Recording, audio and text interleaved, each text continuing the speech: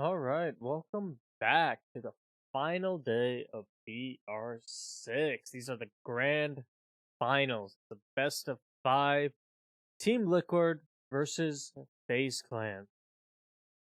This is the culmination of the entirety of the 2019 season of BR6, which of course was the first year-long season of BR6, the highest competition in the Latin America region.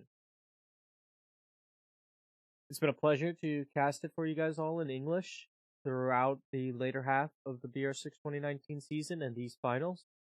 And let's hope we end it on a great and final high note. FaZe Clan are, of course, looking to get the three-peat. They have won the past two BR6s, and the one before that was the very first one, which Black Dragons won.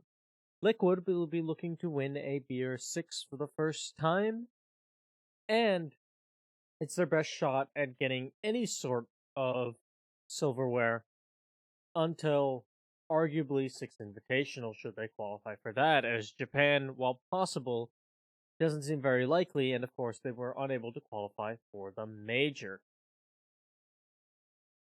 Now, something to note about this rivalry between these two teams is that right now, FaZe not only holds a considerable edge.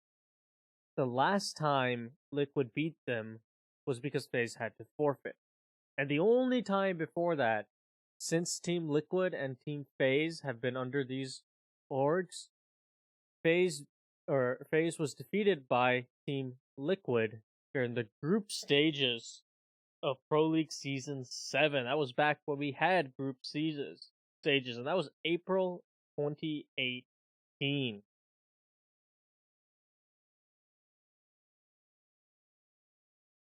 So this matchup, beyond being a chance for Team Liquid to get themselves the gold medal, walk home with the trophy, and win their first BR6, is also their chance to defeat the competition that has so far been undefeatable for them in FaZe Clan. Team Liquid has always been good about dealing with just about everyone else in the region when they're playing at their utmost and quite fearsomely. They seem to be able to go toe-to-toe with every single opponent other than FaZe Clan. That's not to say that the matches, though, are blowouts by any means. A vast majority of these matches have been 7-5, 7-5s.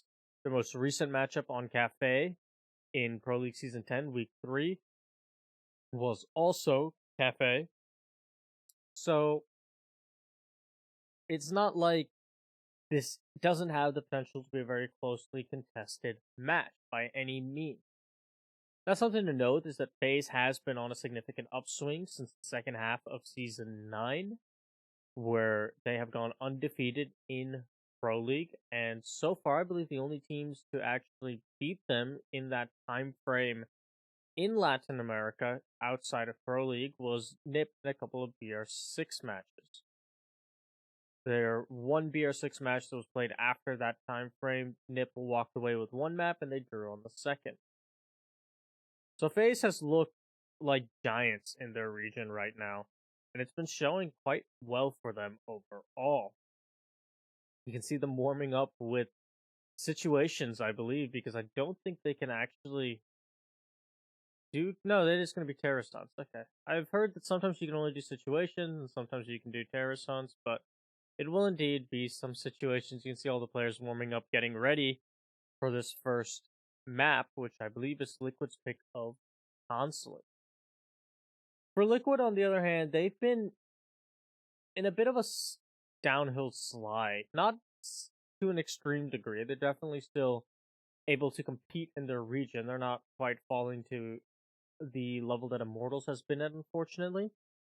But ever since Zig retired, they've struggled to really find their new identity and their roles by bringing on Moringa.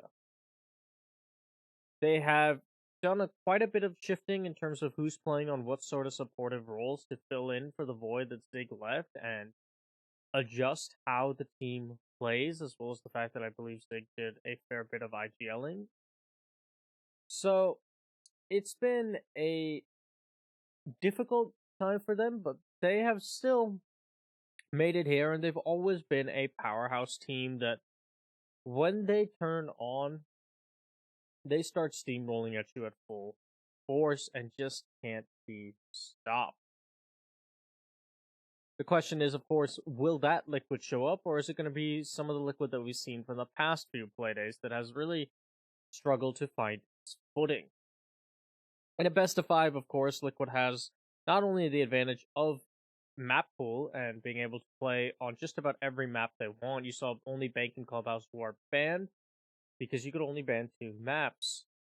In addition, the extra time of a best of five will give Liquid a chance to get into their groove and hopefully make this a closely contested match between both teams.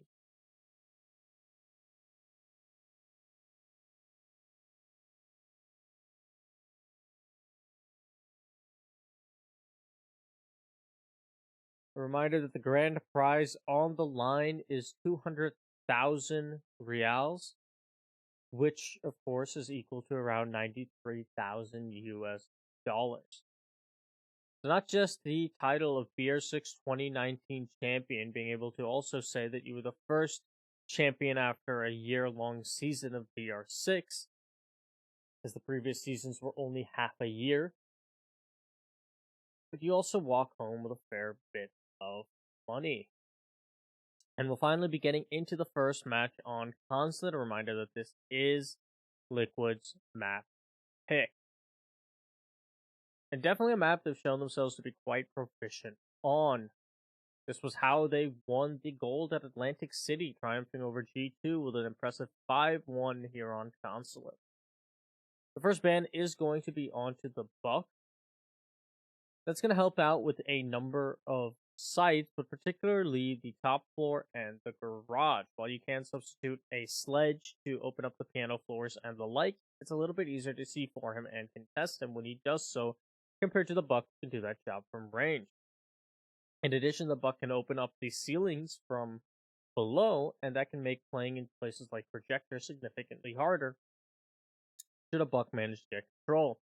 The Capitao ban isn't too surprising, as he's just such a powerful operator on this site, and the Mura ban is pretty staple from Faze clan. Liquid are going to be banning out the Maestro, and most likely planning on using the Echo, who's going to be on the board. This means that Faze clan will most likely have to run an IQ just about every single round, not just for the Echo, of course, but also because Valkyrie is still on the table, who is also quite powerful on this map. And you can see Nesk taking up Valkyrie immediately and Sexy Cake jumping onto Echo. Astro will be on the IQ to counter the vast amount of intel available to Team Liquid. It's going to be a top 4 hold first, but you can see Paula picking that bandit just to make them think that it's a garage site defense. He's going to 6-pick over to the Mozzie. So even more intel available to Liquid, as well as denial of the intel that is available to Faze clan. Ion getting on to the Jackal is a role that we've seen him have quite a bit of success previously against the Ninjas and Pajamas in yesterday's matchup. And he's going to be looking to try and replicate some of that success on this top attack. One of the things that a Capitao ban does enable is quite a few of the other, I'd like to say, execute-focused operators, but namely people that bring smokes or have gadgets geared towards an execute like a Ying, do start to see some more play, because right now, Capitao is by far, I'd argue, the strongest of those operators in his capacity to bring smokes, to bring powerful area denial, be a 3-speed, run a claymore, or stun grenades on top of all that. And while not having the greatest primaries, the scope on the M249 is quite effective and the para is viable. So he just brings so much utility to the team that it's often hard to justify dropping him for something like a Dokkaebi, a Jackal, a Ying, except for specific strats. Now, there are some teams that are the exception to this rule. Ninjas and Pajamas will love their Dokkaebi play because Julio's quite proficient on the operator. But by and large, Capitao's upsurgence in pick rate has limited the pick rate of those operators. And Paula Starting things off early by throwing a C4 out of the admin windows will take down Ions. There goes your smoke grenades and the entirety of the execute operator I was talking about. He'll have to sit down the remainder of this round. Astro trying to take care of the player playing on the file cabinets by getting rid of his equipment to protect him, but another C4 will detonate at his feet. It won't connect with anything though, as the IQ will walk away unscathed. Liquid doing a good job, though, of just setting the early momentum and pace of this round, which is something they're going to need to do if they want to contest with their rivals in Faze Clan. You can see an ADS catching out Mav's first frag grenade, and that means that this player on top of the file cabinets will get to live a little bit longer. Surprisingly, we've seen this position played in a number of regions now, and it's been quite difficult to be dislodged. Moringa's also going to take down Cameraman, so there's your Nomad off of the board, and Sexy Cake tags on with 1-on-2 Yuna. It's all up to Astro and Mav in the 2v5. The admin clear failing entirely, and now Mav and Astro will have to work with absolutely no map control. Nesk is going to take down Astro, so Mav's going to have to try and fight his way out of a 1v5, and all he can do is repel on a window. Nesk spots him out, takes him down, and that's the flawless round for Team Liquid. A good start to show their momentum and really set the tone of this match and take it to their rivals in Faze Clan. That admin control just proven to be unshakable without the Capitao for the members of Faze Clan, or at least currently. That filing cabinet position shouldn't be as powerful as it is right now. We've seen in some regions a player just go below and floor bang the player on the filing cabinets. And with something like the pocket shotgun of the Jackal, you don't even have to necessarily hope and pray for that. You can just hold the angle from opening up the shotgun hole. In addition, there is a certain point to wonder that if the admin control is failing this miserably at just clearing a singular player out, then perhaps it's best to reassess the push. Something like the Thatcher who is unbanned would also be helpful in clearing out the ADSs designed to protect that player. Then he's an easy frag grenade kill. As you saw Astor try to take things out with the IQ from below, but ultimately wasn't able to get the angle on the ADSs. The lack of a Thatcher is also going to hurt hurt Faze Clan right now, and the fact that they will be attacking the garage and there's a Fed and a mute on the board. Of course, if Faze Clan is able to get quick and efficient control of Piano, then the IQ can do her job from above, and it's even possible to go all the way up to the third floor and fire down the garage. So there are plenty of other ways to circumvent around the lack of a Thatcher. But this is why Liquid is going to be tripling down on this top floor hold, having the Echo to play support, but also have the long range of his ACOG, and protecting Nest and Paula. It's actually going to be Paula put on the Valkyrie this time as opposed to Nest, because Nest will take up the mantle of the Mute. Once again, we're seeing a fair bit of intel on the side of Team Liquid, since all of it got through the ban phase here on Consulate. And they also have denial in the form of Nest. The stun grenades coming out from the Zofia will cause the Echo to fall back, and Ion's going to get an easy kill onto Paula. Sexy Cake will get one onto Astro, but before he can be fallen by Ion, Nesk is there to save him. So excellent team play here from the members of Team Liquid to protect one another from Ion's push. It looks like the Zofia was set up for a quick double kill, but will be laid to rest. Sexy Cake having full faith in his teammate of Nest to save him. Nest will win out on a second gunfight against Mav, and once again, man advantage firmly in the hands of Team Liquid. Faze really struggling to clear out from the admin side, whether it be for a garage push or for a top floor attack. Sexy Cake and Nesk are both worse for wear as a result, though, so it's not exactly like there wasn't any damage done in the process. Cameraman and should they get into those gunfights, can quickly dispatch of those opponents and try and pull things back to a 2v2, but the longer they stall, the more time it's going to take. Cameraman spotting out the yokai will be important, though, in denying some of the intel available to the members of Team Liquid, and also making their life less difficult towards the end. But you can see these electro claws making it hard for Yuno to open up the garage panels. Eventually, the Thermite will get in by himself and take down a singular electric claw, but PSK will detonate the nitro cell onto Cameraman. Yuno will now have to find 4, and all he has to his name is a singular garage panel being open. You can see the rest of Team Liquid trying to rotate over to contest this garage door. Yuno has a lot of angles to deal with, so many people peeking him. He's going to fall back, but he knows he's being run out on 2. He's being pushed from both sides. There's nothing for the Thermite to do. PSK will end him with the Han Solo pistol.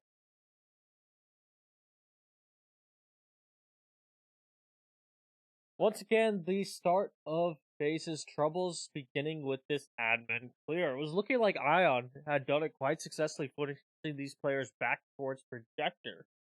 But Sexy Cake was there to protect his teammate. Or sorry, Nesk was there to protect his teammate in Sexy Cake, and Sexy Cake could thus take the gunfight of the other player pinching on his position.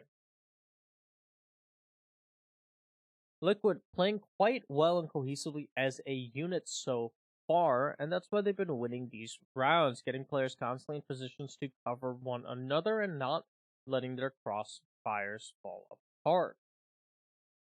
If you're Faze, you're going to have to find a way to break that and isolate some of these defenders. And it looks like one of the strategies for such an approach is running Finka. Now, they are aware that they're unlikely to go to the split site, which is arguably a site that needs a hard breacher a little bit more, but even on the split site, the hard breach isn't strictly necessary the way he is, especially on the garage push, but even on the top floor, in the case of having something like a Hibana or using the Thermite to open up the hole in the admin wall to cover Projector.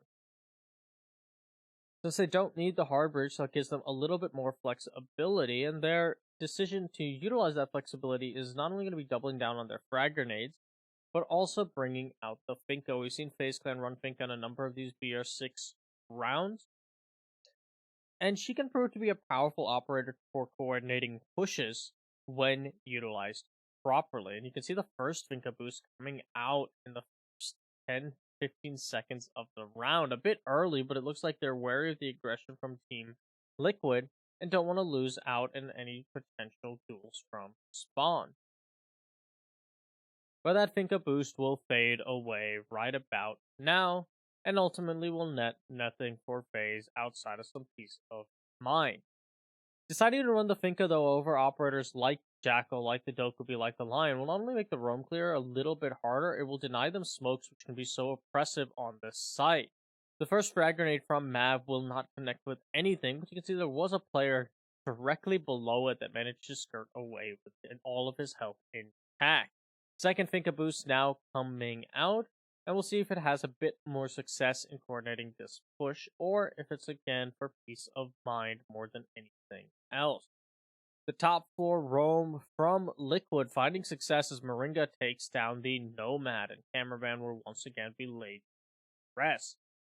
It's likely for this site that she got most, if not all, of her air jabs out, but her presence is still going to be missed. Paula taking down Mav will again set the pace for Team Liquid quite securely, and that's at least half of your frag grenades off the table.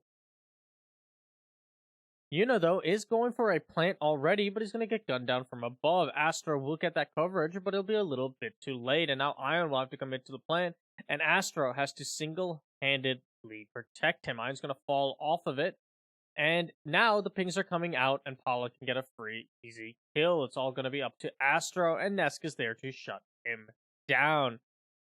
I believe a yokai got in position to knock the player out of the plant, and that's where you saw that it ultimately was not completed by Ion. It was a bit of a Hail Mary play, hoping that the coverage was not there from the members of Team Liquid, and Astro would be able to cover from above. But with so much denial and intel still available to the members of Team Liquid, it was always going to be that, a Hail Mary. If it had been pulled off, it would have been more due to Liquid's negligence than anything to do on FaZe's part. So that's 3 rounds in a row on defense, a perfect set of their defensive rounds.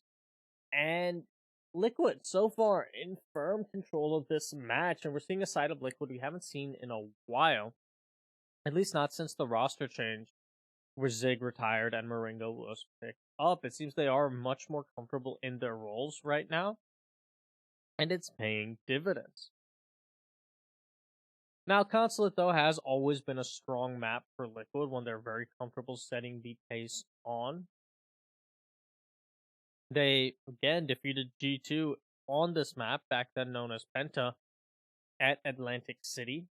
And they've also given teams like G2 runs for their money on this map post Atlantic City, even after some roster changes on Liquid. And DreamHack Winter, this map, I believe, went to overtime against G2. G2 did eventually triumph over Team Liquid, and this was right around the time Liquid picked up Paula, and was a pretty substantial roster change at the time. So it's always been a very comfortable map for this team, and one of the luxuries of the best of 5 means that it won't get banned away from them, as FaZe Clan doesn't play Consulate nearly as much. So it could just be a result of FaZe Clan really struggling on this map and Liquid feeling quite comfortable. When we go to some of the other maps that FaZe Clan has chosen, and they actually chose the coastline once again, despite their trouncing at the hands of the ninjas, and their general preference to just ban that map outright, as opposed to Liquid, who actually quite enjoy coastline. So that could be interesting if we get to coastline. That is, of course, the 4th map in this series. PSK is going to eat a little bit of damage early on, and Paula ends up wasting one of his nitro cells and falling at the hands of Astro. So finally, a good start from the members of FaZe Clan. Previously, when they got the opening pick, Ion was fragged out immediately afterwards, but this time it looks like man advantage will stay in the hands of FaZe Clan, as Mav will land a frag grenade to finish off PSK and the Jaeger off the table. Astro's going to repel in and get his way into admin fairly safely. So this is the first time FaZe Clan has successfully cleared out admin, and we'll see what the rest of their push looks like now that they have a man advantage and have control of the one portion of the map they struggled to take every single time previously. There is still quite a bit of intel available to Liquid in the form of Sexy Cake Nest and Moringa, and 2 Nitro Cells and 2 Yokais will provide a lot of denial to try and deal with planters or even just stall out these pushes. Moringa, likely having intel that someone's pushing from Visa Stairs, tries to peek out with the shotgun, but will not connect anything with the player at the bottom of Visa Stairs. A difficult angle to make work with the shotgun, and right now it won't go Moringa's way. You can see Nest playing this long angle from the bathroom. It's a position that's normally set up by a dock, and Ion is just going to take Nesk out of set position. He's going to land a second onto Sexy Cake, and Yuna is going to land the final kill onto Moringa. So a perfect round coming out from FaZe Clan will get them their first round on the board for their attacks. And it couldn't have come any sooner, as now they still have, however slim the odds might be, a chance to tie up this half, which I'm sure they'd be very happy about, considering the abysmal start. The real difference maker in that round is it looks like they finally got a handle on the positions that Liquid likes to play inside of admin and how to deal with them effectively. The whiffed C4 from Paula coming out a bit too early also spelled a bit of disaster for the admin push, as they kind of relied on that C4 to get an early pick previously when Paula was playing in that position, and that was what took out Ion, who was on the Jackal.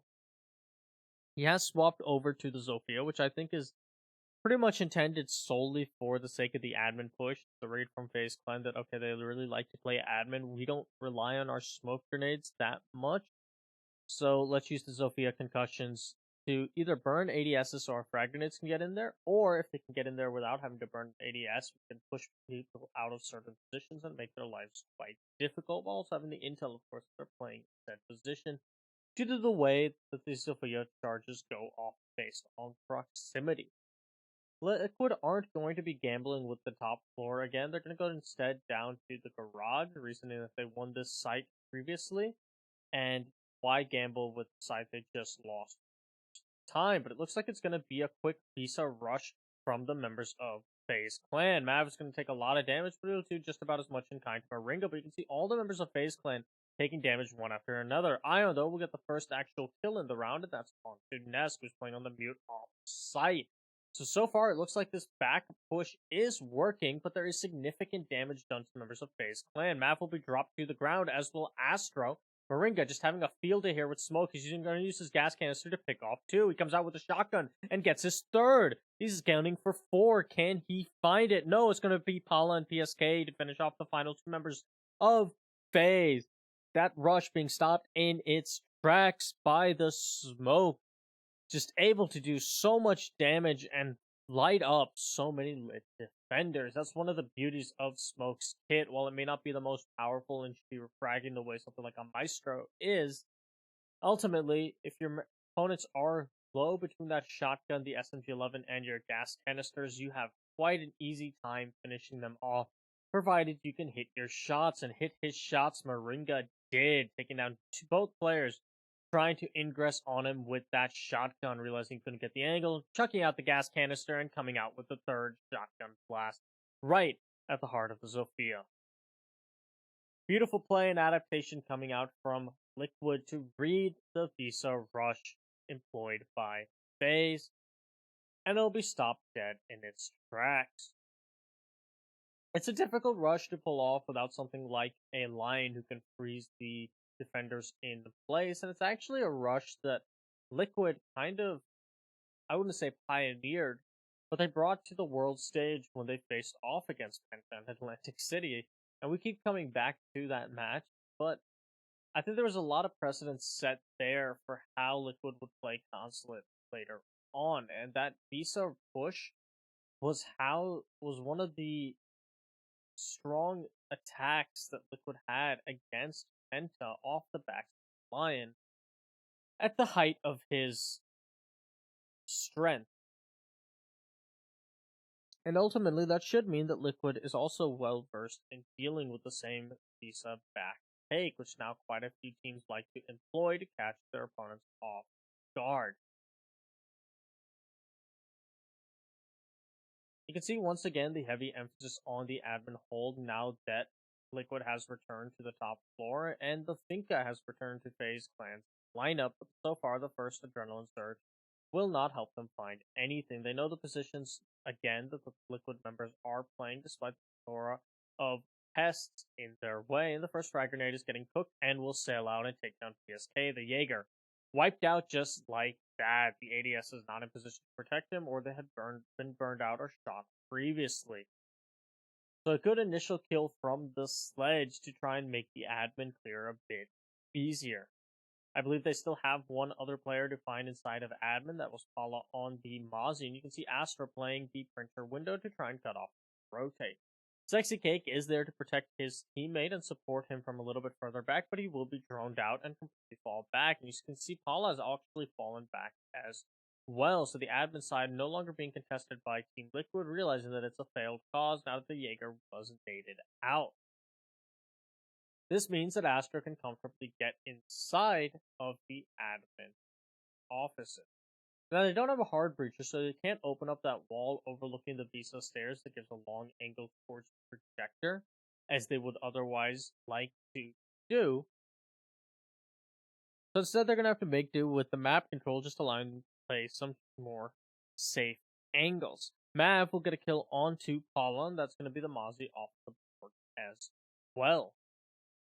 Once again, it's going to be up to Moringa, Sexy Cake, and Nesk, much like it was previously on this site, but we'll see if they have a little bit more success this time around. Yuna on this upside down rappel on projector balcony is tasked with trying to find the smoke, and it'll do quite a bit of damage.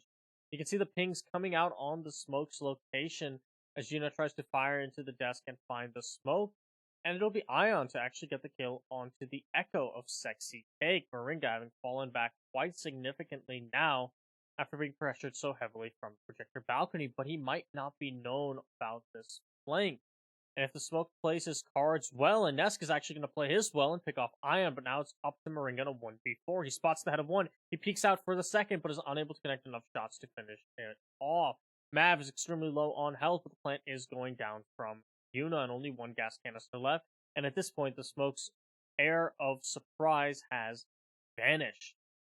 He has to find three in the post-plant situation. Can he do it? No. Astra's there to shut him down, and Faze Clan salvaging the half of the 4-2 split as they adapt for the admin clear on their two successive attacks of the top floor.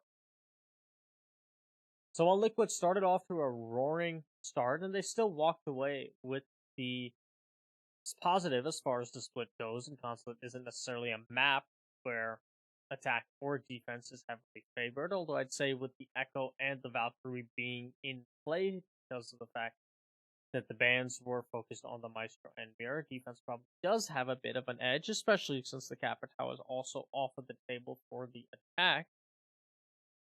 But nevertheless, Liquid will only get away with a 4-2 despite the strong 3-0 start. Faze are going to be looking to try and replicate Liquid's own success on their defensive half now.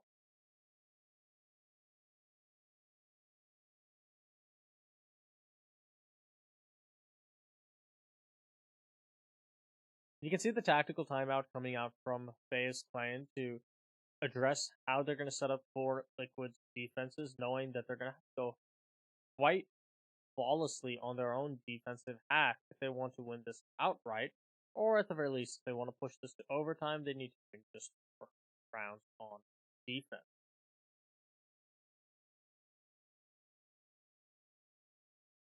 The real question for me when it comes to Liquid's attacks is we're going to continue to see the admin style clear that Faze Clan was employing, while Liquid wants to push into Faze Clan's defenses now, or if it's going to be more of a yellow stair centric push.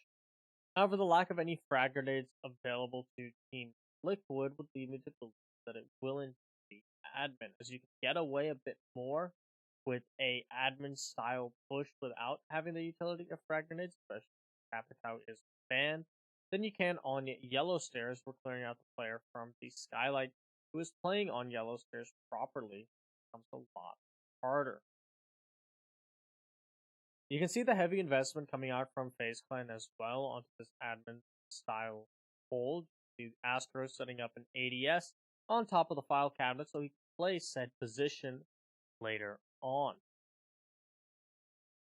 Cameraman will be the one on Mozzie duty, so it's almost a mirror of Liquid's hold of admin coming out from Faze Clan. And in fact, the lineup is going to be identical to what Faze Clan was deploying in their later defense of this top floor with Smoke, the Echo, the Valkyrie, the Jaeger, and the Mozzie.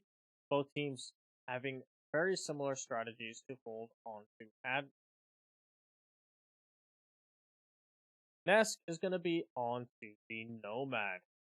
Nomad's been an operator that has really become a staple of Nesk's lineup ever since he was added to the pool. And it's an operator he's had quite a bit of success on, especially when it comes to just gunning people down in the tail ends of a round. And it works quite well with Nesk's playstyle. He's one of the best aimers in the world, and an operator that doesn't have a lot of sustained utility, such as Nomad, whose place and go can be quite a fan. Cameraman will also be finding a lot of success with Nitro Cells, repeating Paula's own magic onto Paula and getting where one of the players are playing on the admin windows. The Mozzie is going to use that as his cue to rotate out of admin, so we're seeing Faze actually fall back from their admin style holds, something that Liquid did not do during any bears. We'll see if the patience and control will pay off for Faze Clan, or if they should be contesting that area for a little longer. A late Valkyrie cam coming out from Mav to try and adapt to how Liquid might try and push the site now, and it's focused mainly on the console windows to try and feed information to Astro for when he should go for any sort of run out. Moringa, now repelling over to the projector balcony, will be the one playing it upside down repel, and that was where he fell quite a few times while playing as the Smoke. Admin control now firmly in the hands of Liquid. They still have a man disadvantage to work out of in these last few seconds. Something they did have advantage of, though, was the fact that they brought the Hibana, so you see Nest playing the long angle from Admin into Projector. Astro, at the bottom of Visa Stairs, will spot out the air jab and shoot it to begin pushing up, but the bullets will give away his position and he's going to think better of the push. As you can see, Nest now holding the angle on the push from the Jaeger.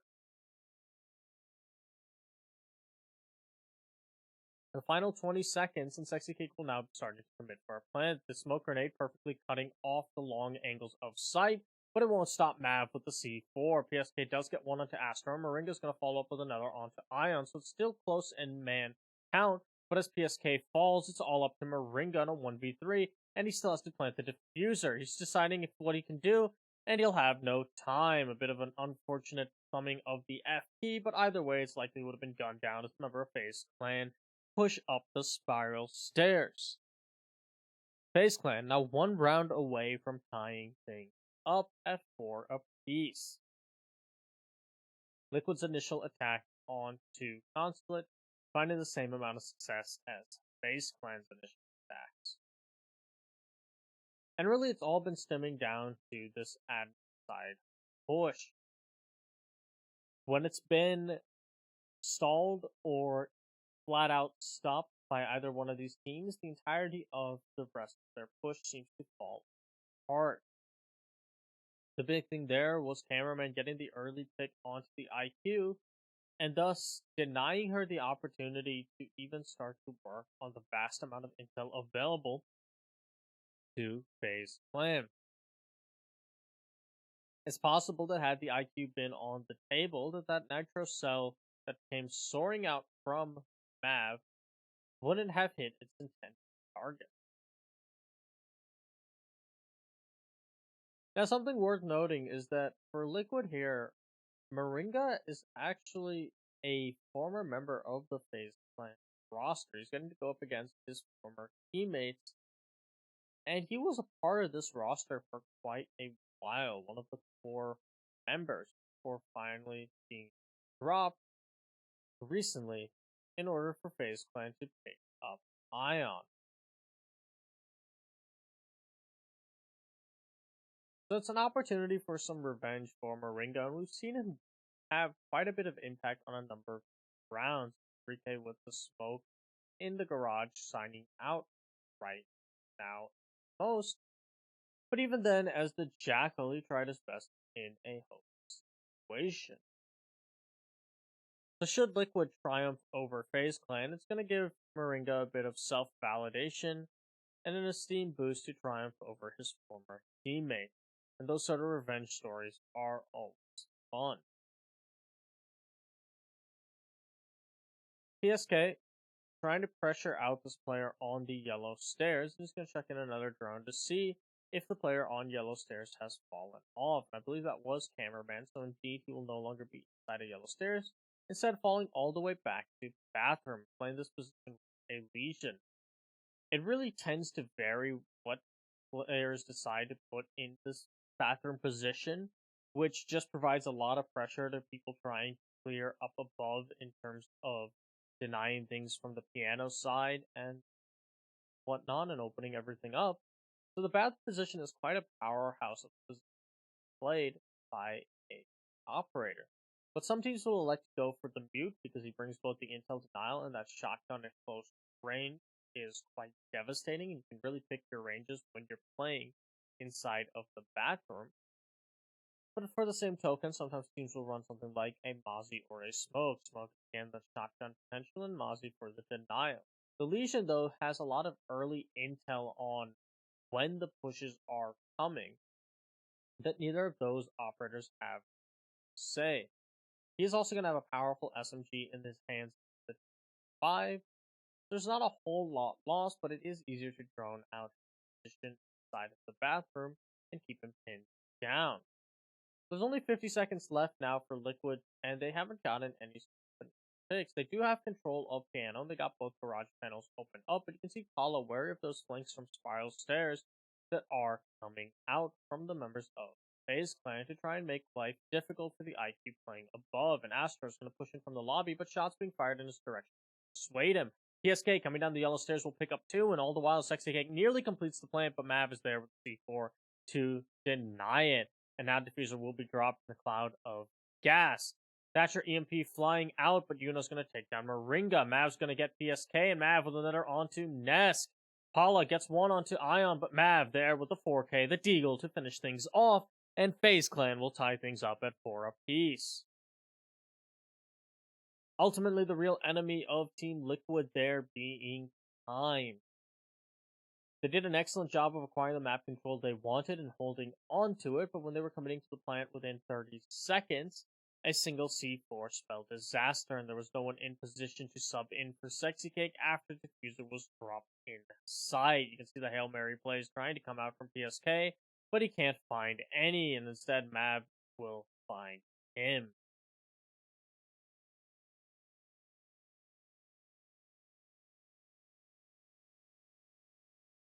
Now the scores are tied up. We'll see if Liquid can have the sort of success FaZe did in their later half of their attack and adapt to the strategies being employed by FaZe Clan. You can see they've called a tactical timeout at the 4-4 mark, which is probably a valuable, probably the most reliable moment to call this time out. It gives them the most rounds to adapt to what FaZe Clan is doing, and you've seen their primary bomb site. Strats that they may have on their tertiary bomb sites are, at the very least, unlikely to be run multiple times. And it's the primary bomb sites that you want to focus on winning. So being able to see the setups that FaZe Clan is employing and adapting to them and calling tactical time up to adjust for those very setups should prove valuable for Liquid. It also gives them an opportunity to talk to their coach and, to a lesser degree, plan for what they're expecting to most likely be a lobby defense, although FaZe Clan does like to show the split side quite frequently, but no, it is going to be a first floor defense for the lobby.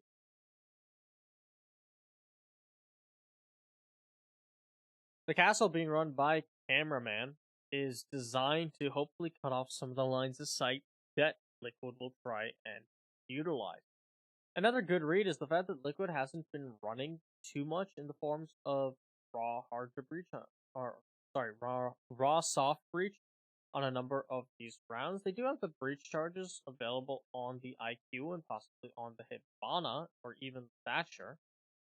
But it's a lot more dangerous to go up to a number of these castle barricades and try and take them out with breach charges. One thing Liquid does have for their favor, though, is the fact that they run the Hibana just about every single one of these rounds, and the Hibana is going to be more useful, I would feel, on this site, opening up castle barricades from afar safely rather than being deployed on any sort of hard walls, as the first floor doesn't really have that much hard required of it.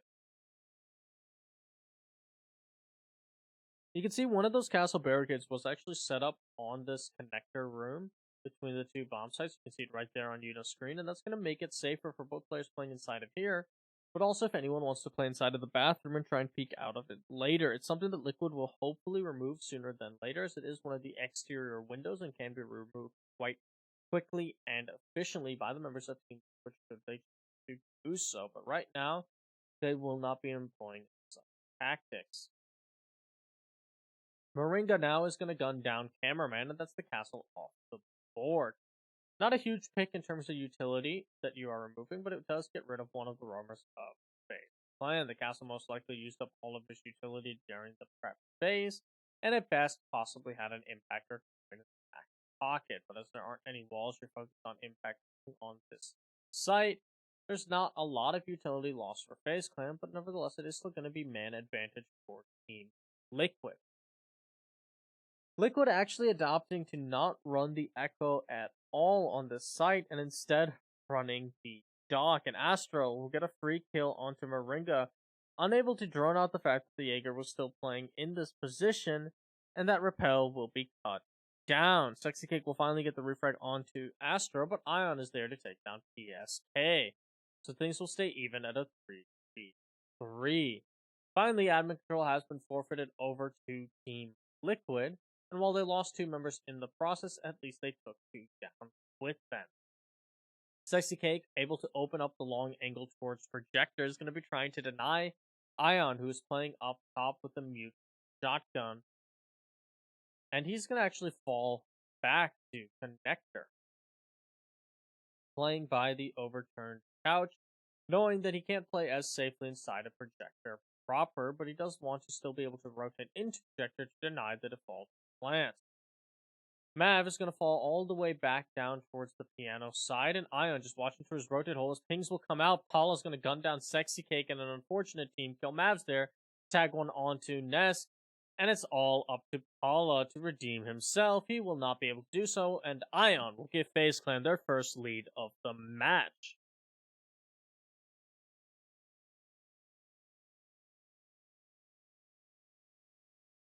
The admin clear working out for FaZe Clan, but you can see the abundance of intel available to the admin clear working out for Liquid, but you can see the abundance of intel available to FaZe Clan, really causing them to struggle and slow down.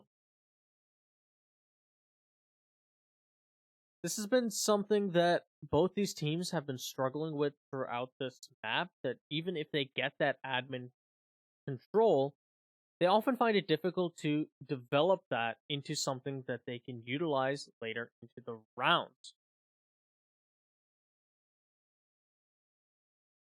And for Liquid, a 3-man file then through top floor past the vending machines, ultimately being cut down as efficiently as you would expect by the player playing inside a connector and the doc who had rotated to the top of yellow stairs. Paula did make their life a little bit easier by taking one of his teammates out from behind, but even if he hadn't, it's unlikely that that sort of push would have developed to anything else. It's one of those that you really do need to spread your manpower out on a little bit, but it looked like Liquid was just wary of spreading it too thin, and that was most likely due to a lack of intel.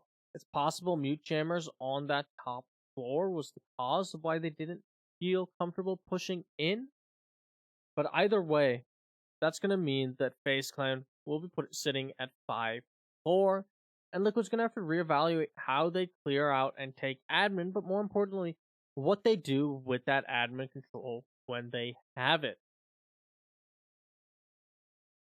And you can see Cameraman now contesting down to Visa, utilizing the hatch inside of admin. A well-placed rotate will also allow him to fall back without giving away his life too much, but you can see the benefits of having that pocket shotgun on Mozzie. While it doesn't have a lot of ammo and it isn't great at killing, being able to create holes in the floor at free will as you're playing above and adapting to what you think the push is going to be like can be quite powerful. The pests also showing off their worth as the Mozzie will capture a drone from Team Liquid and hurt their intel gathering even more. Cameraman is now going to completely fall back towards the site of Projector and playing in where the smoke would typically set up. He doesn't have a deployable shield in said position though, so it is going to be easier to take him out from the Projector balconies. But the ability for Cameraman to fall back is what allowed FaZe Clan to walk away with this top floor before, as they played the admin hold a bit more passively. The one difference really though was the Cameraman also got an early pick on the admin push, so if Liquid is assaulting onto the site with a 5v5, it's possible things might turn out different than the previous round, where they still got admin control but had a man disadvantage. Sexy Cake spotting out an ADS will melee it before firing his Hibana charges. Not that there would have been a difference for the Hibana pellets, because that patch came seasons ago, where the X-Garces are no longer caught by the Jaeger ADSs. The C4 coming out from Cameraman, though, will find Sexy Cake before he can open up the wall behind the Mozzie, and it's going to make this position inside a Projector a lot safer. That barbed wire giving a good early cue to the Mozzie that someone was trying to push from the long desk side, and he's able to capitalize with a beautiful thrown C4. And once again, time does not look to be on Liquid's side, as they have 30 seconds left to work with. Astra, just waiting to see if anyone tries to push Spiral later on, will eventually fall off of that position and try and contest Long Desk, but he's going to eat a lot of damage in the process and fall off. Looks like the rotate is going to be coming over towards the Visa stairs. He'll spot at the Nomad charge once again, but PSK is there from above to take him down.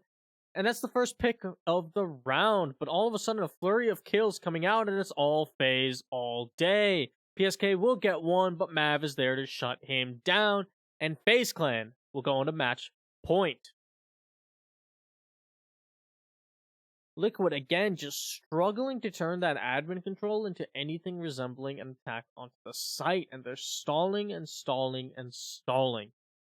And it is hurting them quite a lot. It's not an insurmountable task, though, to push this map to overtime. They do still have 2 more rounds to try and make some magic happen. But it is 2 rounds that FaZe Clan will get to play their preferred site of Garage, or rather their secondary site of Garage, again. And so far, Liquid has not looked comfortable attacking at all. A marked change from the Liquid that we saw in the earlier defensive set of rounds, and ultimately one born about from the troubles of attacking. The big things that are causing Liquid to struggle is the fact that it doesn't seem like they have that much intel on how they want to push the site proper, and they're really slowing down when it gets to that point. And FaZe Clan are actually going to be running some operators that help slow things down even further in the clash. Once again, the mute is in play by Cameraman, and on Consulate, there are a lot of positions you can set up these mute jammers that will cut off drones on the on the first floor. And not just cut them off at random positions, but cut them off at all of these little doorways that they have to go through in order to drone out that first floor. And that can make the life of the attack quite difficult when you're having to get past these mute jammers that you can't even take out. Your only real counter to said mute jammers is going to be having the Thatcher go in with an EMP and get it through the floor. And that's also still going to waste time, and it's going to require putting your Thatcher at risk.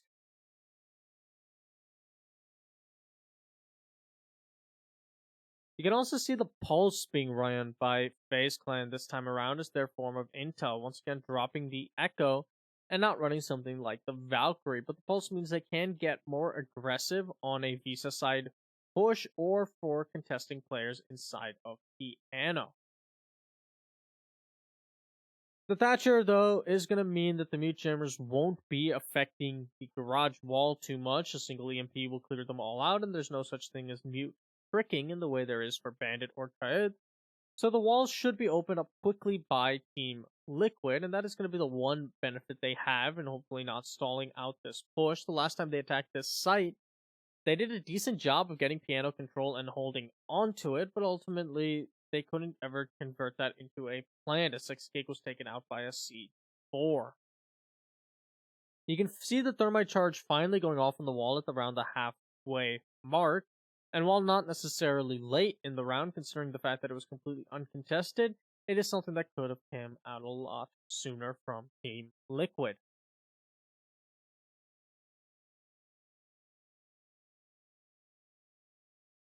Paula, being on the IQ, can potentially get a quick and early kill onto the Pulse, and that could pay dividends for his team, as one of the C4s will be off the table, and that was what spelled so much disaster for this push previously from Team Liquid. Nesk is going to do a lot of damage to Cameraman as he rotates in front of him, and he's actually going to down the mute. The call will hopefully come out eventually, and Yuna's going to eat a lot of damage from that breach charge when brought down to about half health, but Astra will catch one not looking, and PSK taken out with a dagger to the back. Means that FaZe Clan will actually walk away with the first kill of the round, but Paula takes him down, Sexy Cake takes down Yuna, and Cameraman is still downed up top. Ion will respond with one onto Moringa, and the Mav and the Smoke will have to hold out on their own and make that just the clash all by herself. She's taken down by Sexy Cake, and Liquid will win their first attacking round. They have to get one more round if they want to walk away with their map pick of Consulate, or rather push it to overtime so they can attempt to walk away with it. But a much better attack onto the garage site than previously, utilizing those picks and turning that into something resembling a push for once. You can see Sexy Cake managing to get all the way back in towards the kitchen to be the one taking the fight to the smoke and the flash, and a lot of damage being done to the defenders in the lead up from above. Faze Clan reasoning that their lobby defense was a lot more potent than the garage defense are going to be changing things up for their final bomb site in regulation. And Liquid have seemingly read this change coming out from Faze Clan as they will 6-pick off of the Thermite.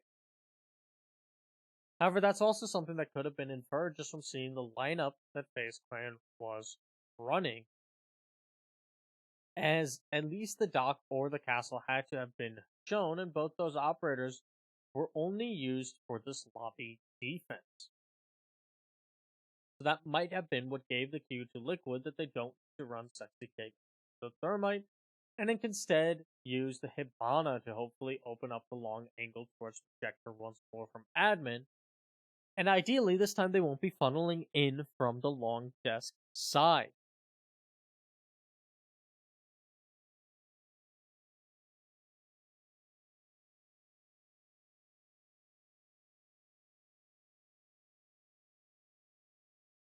You can see cameramen contesting between Visa and Spiral Stairs, trying to adapt to whatever push might be ran from Team Liquid, and whether that means he needs to contest more towards the Spiral side or push into the Visa Stairs will be something you can figure out based on default PAMs.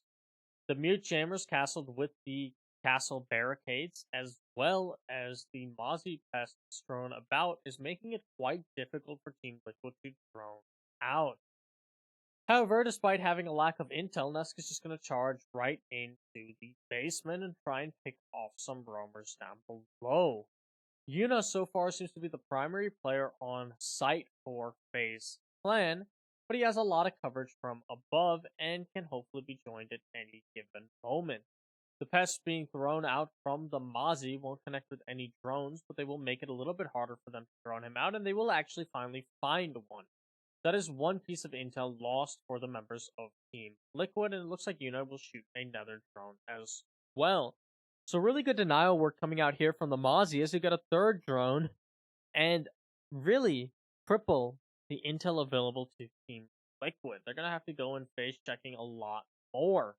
But that doesn't matter to Moringa as he picks off Ion, but Astro will respond with one onto Sexy Cake and Cameraman with one onto PSK, Astro with another onto Paula, and it's all up to Nesk and Moringa in a 2v4 to try and salvage the map for themselves.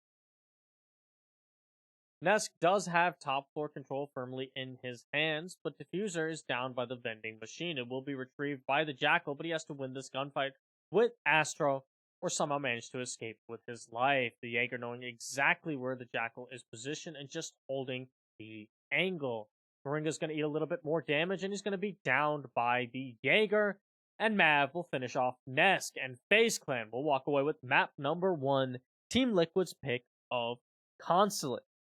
A very defensive favored map, at least in that round, but a lot of it also felt like both teams just being a little bit hesitant and uncomfortable on how they wanted to attack the site. You can see the intel denial paying dividends for both teams, as the drone work really struggled. The attackers were often going in blind, and ultimately going in blind just meant their death. Excellent rotations there from the members of Faze Clan to support Cameraman once the site execute started to come out, and ultimately, that's what won Faze Clan the final round. It's not over yet, though, for Team Liquid, as this is still a best of 5 and anything can happen. But winning on their opponent's map pick, and arguably one of Liquid's strongest maps in Consulate, and now getting to go on to their own map pick, is going to do wonders for the morale of Faze Clan.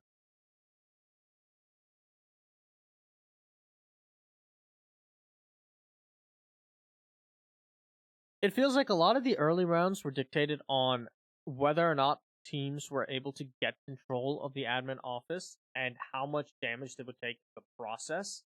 And then following from that was could they convert that into anything? But later on, admin control was being forfeited pretty effectively by both teams in their defensive sets. And as a result, the attackers, even if they could start to execute that into something, they would utilize that map control, would then fall apart when they had to attack the site proper. However, FaZe Clan are the ones who ultimately adapted and won out on two of their attacking rounds, whereas Liquid was only able to win one.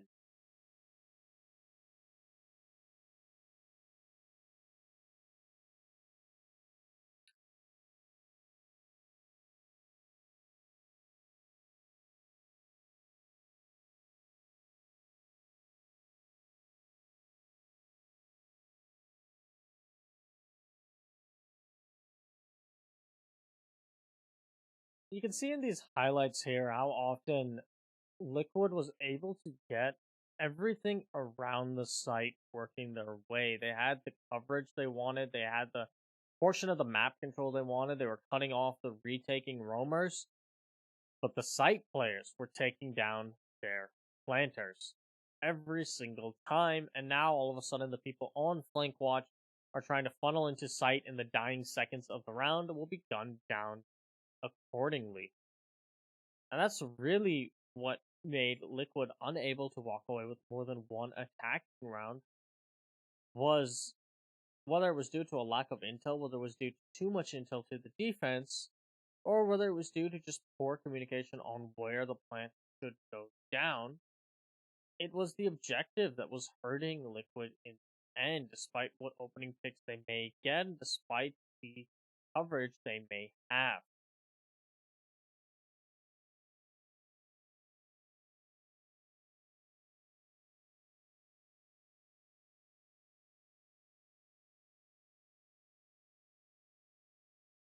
However, we have seen Liquid lose map ones before and pull things back in the subsequent two maps, and this time they have three, or rather four total, to work with instead. So a lot of potential here still available to Team Liquid.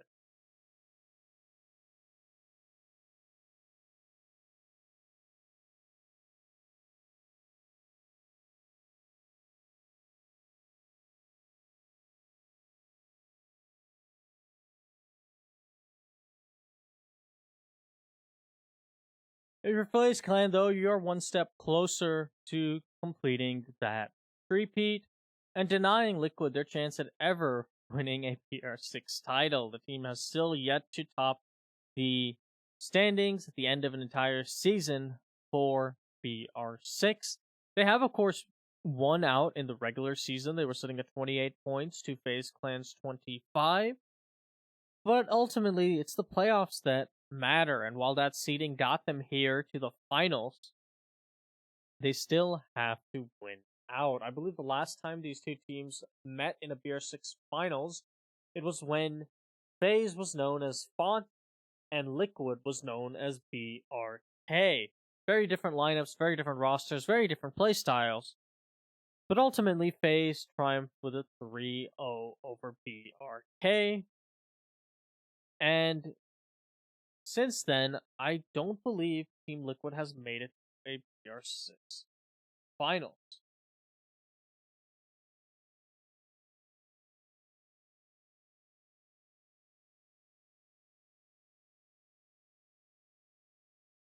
Liquid, of course, would be very, very disappointed if FaZe Clan repeats their previous 3-0 performance. And indeed, the previous finals was FaZe versus Black Dragons. Then in 2017 was Font versus BRK. Or sorry, it was Font versus Black Dragon. So it was the very first BR6 that BRK even made it to the finals. And Black Dragons defeated them 3-0. So not even Font.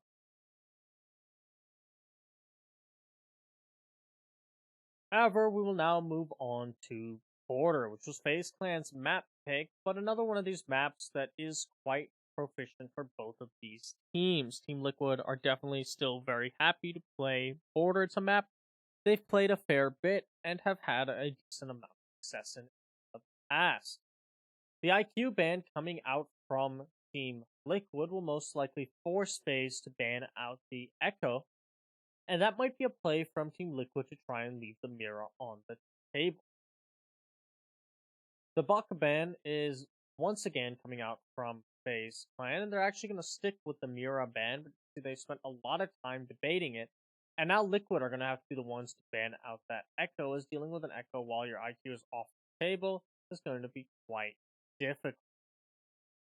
But my guess would be that IQ ban was geared towards trying to force Faze to ban the Mira, or to ban the Echo to be on the safe side, so that Liquid could try and play the Mira, but Faze Clan will not fall for that play. The Buck ban coming out while on the vertical destruction from above won't matter as much because the sledge can't substitute in. A Buck is extremely effective at denying players playing in armory positions like half wall, which are important for two sites in this map, both the ventilation workshop and of course the armory site proper. So taking the Buck off of the board and allowing players to play behind half wall a bit safer is hopefully going to pay dividends for Faze Clan's later defense. Now, we did see the Ninjas run an adaptation for the Buck ban where they ran the sledge with the shotgun, specifically for when they were attacking armory, and it worked out quite well. The SMG-11 was more than effective for, I believe, Pino playing on that sledge to take his standard gunfights, but he could still open up below. The IQ ban and the Buck ban, though, means that the Capitao is finally back on the table, but he will not be employed by Faze Clan, at least not this round. Border isn't one of Capitao's strongest sites, but Capitao is still quite proficient on just about every single map. Nesk is actually going to be put onto the Maestro, and Sexy Cake will be taking up the Valkyrie position. It's likely that they want to have Nesk playing by the half wall and making the armory wall soft, while angled to support the roamer's side of security, a setup we've seen a lot of teams running. And in the hands of a good shot like Nesk, which he is, as he'll prove and take down Yuna, that Alda is going to do quite a bit of damage. You can see there's that small opening I was talking about in the armory wall. He's got an Evil Eye to play off of for that position, and he can just support the two roamers inside of security. Taking down the Thermite is also a huge pick from Nesk, and it's forcing the members of Liquid to just charge in. Astro will be the only one to find any success on that charge, but it's now a 1v4 for the Zofia to work out of. Moringa is extremely low, but Astro's even lower, and he's just going to be hiding behind half wall, hoping to see if he can get any picks on the players that are going to have to start trying to push in on him. Astro's going to be very close to an engagement. He'll spot the head of one and take him down, and that's Paulo on the Jaeger wiped out, but now his position is completely compromised on half wall, and all the members of Team Liquid have to do is hold his angles. Astro's going to fire out 2 concussions to try and stun them out of position, but he'll be taken down from below, and Moringa will finish him off. Team Liquid walking away with their first defensive round, and in large part coming down to the fact that Yuna getting picked off so early by Nesk left Faze with no real option other than just deciding to rush in from the soft armory wall. The office take was going to be nigh impossible without a Thermite to open up the triple wall and then the wall into archives. And thus, without getting any of the map control, they wanted to leverage the fact that there would be less defenders on site, and if they could overwhelm the Maestro, perhaps they could start to make something work, but that would not be the case. Liquid, instead of going with the ventilation workshop that you see typically come out as the secondary site for most teams, are going to actually be going to customs first. Now, customs is actually going to allow them to play a similar setup to what they did previously with Nesk playing by the half wall. Of course, that might be Moringa's job now, as he's the one on the Maestro, and protecting the roamers up inside of security. Liquid are actually going to be reinforcing all of the hatches inside of security as well, not wanting to forfeit that over to the members of Faze Clan should they lose control of the top floor, but that's also going to make it both harder for them to rotate out and give the roamers up top a lot less room to contest down below with, as they'll now have to rely on whatever holes are made. But since the Mute isn't running a shotgun either, instead Paulo's going to have the MP5, they really can only rely on Sexy Cake and possibly some impacts in the hands of Nest to open up the bits of the floor that they want. Moringa might also have the bailiff, but it didn't look like he was anywhere nearby to help with opening up that floor. PSK should have been spotted out by Mav's drone, and indeed he will be now, so they know that both offices are clear and that there's a player that's playing near Fountain slash Archive.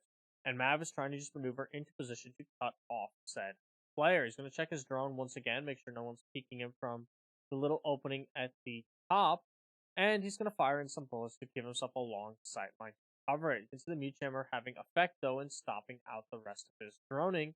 So it's still a mystery for Faze Clan where exactly in Archives is the Jaeger, and to their surprise later in the round, PSK has actually just abandoned Archives entirely, falling back even further.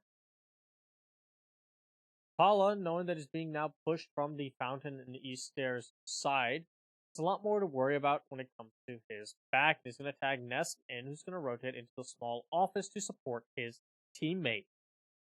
Nest, the one that's now going to start ingressing on the Archives, and you can see PSK is now back in the small office as well. So while they may have fallen back from the Archives fountain side, they are holding angles down towards that position, hoping to catch these members of Faze Clan when they try and push in further on their clear. Sexy Cake has eaten a little bit of damage, but Astra will be brought down to about 5 HP by the Legion. A single one of these goo mines will down out the Zofia and give Nest the opportunity to get the kill. So a good amount of damage done there by the Legion, and it's going to slow down the push of Faze Clan even further as we enter into the final minute. But Cameraman will take down Paula, and that's going to be the mute that was playing up inside of security wiped out. A huge pickup there from Cameraman, and Mav's going to tack on with another onto Moringa. Now the top floor control has been vacated, at least as far as the security room is concerned. It's going to make life harder for the players on site. The impact tricking coming out from Sexy Cake will deny the drop to Faze Clan. Yuna's now going to have to decide where he wants to use a second Thermite, and Astra's going to be down by the goo mine, but it doesn't look like it was alerted. But PSK does actually get there in time, so he will take down the Zofia. Yuna, though, able to jump into sight to the rotate made by the defense, will start to commit for the plant, but will fall off of it. The nade will connect with Sexy Cake, and Cameraman will take down Nest. It's all up to PSK. He's going to have to get the ace, or at least deny this plant in the final few seconds. He will do so, and he has to just survive for 0 seconds. There it is, PSK picking up 2 in the end and saving the round for Team Liquid. And Faze Clan will find a repeat so far of Consulate, as they failed their first 2 attacks. But on Consulate, they did still win it out in the end.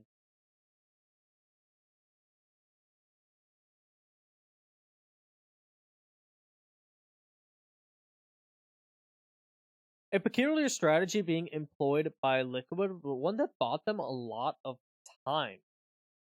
And PSK, never having his position quite nailed down thanks to those mute jammers, was able to rotate and get into the right place at just the right time, deny the plant from the Thermite, and win his team out the round. You could see there was a late attempt at coverage for the Thermite planting, or to at least get the refrag.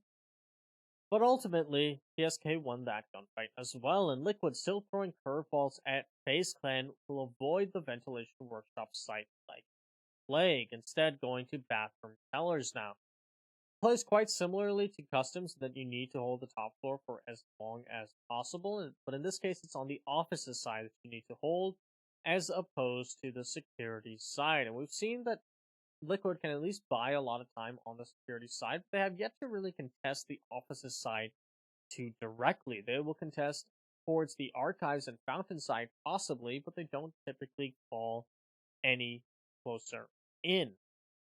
So for defending this site, where it does become almost a necessity to defend closer up, we'll see what sort of adaptations come out from Liquid. They do have the Kayed to make the triple wall a little bit harder to take down, and you can see those ADSs being set up to protect players inside of offices and as well as the Electro Claws, but the Thatcher EMP should dispose of all of that electronic utility quite efficiently. Pala playing from up above, and Liquid is actually going to dedicate pretty much all of their reinforcements up top, not even using any on the two exterior walls. That does mean that Mav on the sledge can just open up those walls somewhat uncontested, but the fact that the buck was banned, it will actually make it a little bit more dangerous. And Paula will get the first kill of the round onto Cameraman. That's your Thatcher off of the board, and if those Electric Claws were not removed, they're going to have to try and burn out these ADSs and then throw stun grenades just to take them out. Indeed, it does look like the Electric Claws were taken out, but I think there might still be a Mute Jammer in play. Another stun grenade goes out, and it's completely confirmed that the wall has no ADSs, and you can see the thermite charge. Sorry, it was not actually being detonated. So, triple wall will still stay intact, while Astro will be brought down to about half health. He has this long angle to work from security all the way down towards offices, trying to get a pick for the refrag. It'll actually be Ion to get the refrag onto Kala, and the mute will finally be dispatched up, but there's still about half the round left to go, and I don't think triple wall has been just quite yet. Yuna should be maneuvering in to do so sooner rather than later now, but Ion will be taken down by Sexy Cake. The kid doing a lot of work with his shotgun, but the drone will spot him out when he thinks about going for the run out. Astra will take down Nesk, but PSK is there with the refrag instantly, so man advantage will still be on Liquid's side in a 3v2. Trip wall is finally opened up, so Sexy Cake can't play that position, but tries to anyway, and Yuna will be gifted a free kill onto the back of the Kayed, leveling things at a 2v2. Moringa and PSK will have to work their ways out of this, but top floor control has now been completely forfeited over to the attack. You can see Moringa trying to take an aggressive angle onto the hatch, the kind of angle that really only works at land, but will drone him out, and he's going to be telling his teammate this, that there's just a smoke peeking the hatch. Moringa's going to detonate one gas canister towards the soft wall to try and deny the push from the window to the vault plant behind the vending machines, but since top floor control was vacated by Liquid, they're going to try and go for this push anyway. Little do they know, though, this PSK has actually returned to the top floor. Hopefully the shot onto the drone will alert Faze Clan to his position, and indeed it will, so they're not going to try and mindlessly funnel into it, and Mav's actually going to get the pick onto PSK. Now there's two people pushing in from the hatch. You'll get one. Moringa going for the second. We'll get two with the shotgun. And Liquid, back-to-back hero plays, winning them their defensive rounds, as they will go 3-0, much like they did on Consulate. It looks like there might be a bit of a technical hiccup as Cameraman is adjusting something with his mouse, but it doesn't look like it's going to be causing us any delay. Liquid doing a fine job of stalling out the office push, but really the hero of the day being Moringa, somehow miraculously getting both shotgun kills as the hatch drop was coming out from Faze Clan. And Liquid will now finally go to the Ventilation Workshop site instead of going up to Armory. And one of the benefits of winning on both offsites on this map, the customs and the bathroom tellers, means that while they will likely play Armory soon, once again, for their second go-around on that site, they get to throw a real curveball at Faze Clan, as they aren't going to be entirely sure whether it's going to be an Armory defense or a Ventilation Workshop. They'd probably assume that it'll be an Armory defense because of the fact that that was Liquid's primary site, but they know that the Vent Workshop site is still on the table. And since it is instead of Vent Workshop site instead of that Armory site, if that caught Faze Clan off guard, it's going to have to force them to adapt and adjust. They may not have the roster lineup they like for pushing this site.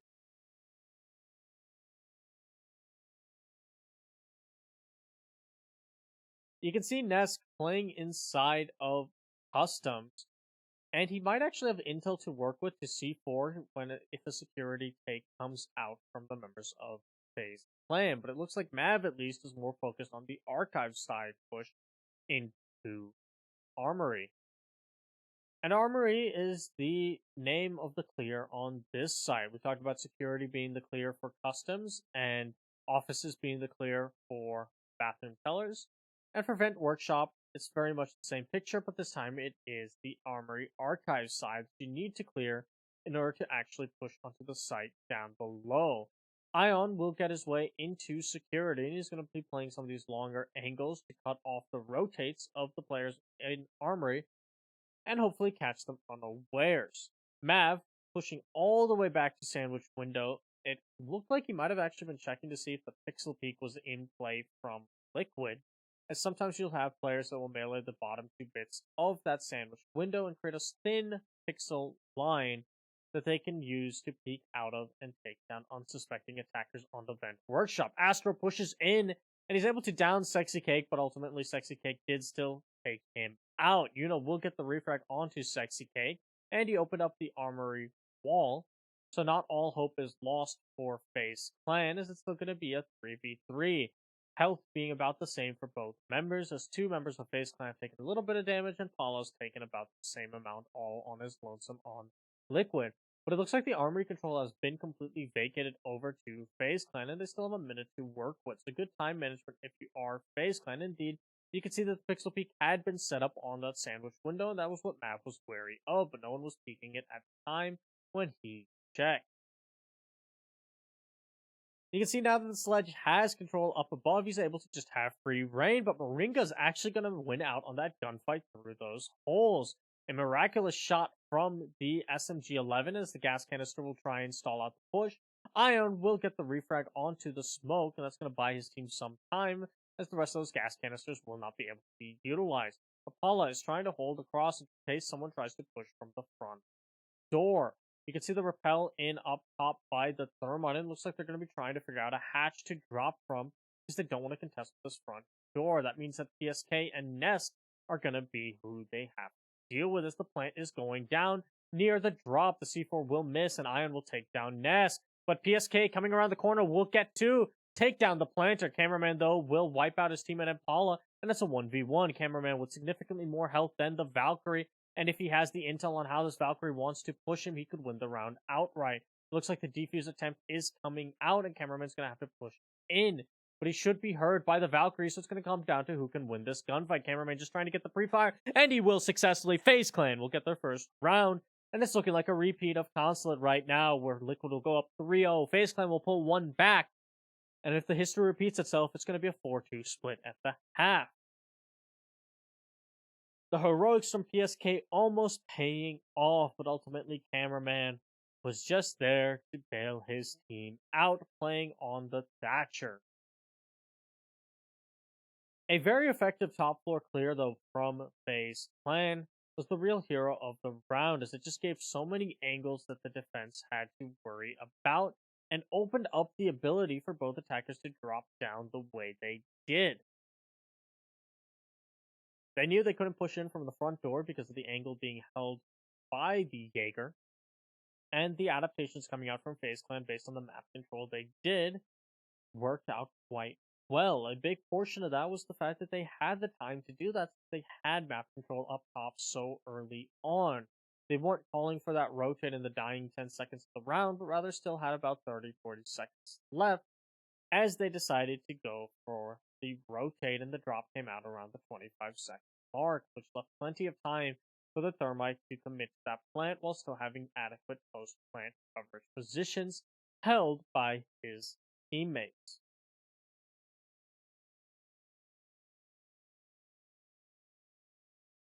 So well played by Faze Clan, as they'll call their first tactical timeout and try and figure out how they can turn this half into either a 4-2 or a 3-3 split for themselves on border.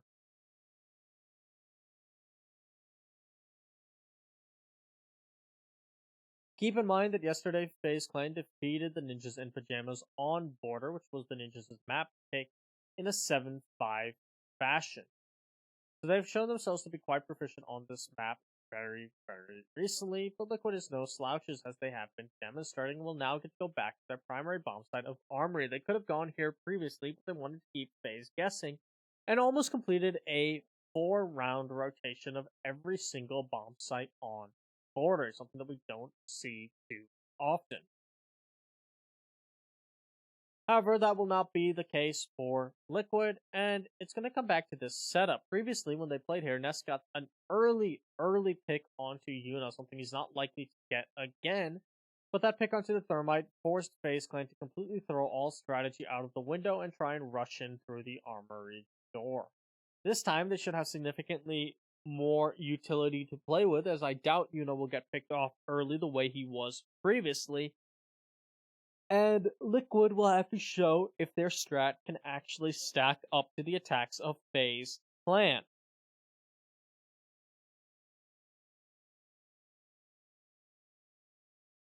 Once again, it's going to be a security focused clear from Faze Clan, as that is where Liquid is focusing most of their manpower and resources. And you can see Astro set up on the Zofia as the spearhead once more. It's really been Astro and Ion for this Faze Clan that have acted as the two spearheads. And as I was mentioning with Nesk, when he was back playing on the Nomad on Consulate, Nomad is a good operator for players like Ion and Nesk to take up who do want to get into the action sooner than later, as those air jabs can be deployed fairly early on the round, and then they can spearhead their way in to try and pressure the defense. But Ion's actually going to be going in with a teammate without even setting up a singular air jab. It won't matter as he wins out on the gunfight of TSK, as it was a very good pinch from Faze Clan, and that's going to give them the man advantage early on.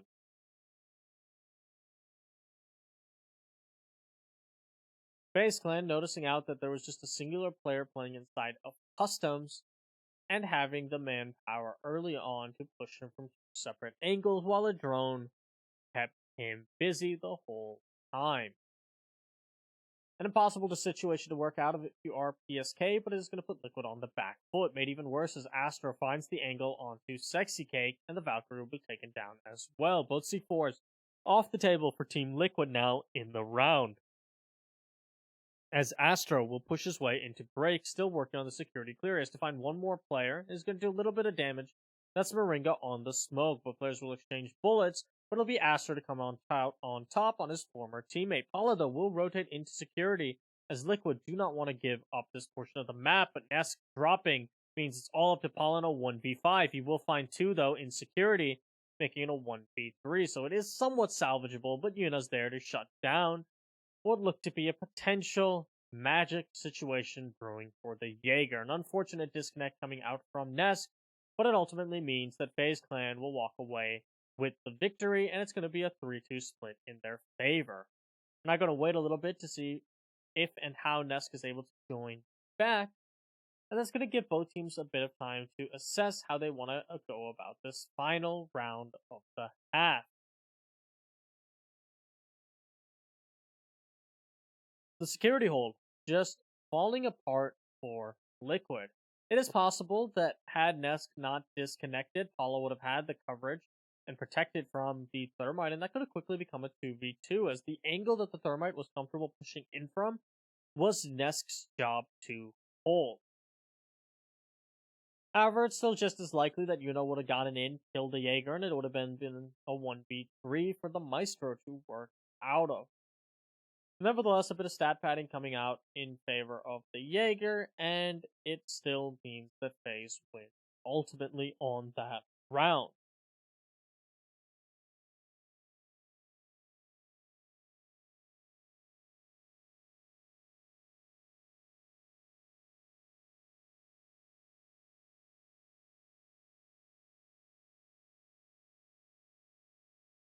So it's going to be a bit of a technical timeout as we figure out whatever happened to Nest and get him back in. And so far, Border has, I would say, been a much closer contest than the opening rounds of Consulate was, despite the scorelines shaping out similarly. Consulate was a lot of rounds where FaZe just had difficulty entering and really getting much done, but on a number of these rounds won by Team Liquid so far, it's been heroics in the dying seconds of the round, and not something that you can reliably hope for every single round. You had, of course, The opening kill from Nesk being just an extremely lucky early kill that was punishing Yuna for his negligence and not something that you're going to see happen again. The next round, you had PSK making magic happen in a 1v4 and denying the plant because Faze Clan took too much time. And then after that, you had Moringa winning out a 1v2 with two beautiful pumps of the shotgun. Again, not something that you can really rely on consistently. However, Liquid has been seeming to make this magic almost happen every single round, as PSK then almost made magic happen by downing the planter and nearly clutching out that final situation, but Cameraman came out the better in the 1v1 that he turned it into.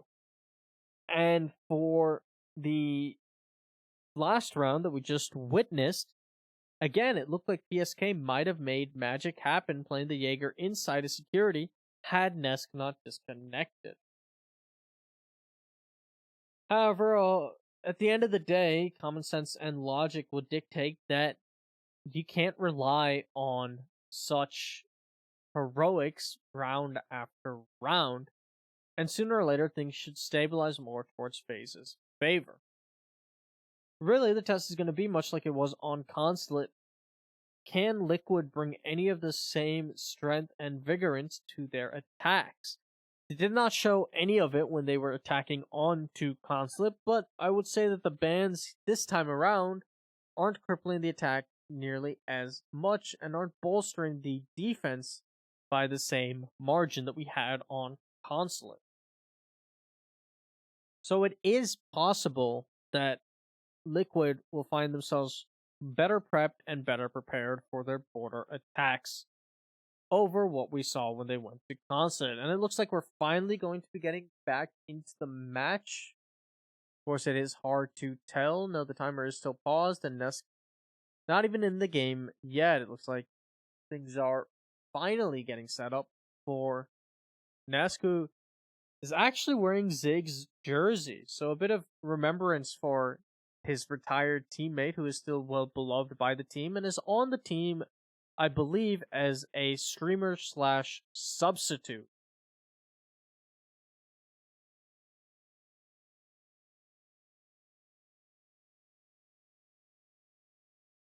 Nesk making sure to check his text because that is very important during a fight. No, it's just the Google Authenticator. So if any of you are able to zoom in, you can find out Nesk's two-step verification and copy his password right now. Bit of a peculiar choice from the camera to actually pan in onto the typing, but that's why it's two-step verification, so you can't read that quite as easily.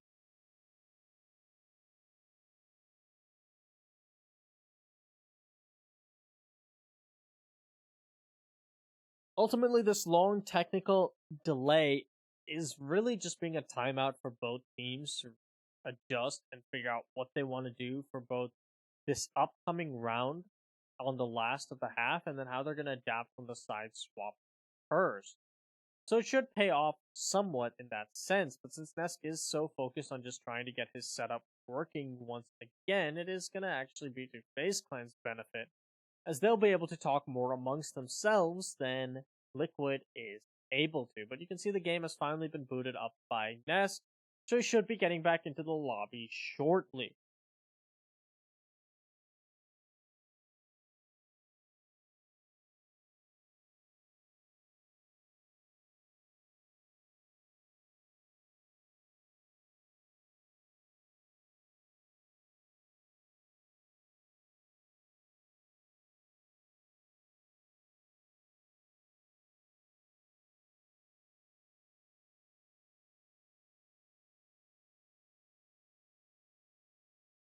And it looks like Nesk is back into the lobby. I'm not entirely certain yet.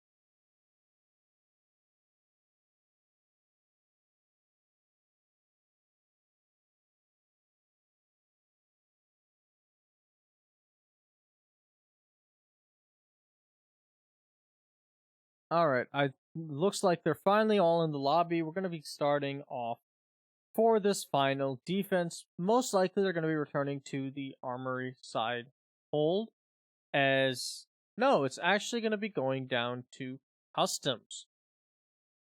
So Liquid, hoping that their tertiary site will pay off twice in a row. A dangerous maneuver if you are Liquid, as while the armory site may not have worked out on your second go of the round, the last time you played customs, it was still a 1v4 that the Jaeger miraculously clutched up on, and something that Faze Clan can even adapt for simply by moving where Yuna is planting the bomb. So this could be the equalizer that Faze Clan needs in order to walk away with the half at a 3-3 split, something I'm sure they'll be more than happy about considering Liquid's struggling attacks in console. We'll see, however, if Liquid makes any adaptations on the security side hold that will allow them to contest time better. Worth noting that when Armory was the site and they were defending security just the previous round, they lost security extremely early on. There was the push back up by the Jaeger to try and deny the control that they had just lost, but even that was still pinched out at the end, regardless of Nesk's unfortunate disconnect. You have Sexy Cake and Moringa being the two tasked with actually holding onto the site proper from below. Nesk is going to be playing inside of Armory yet again, and he has that pixel peek that I was talking about on the sandwich window to try and catch off players that may be repelling up towards the ventilator side. If Nesk is still peeking that angle, he could get a kill on the cameraman. You can see cameraman being wary of it as he comes up the ladder and then thinks better of his decision for just a moment. That's the reason why you see most players using the rotate from the roof, where you will take a little bit of damage, but then you're not going to be exposed to any such peaks, and it is safer. Trip wall will be opened up by the Zofia of Astro, but the mute chambers are going to mean that once again he can't really drone effectively into archives, and he's going to lose his drone to a mute chamber in the process. Some bullets going out his way will also slow down the Zofia, but they flew out just a little bit too soon on the pre-fire, and means that the Zofia won't hit her head. That could have been a beautiful shot had the read come out just about a split second later. Mav, having rushed in from the teller's side, is going to hold the rotates towards the customs from the north side of the building. As a drone will manage to make its way into archives and feed some intel over to the members of Faze clan, but right now they're still contesting with this armory hold before they can even start focusing on the main hold that was security. Sorry.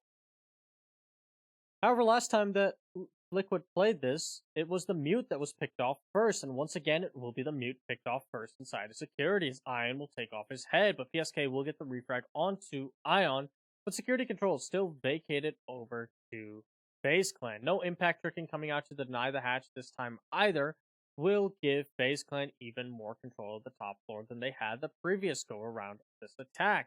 But once again, time not on their side as they have 25 seconds left and now have to work their way out of this 4v4.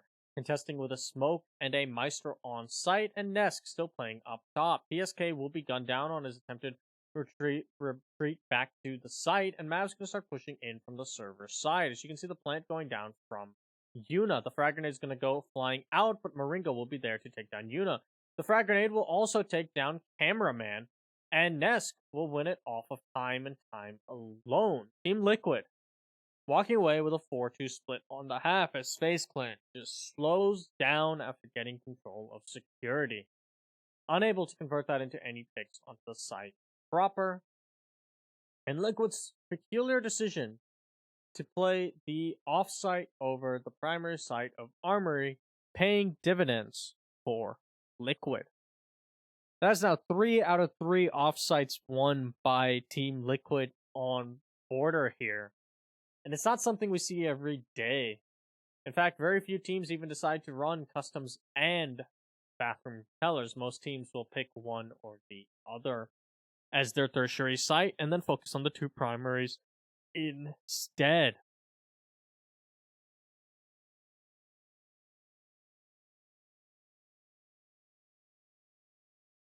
Faze Clan, not as daring and not as bold, will go to Armory first. Of course, Liquid also went to Armory first, so it's not really much to be talking about. But nevertheless, it is going to be the standard play. They are going to be focusing more on the office's side hole. As you can see, Ion triple reinforcing the trip wall. But it doesn't look like they have anything to actually deny the trip wall in the form of a bandit, a mute, or a Kaid. So they're not going to have anyone playing too aggressively by the triple wall, as Sexy Cake should open that up shortly should an office side take be in order. Liquid will actually be running two sets of smokes in the form of the Jackal and the Capitao, and this is the first time we've actually seen Capitao in this match, as he was banned previously on Consulate, and FaZe Clan did not elect to run him for any of their border attacks. Those smoke grenades scream to me that most likely we're going to be seeing a security clear followed by a take from the armory wall coming out from Liquid, as you can use those smoke grenades, especially in conjunction with the firebolts of the Capitao, to really lock down the push once you clear out the armory wall side and start to go for the default plant by the small office wall. Any players trying to rotate from the bomb side can easily be cut off and taken care of thanks to smoke grenades and the firebolts. However, to get control of security, they're going to have to get through Cameraman and Astro, who have Ion and Mav playing some longer angles to support them should the security side start getting pressured heavily. You can see Astro using these bullet holes to hold a long angle down to the east stairs, which, if this is not spotted out by the members of Team Liquid, could give the Jaeger an early pick, or at least a lot of damage. I say early though, but half the round has gone by and we have yet to see Liquid really ingress anywhere into the building. They definitely want to get control of security. You can see one player maneuvering in to do just that, and he's going to jump into the window to his death. Peculiar decision from PSK, but Astro and Cameraman will capitalize on said decisions. However, Nesk has worked his way into the break room, and now he's going to be the one that has to try and find two all on his lonesome. And make that three as another player is maneuvering into position to try and cut him off, and that player will be the one that's successful. It is Ion on the smoke. Sexy Cake and Moringa, the last two alive for Team Liquid, as this security clear has just not worked out one bit for the members of Team Liquid. There is a lot of damage done to FaZe Clan that Sexy Cake and Moringa could potentially capitalize on, but it's going to take a whole lot more than that to make this even begin to look salvageable for the last two attackers, the Thermite and the Capitao.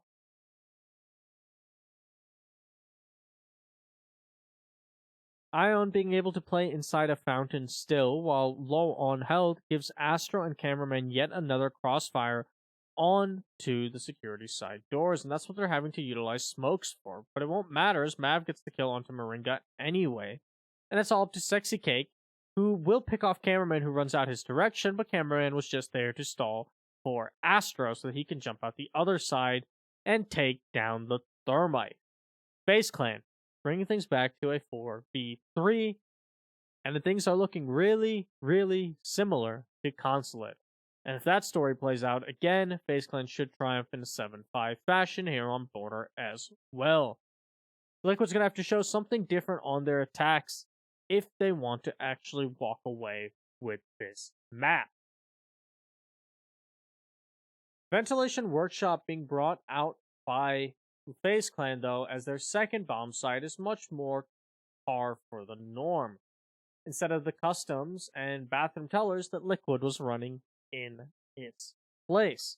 We've only seen Vent Workshop come out once in this match so far, and Liquid did lose it, so this could backfire for FaZe Clan, as Vent Workshop, while probably still the second best site on this map, has definitely struggled, I feel, in recent matches. We see a lot of maps go where it's both teams that win Armory, but they lose Vent Workshop. So they either need to crack Vent Workshop on their defenses, or they need to win Armory on their attacks to actually pull out the map. That was ultimately what gave FaZe Clan the edge over Ninjas in Pajamas on Border yesterday.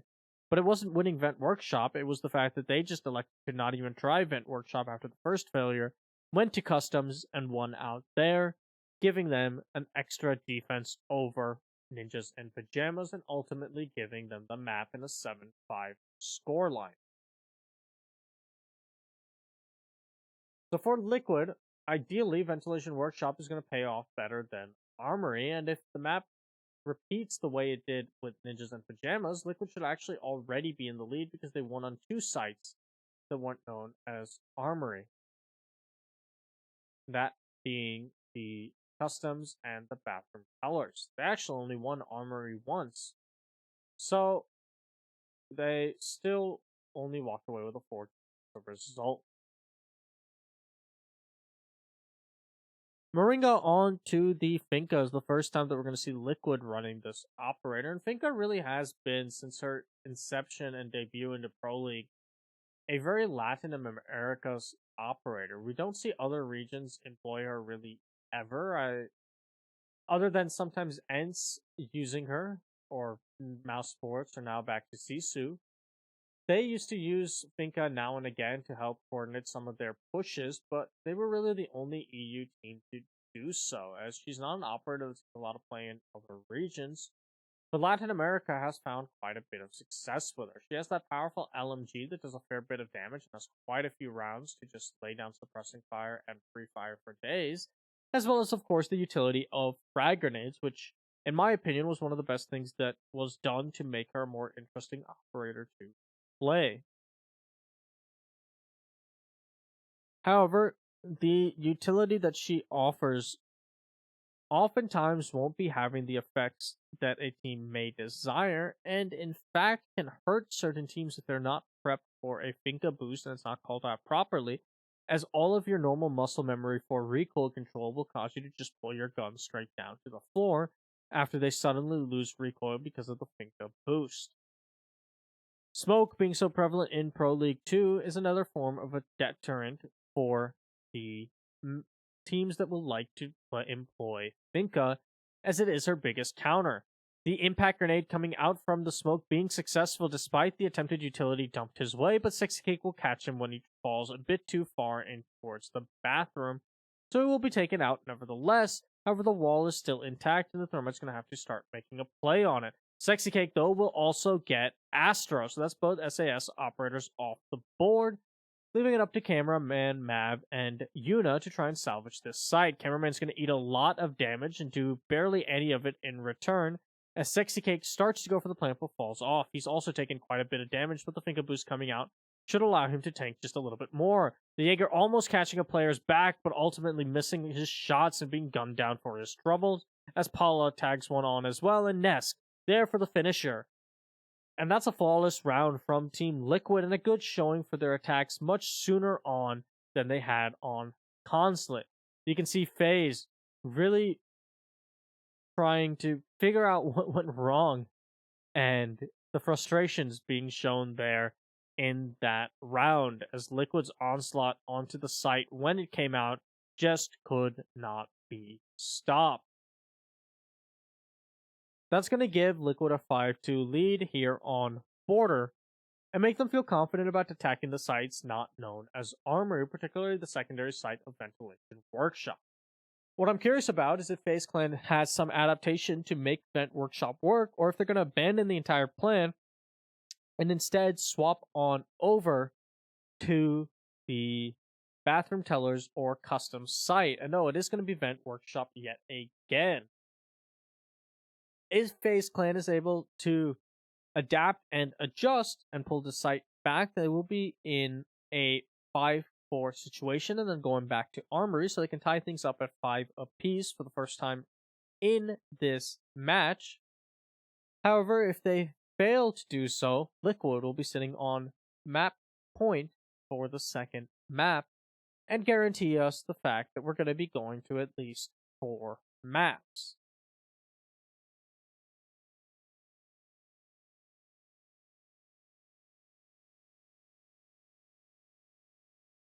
You can see the crowd absolutely packed right now at the Game XP Stadium, all here for this grand finals between not only two of the biggest teams in Latin America, two of the best teams in Latin America, two of the most well known teams in Latin America, but also two of the biggest organizations in esports. Period. Both Liquid and FaZe Clan have quite a bit of name brand recognition. Even outside of esports, you will often find people that will recognize Liquid or FaZe Clan. And it was huge pickups for the scene of Rainbow Six when Liquid and FaZe Clan decided to join Latin America. And it's really paid dividends in terms of drawing the eyes of the world to Rainbow Six. So it's always fun to be able to cast and say it is Liquid versus FaZe, and it is a privilege to see that this is a matchup that we get quite frequently. You can see Nesk being tasked with trying to clear out this player inside of customs, but Cameraman playing up above is trying to catch anyone that just pushes in through the teller's window haphazardly. Typically, that is going to be your Thermite that will be going for that play, and the Jaeger's actually going to be prepping the door in case he wants to run out of security as well. But if he is able to catch the Thermite on this jump and hasn't been thrown out, that's going to spell disaster. It's actually not going to be, though, the teller's window. I was saying that correctly. It is the window above Passport, or the doorway, rather. So it's going to be Nest collection, endingly. You can also see him making another punch hole for the east stairs, trying to catch a player off guard there. But so far, no one on Liquid has walked into Cameraman's sights. Good patience if you are Team Liquid, but ultimately they will still have to pick up the pace sooner rather than later, because they still haven't really cleared out much of the map, and they want to go for the site push. Cameraman will finally get that kill onto Nesk. It's the hole above the Passport door, never being droned out by Liquid, and giving FaZe Clan a good initial pick onto the Jackal and removing the smokes and some of the roam clear that Liquid was banking on. You can see Maringo just watching the east stairs, drone wary of any sorts of peaks, and will ultimately not even go up the stairs. You see him start to fall back. Liquid are going to have to soon decide what exactly their push looks like, as they now have 30 seconds, and they still have to go through a smoke on their barrage of the site. A difficult position to be in, and it's made even worse the more time ticks away. Cameraman able to rotate from the security into Passport will pick off Maringo, so that's another good pick for the Jaeger. Yuno's going to tag one onto PSK, and Sexy Cake will get Ion, but it's all up to Sexy Cake as Paula has been down by the Jaeger. He's got 6 seconds to try and make something work, and he has to find almost an entire team. He will not. Yuna's there to shut him down, and FaZe Clan will rebound on their second go of the site. A very stalled out push from Liquid, as they're not really investing much into the roam clear, but they're still going quite slow in the process, trying to just focus on the teller's side hold. And because Cameraman was never droned out properly inside of security, he was able to not only get the free pick onto the Jackal, he was able to use that security rotate to later jump down into Passport undetected and get a second kill, and then contest all the way down towards the bathroom side. Even if you couldn't see the opponents because of the gas canisters and everything in his line of sight, it's a straight hallway, fire true and straight, you're going to land your shots. We're seeing the Monty get run by Team Liquid now for their next attack onto the Armory side. We haven't seen the shield operator come into play just quite yet on either map, and Monty can be quite powerful, especially here on border, for making your executes on the Armory side work. The other option that we might see Liquid do, and I hope we don't for Liquid's sake, as I believe it has always backfired, but sometimes Liquid will try and just funnel into the archives door from the balcony, stick their Monty there, and make a plant happen. It's never worked yet, and I anticipate that Liquid has finally realized that that strategy will never work, as we even saw FaZe run it against the Ninjas last time, and that was a C4 and a disaster. So, the question for me is, if the Monty... There's really two ways you can go about a Monty. You can typically use him as your roam clear and use him for that intel to try and help your roam clear wipe out any players elsewhere, or you can use him for a straight execute onto the site. And oh god, Sexy Cake is going for it again. This has not worked out once for Liquid when they've tried this strategy of just, we're going to go into the service door like a bat, no one's going to notice us. And Mav's going to actually notice Maringo, so that's one player picked off early too. A C4 is going to detonate, but the Monty will walk away with a little bit of his health. But he's just taken down by the second C4. Astra guns down Paula. Yuna attacks on with PSK. Ness gets one, but Cameraman's there to shut him down. And Liquid, please stop that strat. It has never worked. You have tried that maybe, like, I want to say at least I've seen you do that 6 times, and it has not worked once. The Monty rushed in through surface door. It's never paid dividends. But just like that, FaZe Clan will easily tie it up at 5 apiece. And Liquid doing Liquid things. I'm so tired of seeing that strat. I have seen it so much from Liquid. And it's only Liquid that does a consistency. Other teams have tried to do it, and it's never worked for them either, but they typically do it once and say, okay, we're never trying that again. Liquid will never stop. They want to get it to work. They want to make it work once. They want to say, hey, we did it! And it hasn't, unfortunately for them. But that is going to necessitate a tactical timeout from Liquid. They knew they had the lead in this map. It's completely slipped away now. They don't want to throw this map away. They have 2 rounds to close this out in regulation. And if they're unable to do so, this will go to overtime, or FaZe Clan could win it outright here. They at least have the benefit of knowing they don't have to attack the armory site again.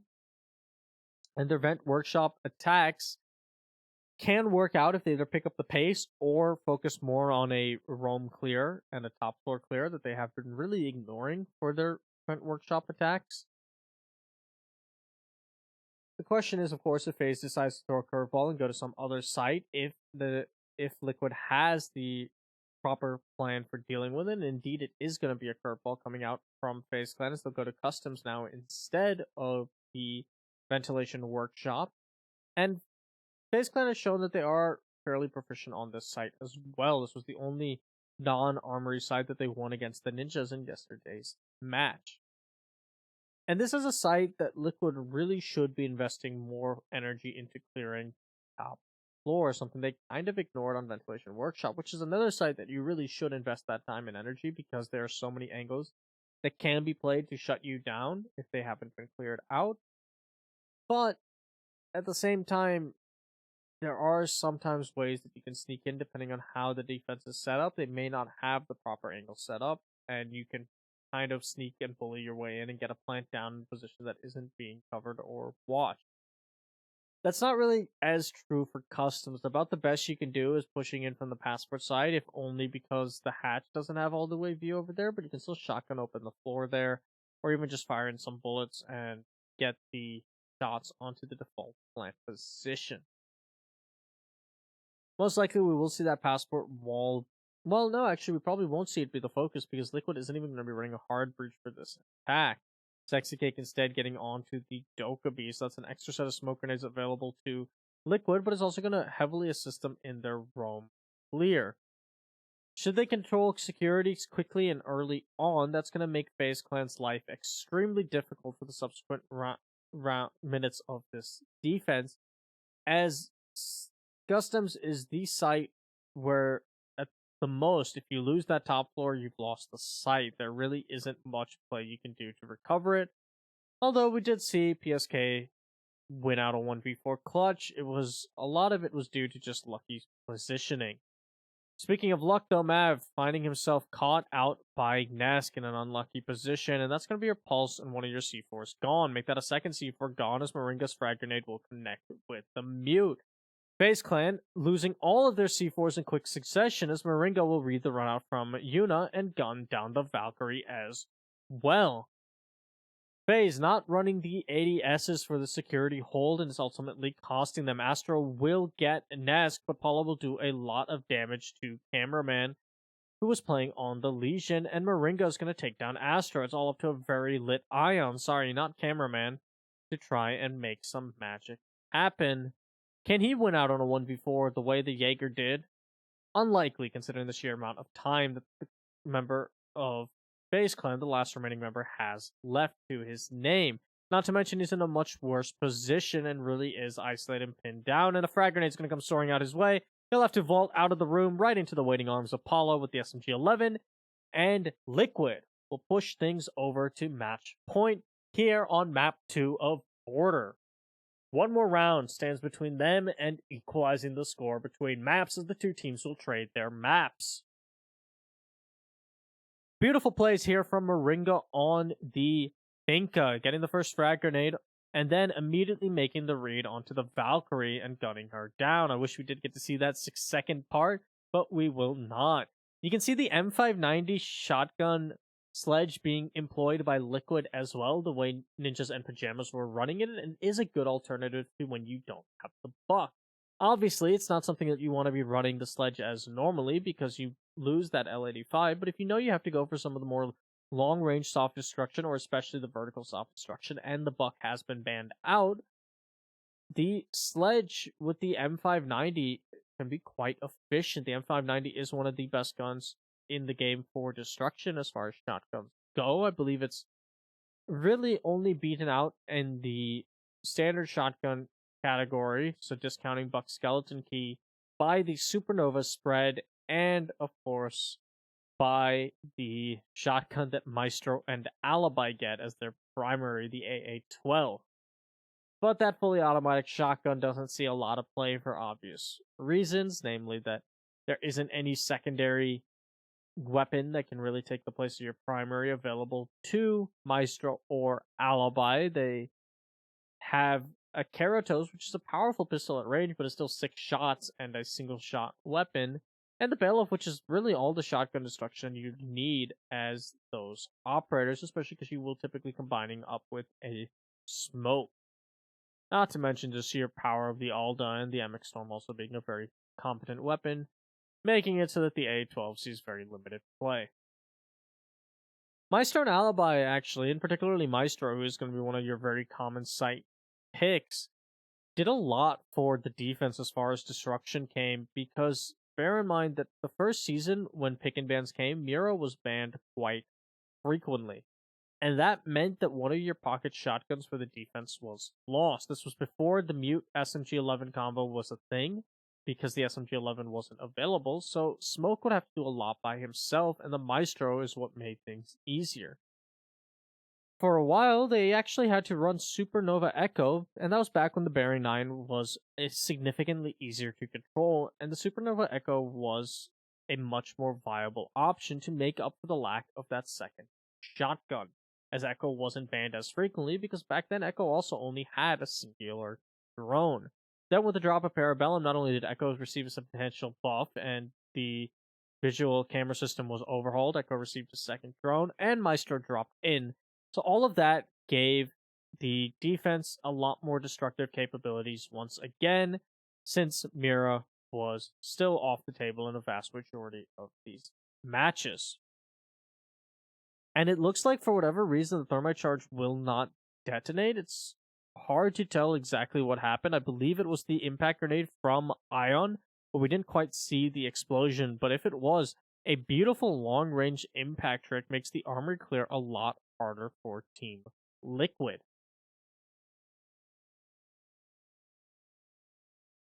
They know that to get into vent workshops, they want to put most of their pressure on from this front door side, as opposed to the bathroom take that they were doing previously. Faze Clan are having a lot of setup for said bathroom take, and that's probably why Liquid made this call, but it might backfire since they couldn't clear this Maestro out playing up above, who can lay down waste to a front door window push. Cameraman also has this long angle to try and cut off Paula when he ingresses closer into the site, and it's going to be a gunfight that the Jaeger has a significant advantage of because of the fact that Paula doesn't have the L85. Finka Busta will make that SMG-11 a lot easier to use at those ranges, and Nesk is actually going to get the first kill onto Yuna. PSK will get one onto Mav as well, but Astro will get a response to PSK. Nest and Moringa, though, tagging up for one apiece, leaves it all up to Astro in a 1v4. He's going to get a trade, but Team Liquid will walk away with map number 2 on Border, winning it out 7-5, and repaying the win from Faze Clan on console. The two teams will trade maps And we're going to be going to at least 4 maps in this best of 5 series. You can see the members of Team Liquid ecstatic about their victory over Faze Clan. And if my memory serves, this is the first time that the roster of Team Liquid has won a map in the grand finals of BR6. And indeed, last time they made it to the grand finals, the very first BR6, when they were still known as BRK, they fell to Black Dragons, now known as Ninjas in Pajamas, 3-0. So a huge leap forward for the players and the organization as far as just getting rounds, taking a map off of the contending 3-time champions of BR6 in Faze Clan. But it's just the first map, and they're hungry for 2 more. Much more efficient attacks coming out from Faze Clan here on border. They just look to be a lot more comfortable about how and where they wanted to attack the site from. And really, the story of the day for their defense was never showing the same look twice. Mixing things up so much, keeping Faze guessing as towards what site they're going to be attacking, as towards where they need to attack it from, as towards how they're going to attack it from. And every single member of Liquid really having their moment in the spotlight there towards the end, being heroes on multiple different rounds. And Paula, unfortunately, the round he was supposed to be the hero on, Nesk decided to make him the only hero in play. A valiant effort there from Faze Clan towards the end. But ultimately, the bane of Border was once again, much like the match with Ninjas and Pajamas, who can either win on their armory attacks or play a site that is an armory and win it. And both of these teams, to their credit, had a number of wins on sites that weren't armory, and Liquid even lost armory once. It was just that Liquid was able to play the 3 offsites, something Faze Clan was unable to do. They only won Ventilation Workshop once. Now, the one thing I do still want to point out is Liquid using that stupid strat yet again.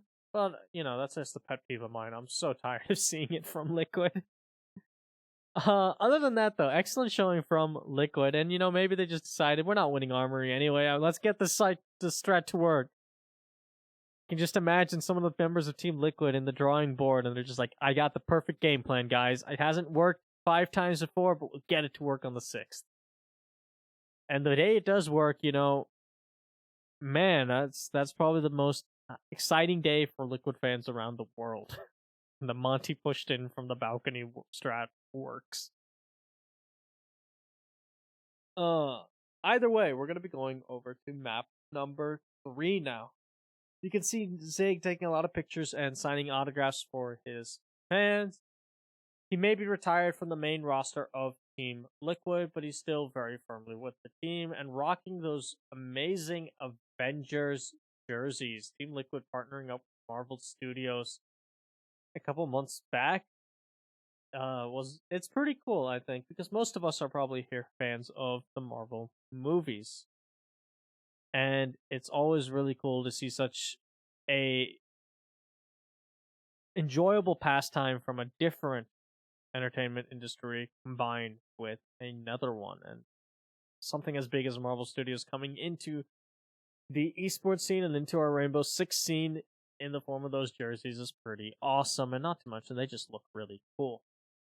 Fun fact about the time travel suits that they were designed for. Spoilers in case you haven't seen Endgame yet or any trailers or promotional material. There is time travel. I won't say anything more than that. But those time travel suits, you won't realize it watching the movie, but they were actually completely computer generated.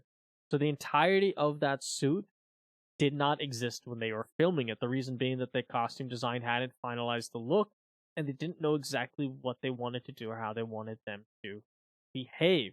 As a result, the actors just acted in either mocap or just standard suits, and later those suits were CGI'd on, but they look so good and so perfectly done that you would think they're just a practical normal suit and are in fact completely computer generated.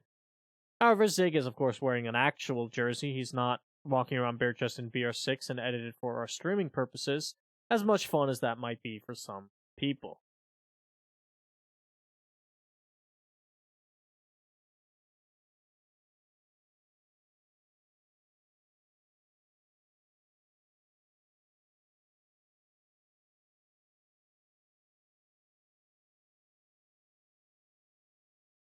But as we get in and ready for map number 3, I'm gonna mute for a few moments, get some glasses of water, and just rest for a little bit my voice so that we can get on with the rest of the matches shortly without me spreading myself too much. I hope you guys have been enjoying so far, and this has been shaping up to be a wonderful match between these two powerhouses of teams in the region. Liquid showing a form that we haven't seen from them in quite some time, and going toe to toe right now with their rivals Faze Clan, hoping to get their first victory over this team since, well, the group stages of Pro League Season 7. They have not won since, outside of a forfeit from Faze Clan.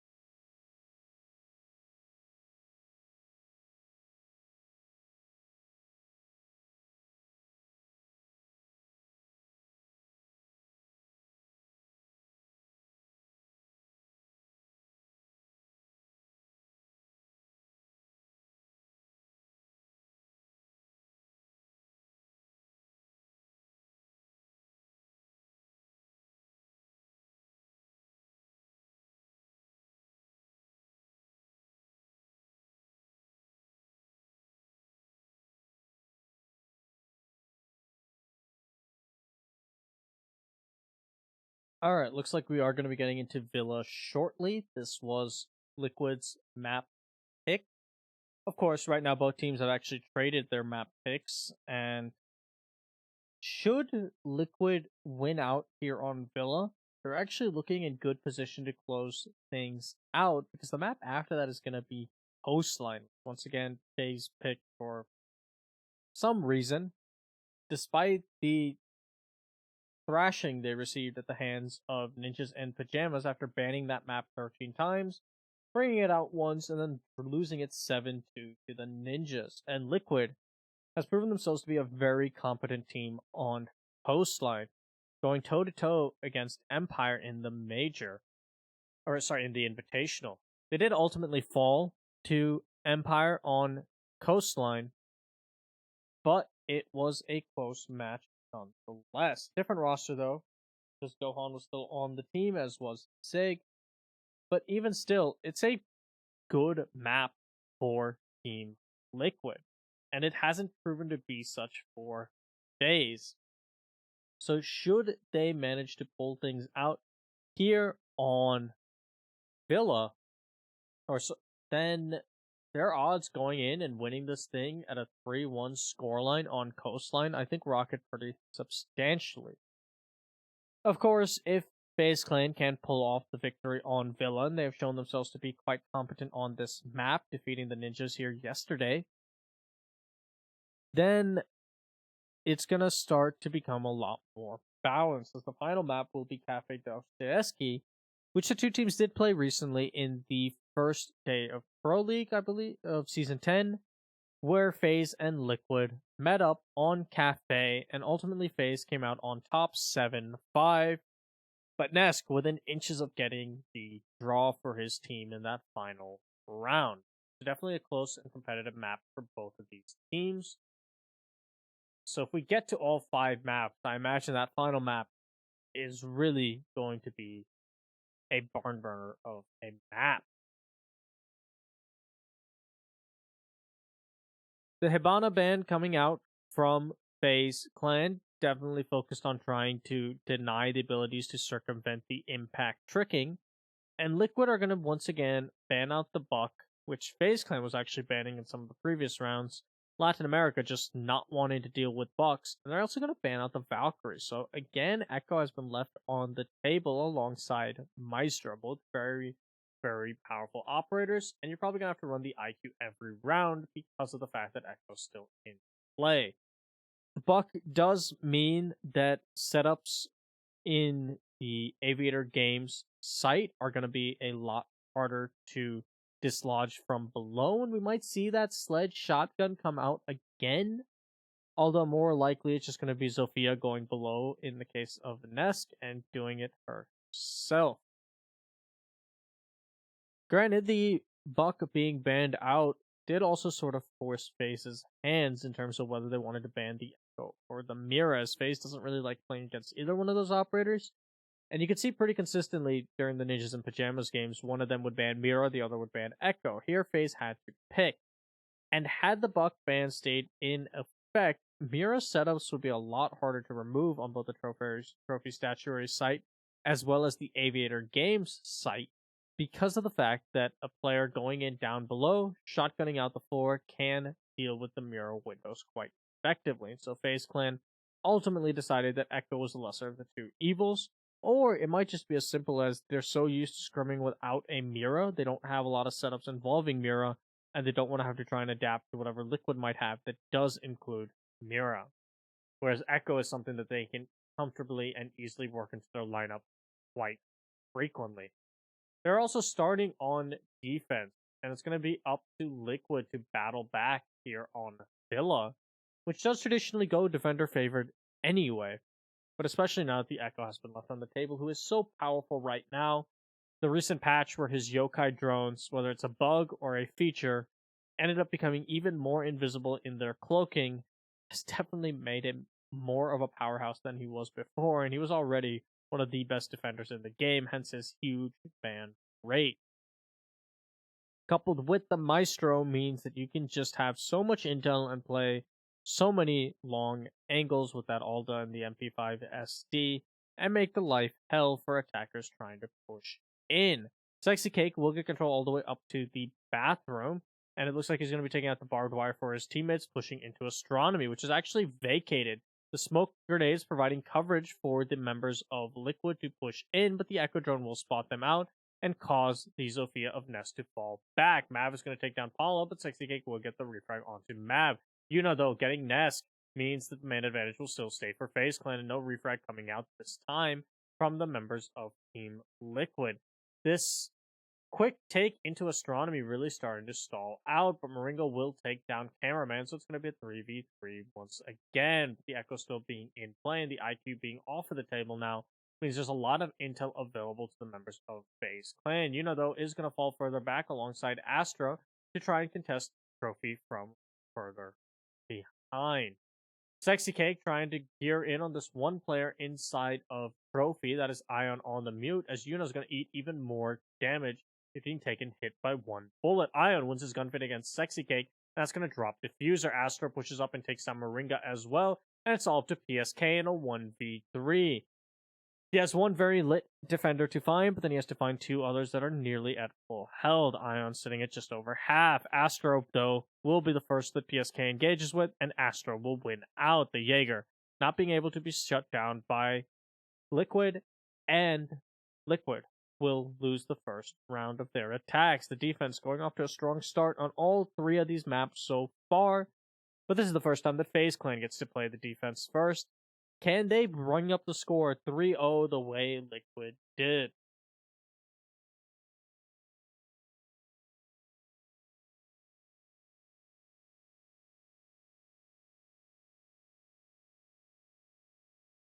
For those of you just tuning in, the next two maps after this will be Coastline, which was FaZe's map pick, and then the final map will be Cafe, Clubhouse, and Bank being banned by Liquid and FaZe.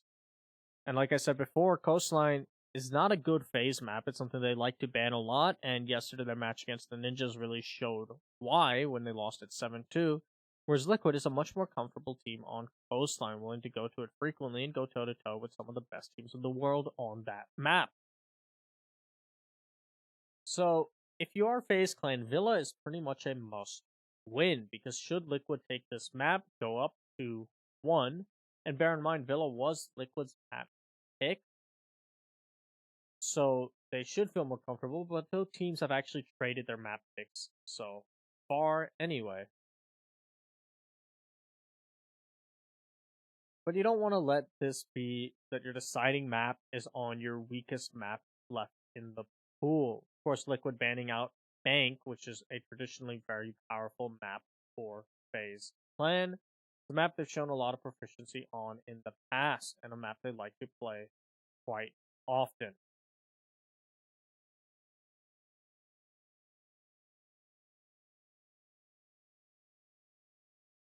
The Clubhouse ban from FaZe, though, as opposed to banning Coastline, was a bit peculiar, as FaZe has shown that they're comfortable playing on Clubhouse. They've even played it frequently against Liquid in the past. I think one of their Season 9 matches, if I'm not mistaken, was on Clubhouse in the best of one, and FaZe did beat Liquid there because FaZe has beaten them in just about every single match that two teams have had. You can see Ness trying to parkour his drone in through the 90 window and just falling a little bit short. He'll finally get it over the hump, and it's probably going to be shot down shortly after by the Maestro. But he gets the information he needs, and now we'll see if the Zofia decides to perch up on 90 window to contest with this Maestro, the upside down rappel being so powerful. You can see the little head of the Zofia. Mav just firing into the wall, maybe to cover up for the sound of a run out or something, which is possibly how Paula caught that Legion on a Claymore. But either way, the baited fire into the wall trick not working out for the Maestro, as nothing else will come of it other than Cameraman losing his life on the run out. It's a good call on placing that Claymore, and Team Liquid starting off with a man advantage this time around. They still have to clear out 90 if they want to make this push work, and that Echo Drone spawning out the IQ gives Smoke an idea of what's coming around. But Mav is going to be taken down, so the Maestro playing inside of 90 no longer a threat. Flashbangs being rang out towards Ion's position, and you can see a thermite charge being set on the floor to prevent an impact trick and deny this position behind the bar that the smoke was wanting to play. You saw that was why they shotgunned out the floor of study, and it was very much to contest this entire trick with the thermite, but they did not do the same here on the 90 hallway. Astro will find Nesk, so Faze will have an answer back for Liquid's approach, but right now the attacker's looking in good position to start their ingress. The third and final gas canister being used up by the smoke. He's just trapped behind the bar, and he's really worried about this angle, and he doesn't even turn around. Sexy Cake charging into sight will take him down. PSK will get Astro. It's all up to Yuna, the Echo, in a 1v3. He tries to find one, unable to control the bearing. He'll be shot in the back, and Liquid will rebound with their first attacking win here on Villa, tying things up at 1 apiece. FaZe Clan ultimately getting rid of the Hibana, getting rid of the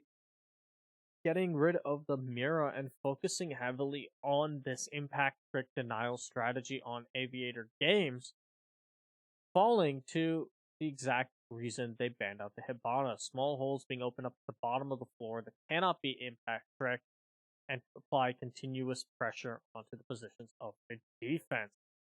They were not expecting Liquid to go over to the 90 hallway and put their thermite charge on that floor, as opposed to the study, so it wasn't pre-prepped and destroyed. If you are phased, though, that is an easy adaptation you can make to fix that round, and we'll see if that's what they do with shotgunning out that floor. And there's also the fact that Cameraman ultimately threw away his life when he jumped out and ran right to a Claymore. I do believe that was a run out here to protect Mav, the Maestro playing on 90, which is why you saw the Maestro firing into the wall, trying to cover up the sounds of a barricade being broken and a Legion jumping out. The Liquid read perfectly into that and had the pre-placed Claymores. So Cameraman shouldn't be throwing away his life again the way he did if FaZe Clan plays this better. In addition, just a couple of shotgun blasts will deal with it. Indeed, you can see there on that 90 wall, the smoke of Ion shotgunning out the floor. So the trick that Sexy Cake pulled last time will not work again. And that means that the smoke only has to worry about the doorway once more. Good adaptations coming out from FaZe Clan, realizing what went wrong and how it went wrong, and adapting to it. A plane will fall out of the sky as Ion doesn't want any of that and sets up both walls and study for impact tricking. He's going to set up the final wall on the 90 hallway for his impact tricks, and now he can play comfortably behind the bar once more. You can see that he was wary of the study wall being the one that was focused on being opened up because the Capital Firebolts were put into position to try and deny a study wall impact trick. However, that's the strength of the impact trick and can be done from such range that those Firebolts really had no impact on the smoke.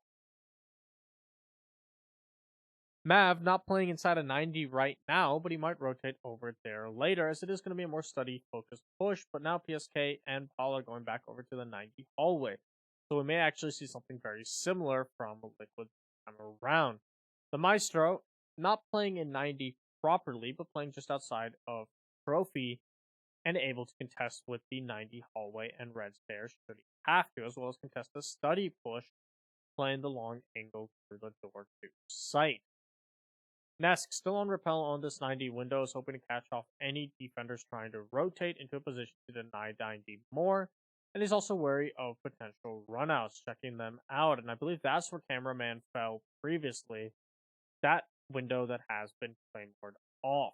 There's a second Claymore on the window directly below Nesk to allow him to play this position safely and comfortably. The only jump out that can be made is from that connector room window that you can see in front of Trophy, and it's an unlikely one, and one that will most likely be detected in the process. Ion will get the first pick of the round onto Paulo, so once again, the IQ being taken down early means those yokais will have tremendous more effect. Nesk opening up the soft wall on the 90 hallway now has a longer angle into sight proper too, though, from the 90 window from which he can pressure smoke, but he doesn't have to worry about two angles, as the Meister could ingress on his position at any moment. And that looks to be what Nesk is most worried about this time. but he is firing in some bullets to suppress the smoke behind the bar and just give him stuff to worry about. And then he'll turn around and take down the Meister who tries to push up. So good read there from Ness, and 90 control will still stay firmly in the hands of Team Liquid. The stun grenades coming out to dislodge the smoke, gives Sexy Cake the entrance he needs. Moringa is going to be the one to pick off Ion. Yuna will get one onto Ness, but Moringa and Sexy Cake tagging on for one apiece. Moringa getting the final kill of the round onto Astro. And so far, Aviator Games looks to be Liquid's domain, not Faze Clan's, as they'll walk away now 2-1 on their attacking sets. Faze Clan will get to go back to their primary bomb site of Trophy Statuary, the only site they've won so far on Villa. But things are not looking good for the defense on Villa right now, despite how traditionally defensive favored Villa tends to be, especially when they have an Echo on the board. The fact that Liquid has broken apart the secondary bomb site for Faze Clan and the primary bomb site for most teams twice in a row now spells disaster for Faze Clan. And that's why they're going to take a tactical timeout to really address what went wrong, because they know they have to save Aviator Games at some point, or have a godly plan for dining or library. Meanwhile, though, this also gives Liquid the chance to figure out how they can attack Trophy Statuary and have more success. Bear in mind, Liquid really, really wants to win out on this map, because then they have a lot of confidence winning things out on Coastline. Should they drop this map and have to gamble with Cafe, it's going to be a much harder contest between the two teams, especially because Faze Clan came out on top last time the two teams played on Cafe. And in fact, if you look through the history of these two teams, I said that Liquid has lost pretty much every single matchup. There was one exception way back in groups of Season 7, and then of course the forfeited match by Faze Clan in Season 9. But they have drawn a couple of maps in BR6, and I believe one of those maps they drew was Coastline, around one of the only times they played it. And Liquid has only gotten better, I feel, on Coastline since then, while Faze Clan just doesn't show it, and at least from what we've seen of it, because we did finally see it against the Ninjas yesterday, they're not comfortable and they're not great at Coastline. They're not a team that likes to play Coastline.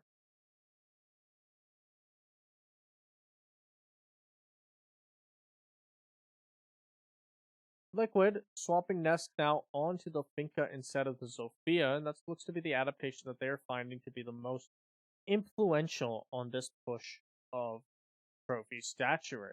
There are a lot of the counters to the Finca in play by Faze Clan right now in the forms of the Echo, the Legion, and the Smoke. Echo and Legion both being able to knock someone out of a Finca boost, although you can Finca boost out of those effects if it comes if it comes before you activate the Finca boost.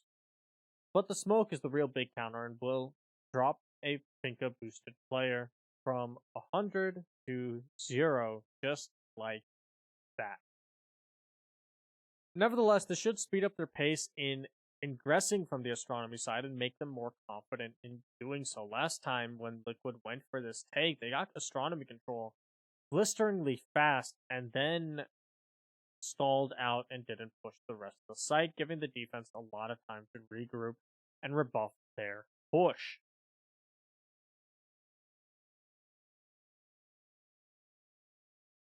Moringa is going to be working his way in from the bedroom side, most likely then going into the bathroom afterwards. And you've been seeing the M249 be ran a lot on the Capitale of Moringa here on Villa. The Capitale seeing a lot more play here than he did on Border, and he was of course banned out on Consulate.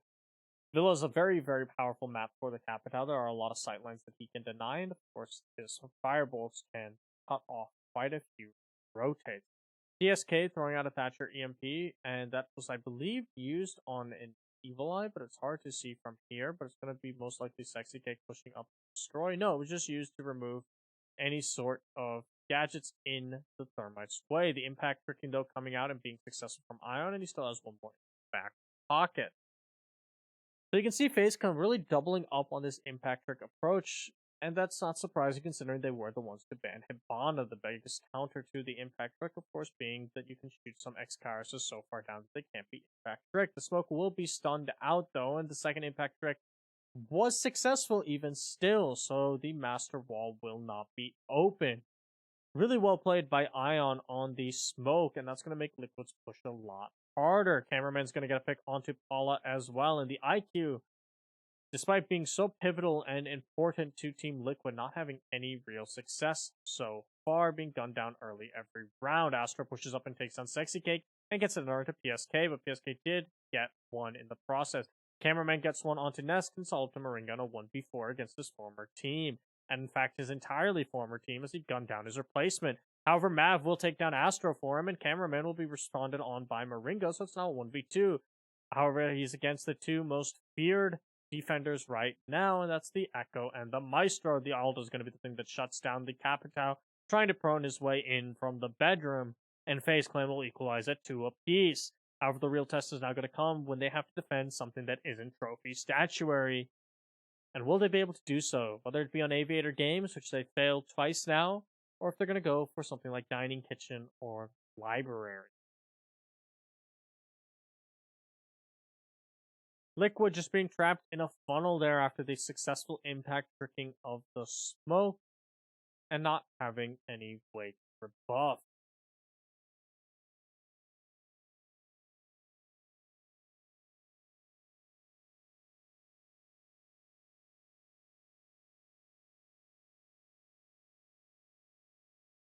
And indeed, it is going to be a Dining Kitchen defense from Faze Clan, reasoning that the Aviator Games site just not the play for this team. And we're going to be seeing the Echo and Maestro be dropped this time in order to have a bit more fluid of a defense in the form of the Ella. Ella is an operator whose pick rate has dropped quite substantially ever since the huge nerfs that came rightfully so after a reign of terror in Pro League. But she is definitely one of those niche operators that, when utilized effectively, can be quite potent and deadly.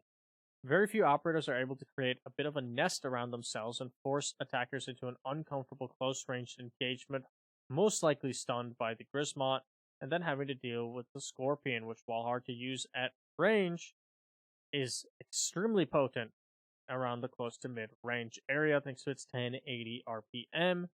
Just fire off those 3 shots in the direction of someone's head, and you'll probably gun them before they even know what's happened. And you can see the Ella's nest, so to speak, looks to be set up by the Astronomy, which does provide a lot of close angles that the Ella can play. And she's, of course, going to have the Grismots to play around for information when these pushes come through, but she's actually going to use both of those on site to help out the site players. And that's something Mav's going to be grateful for, as the shotgun is going to be lethal at that range the moment someone walks the Grismot and alerts the mute to their position.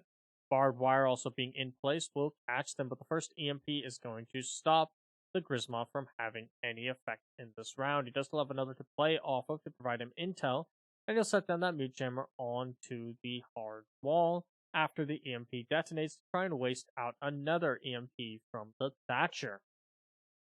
Paulo, working his way into the bedroom, will spot out Cameraman, but lose out on that gunfight, just swinging across the map too quickly to land any bullets on the Legion.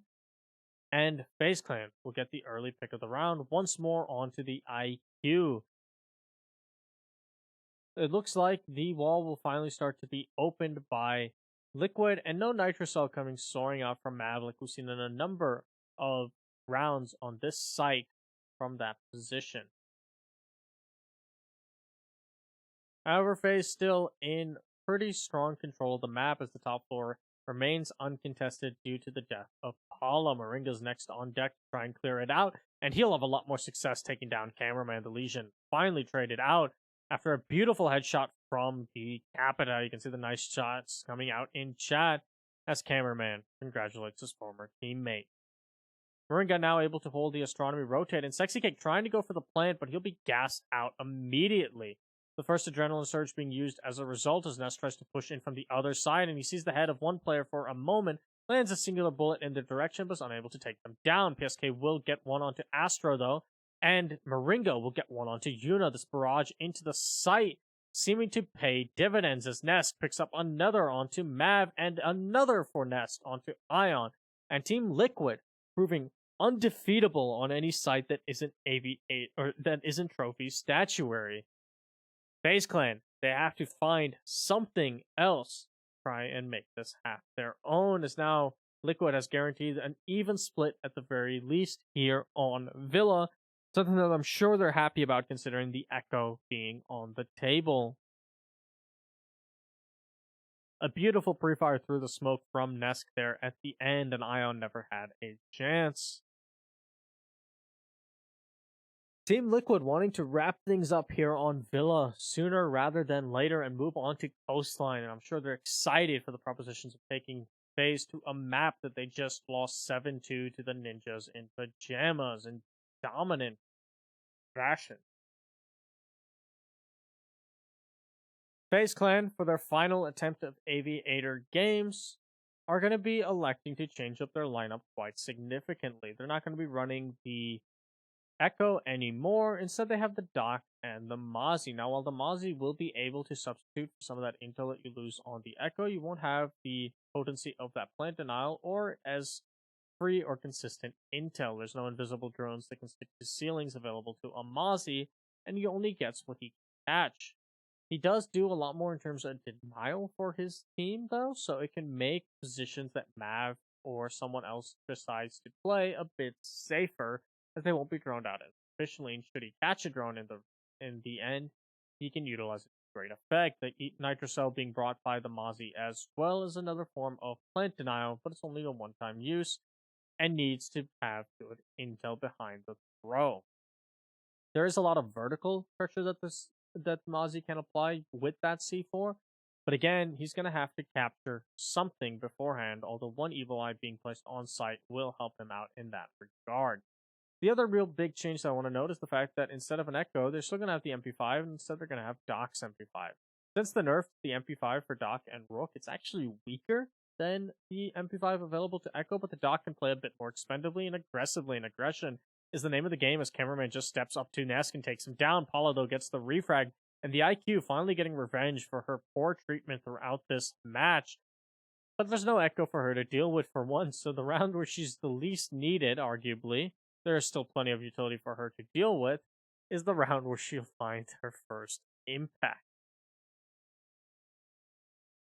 But while Yuno will sacrifice the sheer amount of information and denial available to the Echo, as well as some damage, he does bring with him the sustainability of the Doc and able to take consecutive gunfights with the rest of his opponents and roam around the map with a little less fear. If he's running the bulletproof camera, he can also substitute for some of the intel that he's lost.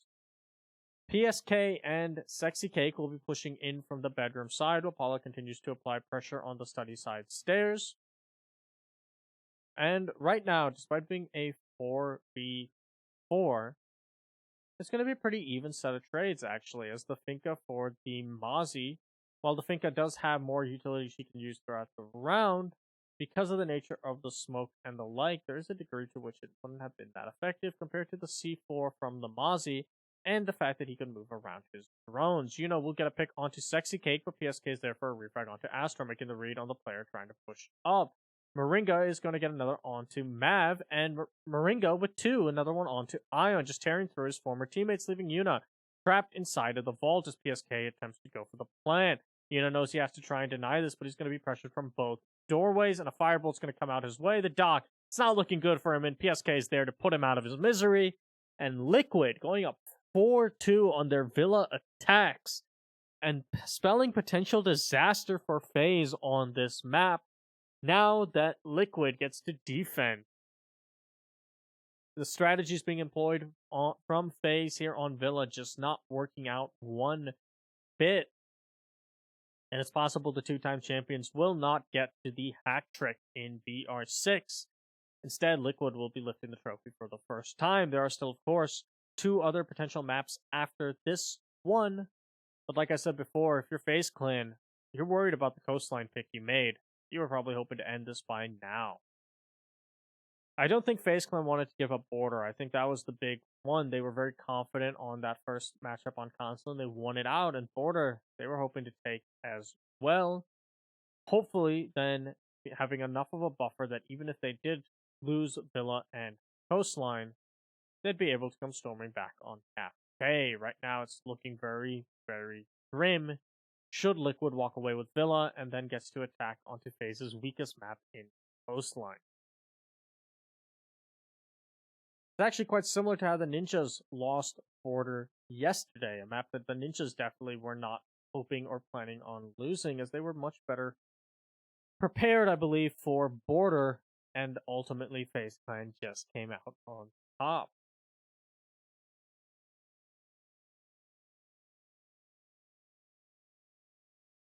Sexy Cake back now going to be the one running the Ella for Team Liquid, as Nesk will be playing closer on the site with the Echo PSK onto the Maestro. And we're seeing that fluidity of Liquid's roles, particularly here with Nesk, as they're swapping around who's going to be playing on the more anchor focused, the more intel focused operators, and who's going to be playing on the more aggressive lurking and roaming style plays. And right now, it looks like Nesk is going to be the one actually tasked with manning the site with his powerful Echo drone. And Nesk isn't a bad player to be putting behind that MP5 ST, as you know that he's not going to be missing his shots, especially when you give him an ACOG. Ion is going to be trying to push in onto 90 Hallway, which is actually uncontested by the members of Team Liquid, in contrast to how FaZe Clan was playing the 90 Hallway for the majority of their Aviator games. Defenses, he's going to spot out one player, but it looks like that was the mute that is currently on site. That information isn't going to be too useful to him. The sledge of Mav trying to pressure in from Study, but he knows someone might be trying to approach him from the stairs. He tries to bounce a frag grenade in their direction, but it will not connect. Getting onto his drones now, and he's going to try and check those stairs from below, possibly having Ion work with him to try and pinch out the player on said stairs, and that is Paula on the Jaeger. And he's just watching to see if he gets pushed from below. He has a deployable shield set up to protect him, as well as the frag grenade was unable to figure it out. Mav just holding the top of the stairs, and cameraman positioning in down below, and they really want to pinch out this Jaeger so that they can feel comfortable with their Study control. Gonna have to be a well-coordinated and well-timed push from both of these players, or the Jaeger could potentially walk into 2 kills. As he's gonna start to ingress onto the Study side, Mav looking away far too frequently. Nesk is actually gonna get the first kill onto Ion, so the Jackal is taken out. Mav firing out some bullets, but will not connect enough, or really any at all, onto Paula. Moringa gets one onto Astra, but Yuna finally responds with one onto Moringa, and Nesk, and site control is just in the hands of the Thermite. Paula, though, will take down Cameraman, and PSK will take down Mav, so all of a sudden it's on to Yuna, who's gunned down by Sexy Cake, returning with the Ella. And Liquid hyping up the crowd as they push this to 5-2, doing what FaZe Clan could not, and winning on Aviator games. Things are looking up for Team Liquid to get their first victory in BR6.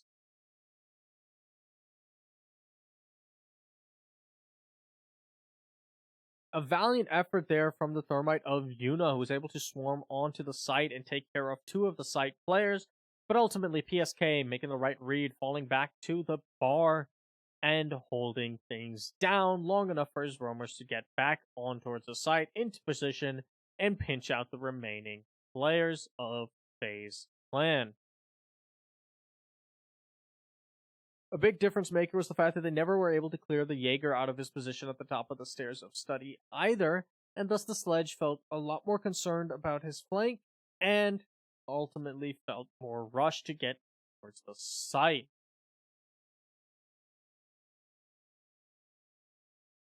Liquid will now get to defend Trophy Statuary, the site that FaZe Clan was successful on both times they went to it, and they're of course going to be hoping that they can have the same sort of success.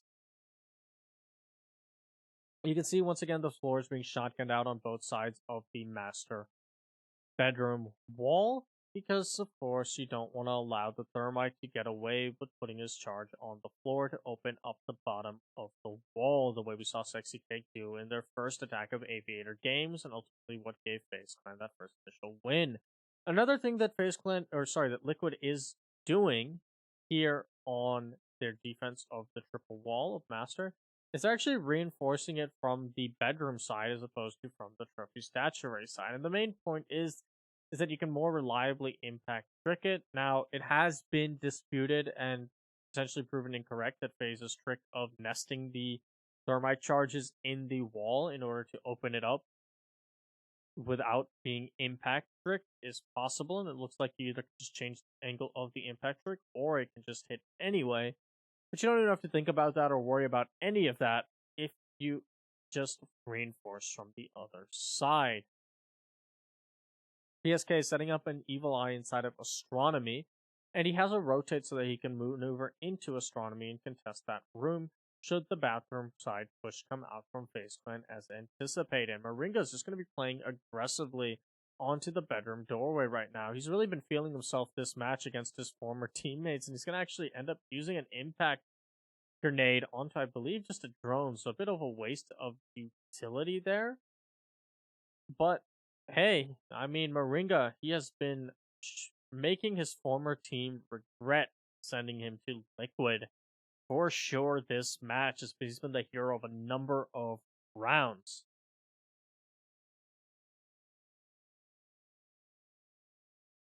Faze Clan at about the halfway mark are finally going to start pushing in from the bedroom side. You can see the first gas canister being thrown out to stall them down. Nesk will get the pick onto Yuna, but Cameraman is there for the trade. But PSK and Paula will tag on with one apiece.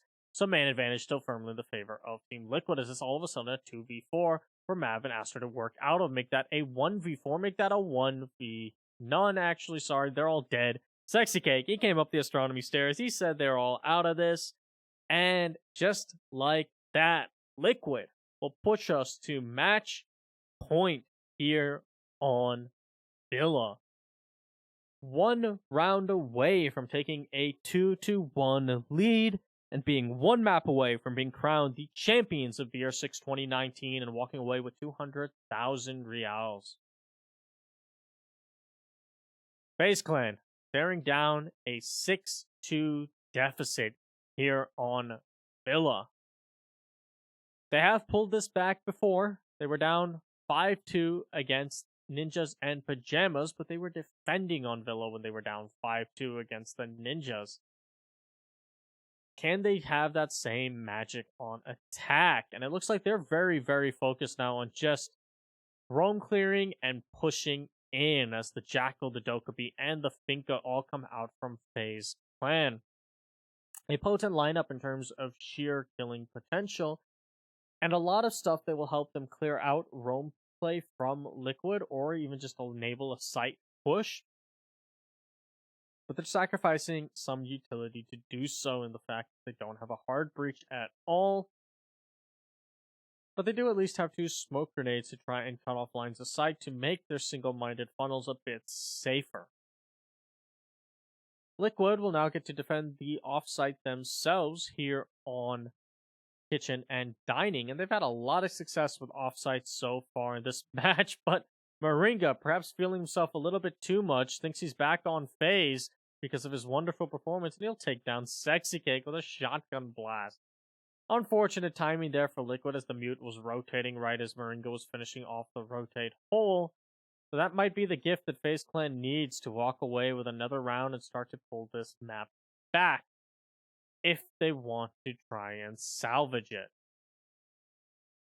PSK running the shotgun castle, not a operator we see with that loadout quite often, but he wants to make some of these angles up top to enable his play. There were 2 other shotguns available to Liquid in the form of the mute and the smoke, but evidently they wanted 3. Astra's going to work off of this adrenaline charge to run right into sight, but PSK is going to pistol down Yuna.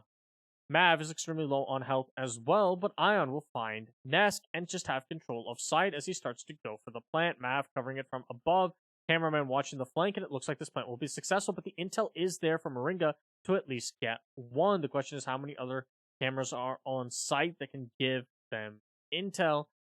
And I don't think there's a lot, as they're going to have to retake right into the waiting arms of Cameraman, but he's going to lose out on that gunfight with a C-75.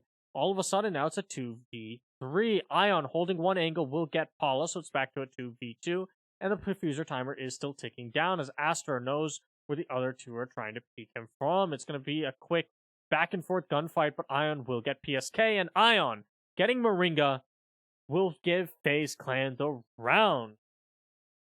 Trying to pull this back from the 6-2 deficit, they now stare at only a 6-3 deficit.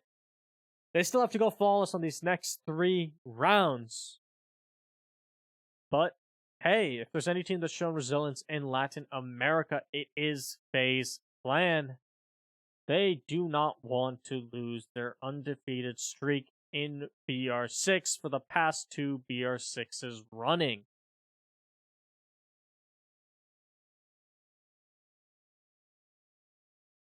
Unfortunately for FaZe Clan, though, Liquid will get to not only return to their primary bomb site, ideally, Moringa is going to remember that he's on Liquid now instead of FaZe, and not be shooting Sexy Cake in the back. Either way, Aviator Games was definitely a powerful site for Liquid to play previously, and FaZe Clan just sticking with this all-in lineup of trying to barrage the site and not even contest with impact tricking or whatever else they think Liquid might be trying to do to deny their thermites.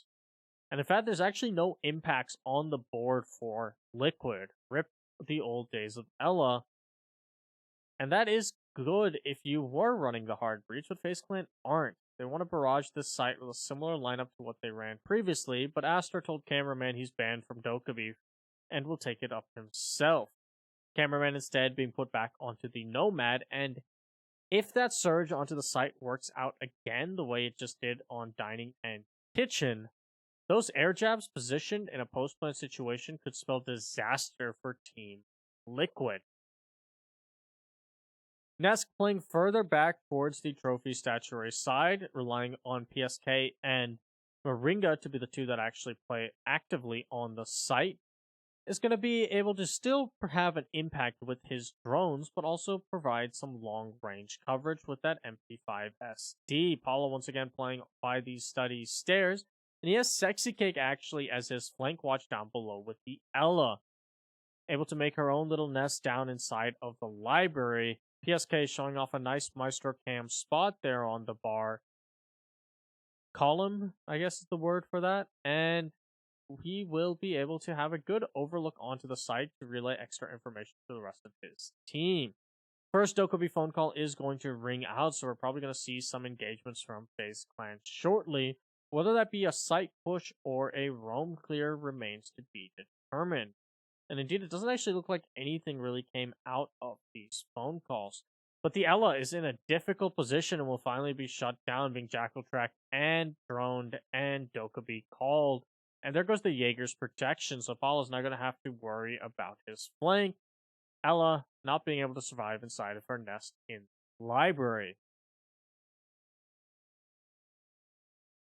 This opens up the study stairs, and you can see Astro trying to take the fight with the Jaeger, and he's going to win out with a C75.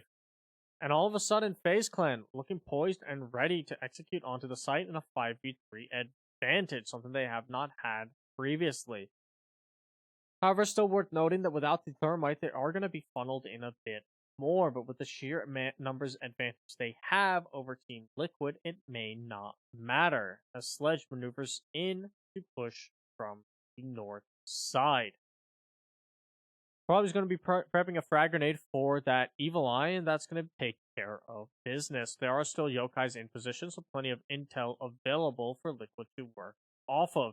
I think Nesk might still be on site and ready to catch Ion, but Moringa will be the one to win that out. SMG-11 dueling SMG-11, and the Mute coming out on top, taking down his replacement in Ion, with a frag grenade from Yuna will wipe him out as Yuna starts to go for the default plant. Astro having pushed to side, and PSK will be taken out by Mav. Astro landing the final kill onto Nesk, and FaZe Clan looking to storm back here on Villa, as they're now only staring at a 6-4 deficit, adjusting their push onto Aviator Games and finding great success with it.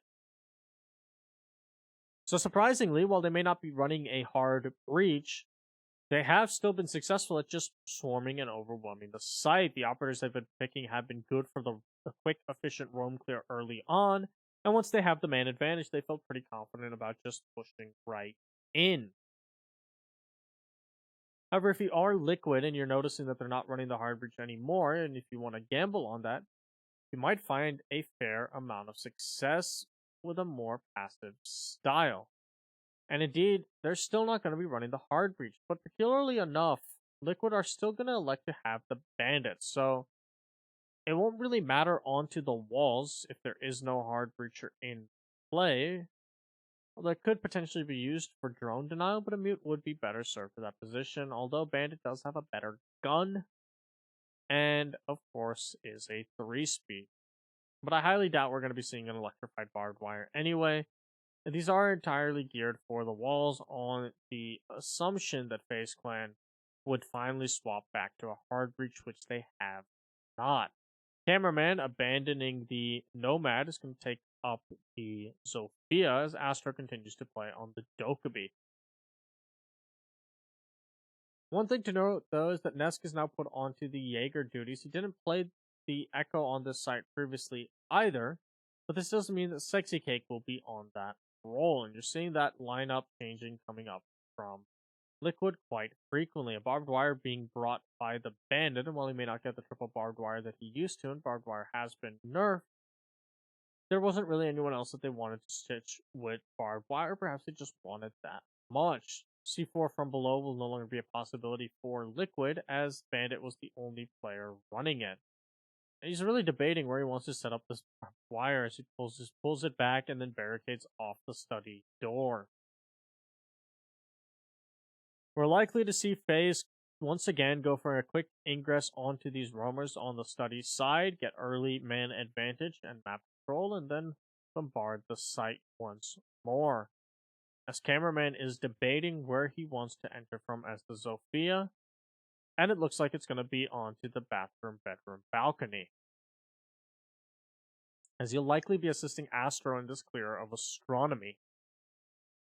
As you can see, the Dokkaebi has worked her way all the way into bathroom, and they spot out the barbed wires, but Sophia does have the impacts to take them out of range pretty comfortably. Cameraman's going to recover the diffuser from Yuna, as he'll be the one designated for the plant, and you can see the Jackal pings forcing the player out of Astronomy, as Astro will now have full control, and he's going to push up right onto the rotate hole, but PSK is going to win out against Ion. Cameraman will get the refrag onto PSK, and FaZe Clan looking for another explosive entry into the site. And will there be a rebuttal from Liquid this time around? Gas canister is going to slow things down, as those adrenaline surges do not want you going in through it. And Nesk will take down Yuna, but Astro's going to tag on too, and Mav with another onto Sexy Cake, leaving it all up to Paula in a 1v3. As he'll have to retake onto the site, make that a 1v2, and as he takes down Mav. Astro extremely low on HP, and the Zofia being forced to plant. The smoke is going to obscure the Bandit coming in, but him firing out those bullets are going to give away his position as he tries once again to slow walk in. The plant came off of by the Zofia, and she'll be gunned down by the Bandit. Both players extremely low on health, Astro and Bandit of Paula, as he just tries to hold the angle. Ping's coming out. He knows exactly where the plant's going down, but the barbed wire will give away his position as well, and Astro wins that gunfight. Liquid calling for a tactical timeout, not wanting this map to slip out of control. And what a surge back this has been from FaZe Clan, as they now sit within 2 rounds of pushing this to overtime. FaZe not wanting to lose Villa without a fight, and Liquid struggling to adapt the aggression being employed by FaZe Clan. Having time to work with their coaches, though, will enable Liquid to hopefully come up with some sort of counter strat for the single-minded bull rushes that FaZe Clan are employing. But at the same time, FaZe Clan is going to also be able to use all of this to adapt and adjust for whatever they think Liquid is going to throw at them next.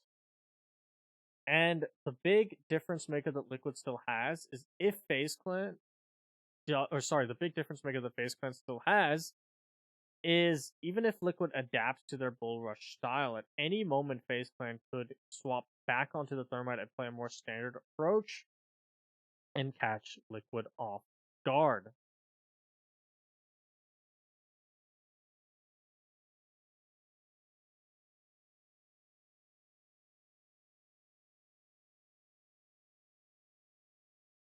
(6-5) now, 1 round away for FaZe Clan to push us to overtime here on Villa.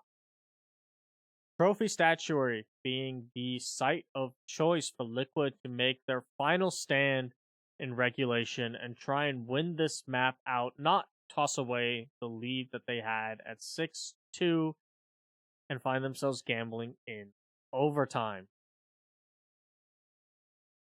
And you can see the adaptation made by Liquid is, rather than contest with the bull rush approach the Faze Clan has been making by having the more passive Echo, they're going to be swapping him out, instead of putting Sexy Cake onto the mute. This is going to have a twofold impact onto Faze Clan's charge. One, they're not going to be able to drown out the site as effectively and know which gunfights they need to take and where. And two, Echo, while a powerful, powerful operator, when you're being overwhelmed on the site like that, there's not a whole lot he can do. It's not like the Maestro where the Alda can just shred through player after player. Echo is a bit more passive and more likely to be on his drones at any given moment. And being caught in an overwhelmed rush like that, there's not much that he can do. Not so for Sexy Cake now that he's onto the mute and will have that shotgun and the SMG-11, two powerful tools for dealing with a player charging into his cross angles. And Liquid deciding that this more fluid defense is what they need against Faze Clan.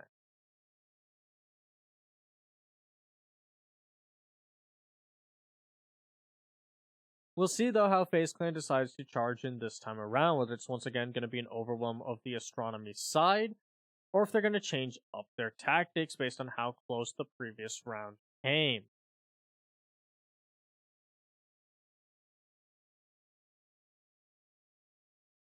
You can see Moringa playing a bit of an off angle onto Astronomy instead of playing behind the desk, trying to catch players pushing up the stairs or possibly pivot and deal with someone pushing from the bathroom side. He also has the barbed wire, so you'll know exactly when someone's coming up the Astronomy stairs or the bathroom side.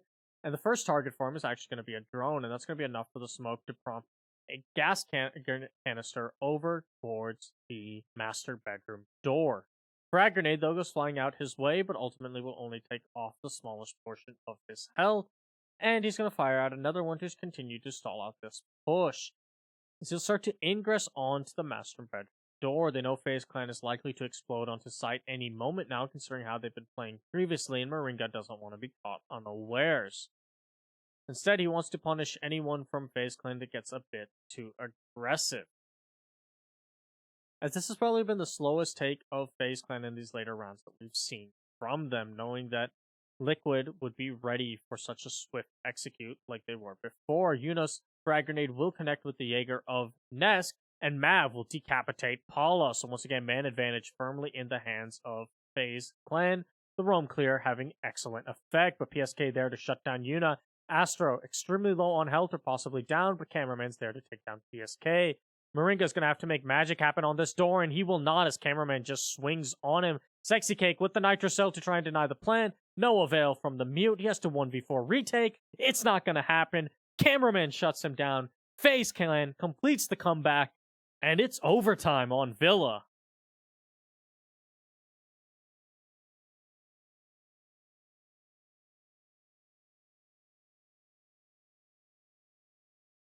The, for lack of a better term, balls to the walls approach from Faze Clan here, paying dividend. It's been twofold. It's not just been okay, we're just going to rush the site by any sort of means. Instead, it's been, we're going to go for an aggressive roam clear with operators that are going to make roamers have an awful, awful time on a number of these rounds, and then use our superior man advantage to just charge into the site off of the back of our Finca. Of course, on rounds where they've realized that the roamers weren't a threat, they can still just charge into the site with superior man advantage anyway. And it's been paying dividends here on Villa, as Liquid just doesn't seem to have an answer. Liquid do get to defend, which you would normally say would be to their benefit here on Villa, but so far it's been 4-2s for attack on both halves. Liquid is going to have to adapt for the strategies being employed by Faze Clan and realize that they're not running a hard breach, so they need to adjust for an unconventional push and lock down the limited avenues into sight even further. Aviator Games was the site that Liquid won both times they attempted, though. Or sorry, they won this once and won Trophy Statuary once. So there is a lot of potential here for Faze to continue to overwhelm.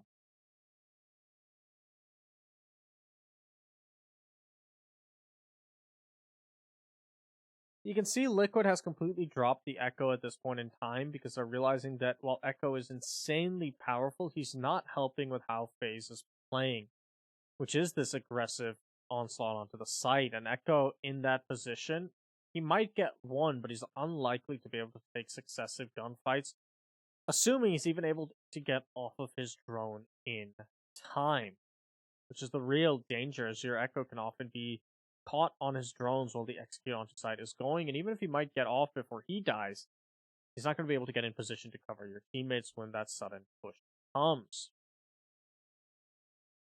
And you can see Ion on the sledge already comfortably feeling himself inside of Study. Faze Clan seem to be renewed with confidence and vigor, and you don't see the second guessing onto the Study stairs that was previously happening from the members of Faze Clan. They have full confidence in their flank watch and their coverage as they start to figure out where they want to hit the site from this time around.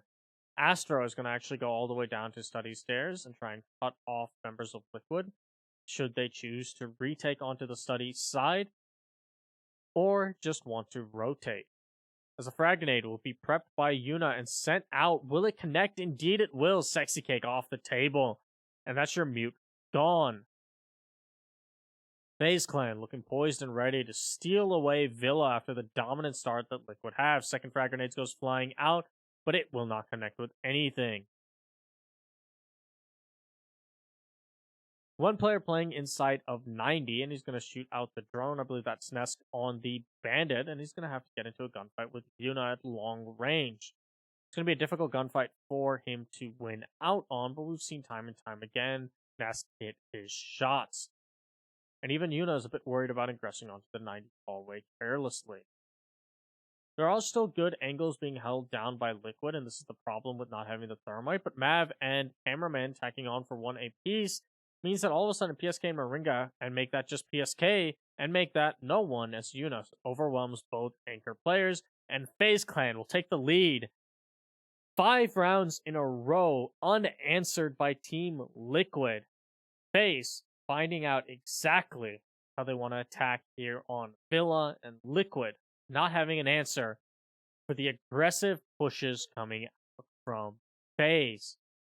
Can they complete the 6 rounds in a row and steal away Villa? Or is Faze finally going to rebound now that they've swapped over to the attack?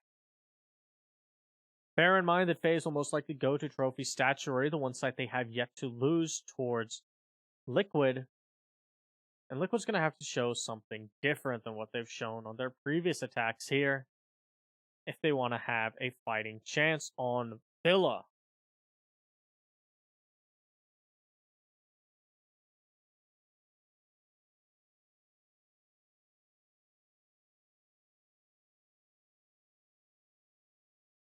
You can see Faze Clan also having just completely dropped the Echo from the lineup here on Trophy Statuary, instead preferring the Dock, and most likely because they're expecting Liquid to have some sort of aggressive push themselves after seeing the success that Faze had. And knowing that Liquid as a team is quite good at such pushes too. However, Liquid will still be playing this a bit more default, presumably, than Faze Clan, considering they have still ran that hard breacher of the Thermite. And of course, Moringa on the Capitao will be able to cut off quite a few lines of sights and rotates, in addition to just shred through people with that LMG, as we've seen Moringa do time and time again in this map.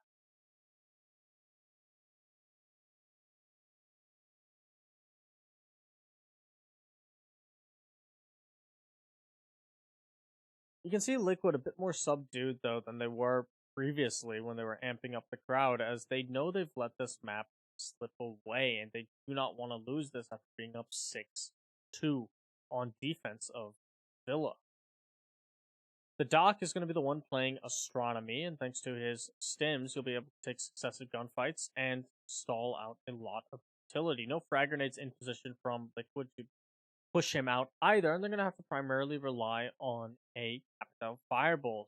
Reminder that the buckle was banned, so playing behind this astronomy desk is a lot harder to dislodge. They could still send Nest down below and open it up, and that looks to be possibly the plan. As you can see, there is a player below the dock of Yuna right now, but I think that might just be IQ.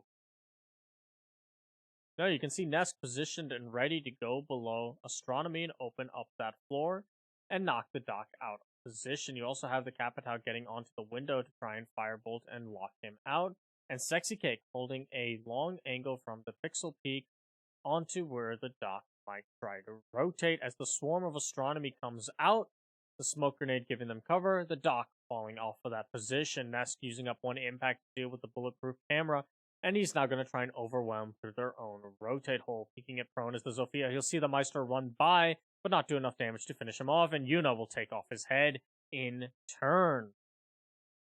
Astro will tag another one onto Moringa, and it's a 3v5 for the members of Liquid to work out of, and they only have Ion isolated for a little bit longer. Astro's going to take out Paula. Astro with another into PSK. Sexy Cake, can he save this map for his team? He'll down one. He's trying to go for a second, but he's getting shot at from all directions. And now even the holes that he made above are working against him. Yuna dropping down, taking him out. Faze Clan, 6 rounds, unanswered by Liquid, pulling it off, stealing Villa. And it didn't matter that they were down 6-2 and having to attack on Villa. They'll find a way to persevere, and Liquid left wondering how did they lose that map. They do still get to go to Coastline, but this is going to be demoralizing either way, and it's the victory that FaZe needed. As Coastline, their weakest map, is coming up, and then after that, they get to go to Cafe, where they've already defeated Liquid once before. You can see the members of FaZe Clan pointing at each other, saying, one more, one more. That's all they need. And FaZe Clan showing the remarkable resilience they've shown time and time again, map after map, round after round, play day after play day. An impressive showing from FaZe Clan, and Liquid left with no answer and flabbergasted. They'll have a little bit of time to collect themselves for the next map. But will it be enough to regain their spirits and try and pull this back?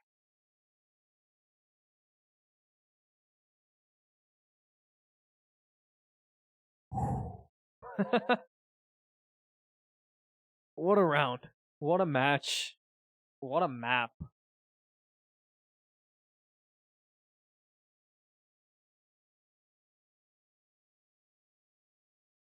I'm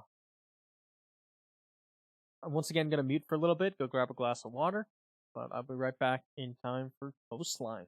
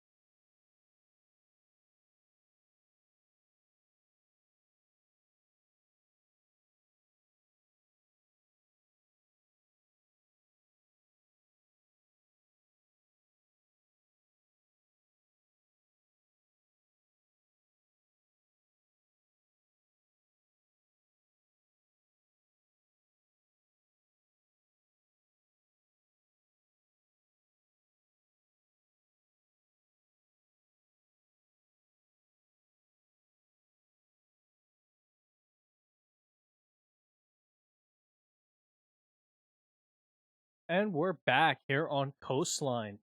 Liquid starting things off with yet another buck ban. Just really not wanting to have to deal with the buck. And Coastline, though, another map where buck is very powerful. So it's not too surprising. It does make Penthouse playable ish because you can't open it up from below the way you could otherwise. Faze with the Thatcher ban. Another thing that Latin America has been toying with recently to mixed degrees of success.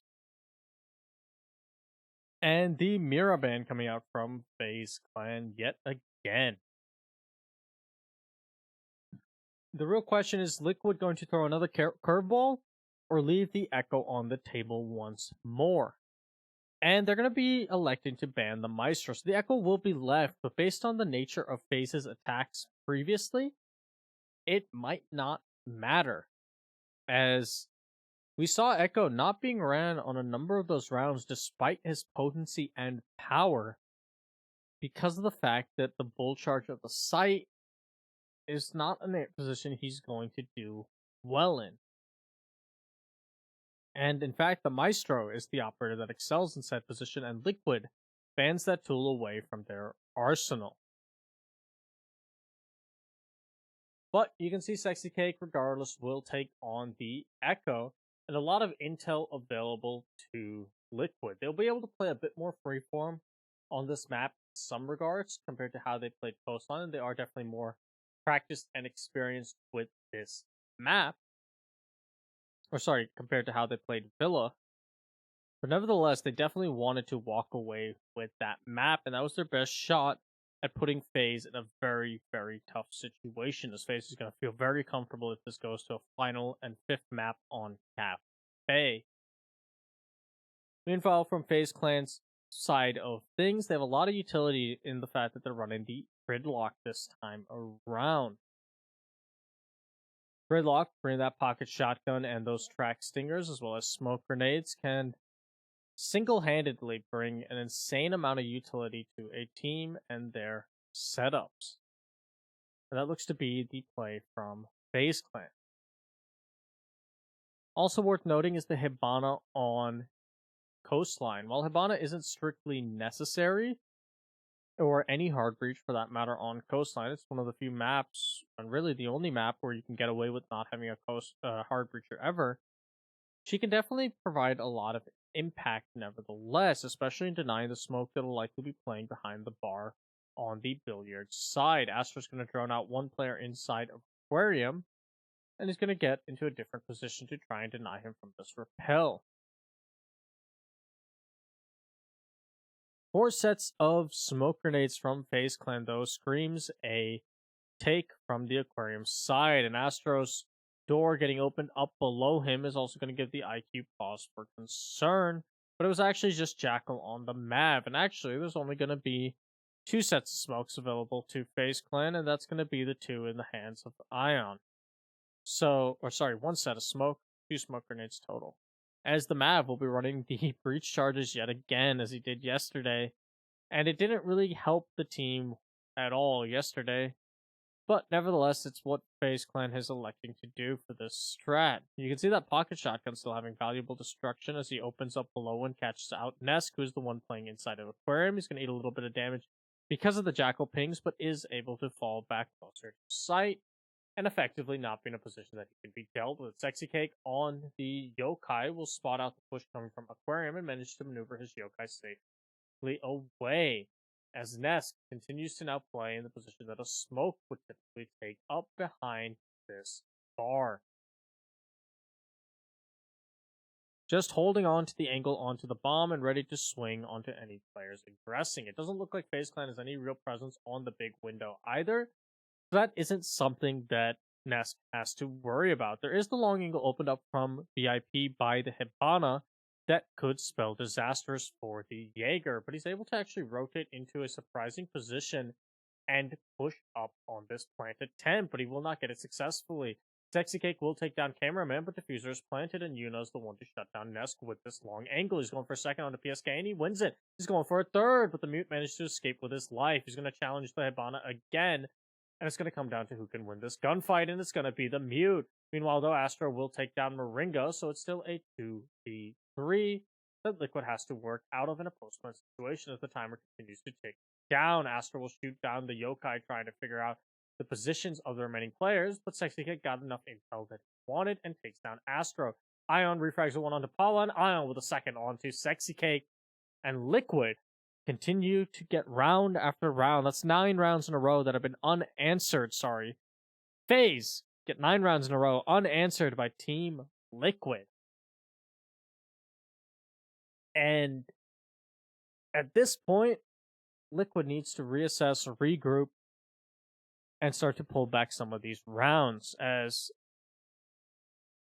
the momentum and the energy is rapidly falling out of their reach. If they want to climb back, if they want to fight back here on Coastline, their best opportunity to push, and their only opportunity to push this to a map 5, they're going to have to start getting things fixed. Kitchen service is going to be the site of choice from the members of Team Liquid, but the Gridlock still being on the field for FaZe Clan allows them to do a more service-focused take. It's something you'll see quite frequently from a Gridlock, where she can throw out her smoke grenade, cut off the main line of sight service doors, and then throw out some track stingers to deny a player from being able to push up into the service side of things. It's a strategy we've seen employed time and time again, and the best way to deal with it if you are on the defense, focus more on the bathroom hold, either have a bullet camera to see through the smoke, or possibly going for some runouts above for the main lobby door. And you can see PSK already setting up above for a potential jump out or just a nitro cell in case it is a service door side push. And Moringa has the holes made in the bathroom to stall out, stop a player that may try to charge in from the service side. Astro, once again tasked with this aquarium focused clear, and Cameraman is going to be coming up to Hookah if they want to clear out the top first. I'm just break open the window once though, and instead take up a different angle, it appears. Ion, Mav, and Astro, though, all pushing in from the aquarium side, looking to find good use for Jackal's breach charges if they can get control of the top floor and begin opening things up.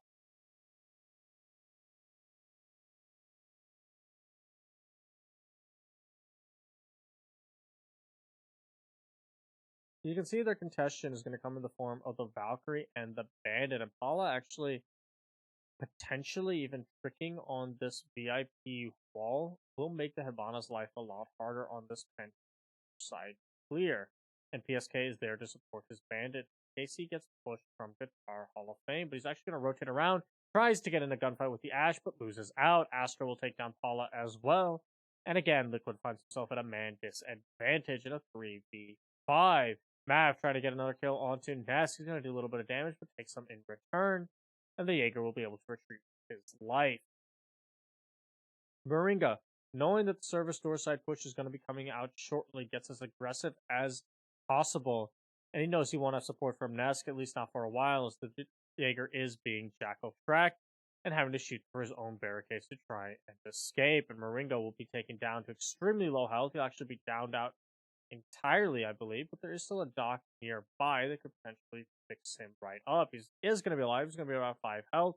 The dock trying to get in a position to heal up his teammate in the smoke. That's going to be 1. Will there be time for a second? Indeed, there will. And the smoke can now take another gunfight. And he's going to pop up and down Astro, the gas canister going out to try and finish the job.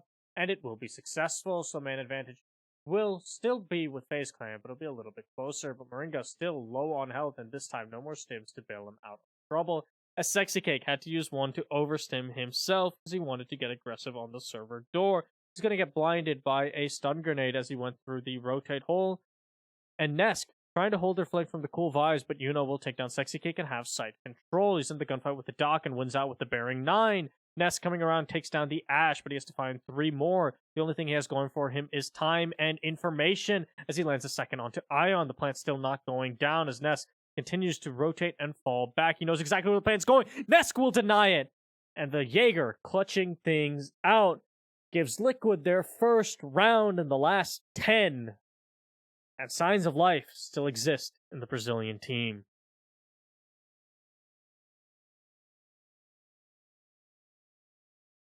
That's showing to everyone why he's often considered the best aimer in the world, winning out on miraculous gunfights there, and it just headshot after headshot for the montage moment. Beautiful plays from the Jaeger to clutch things out.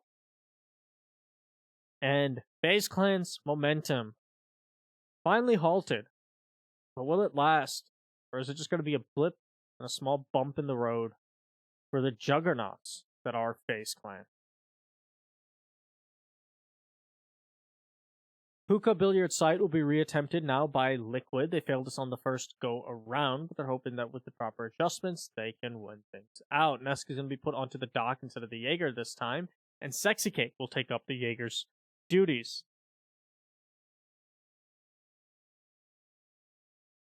This will ideally allow Nesk to play a bit more freely off site, but he's not going to have as powerful of a gun or the 3-speed factor of the Jaeger. He does, though, have an ACOG now, and can take multiple gunfights.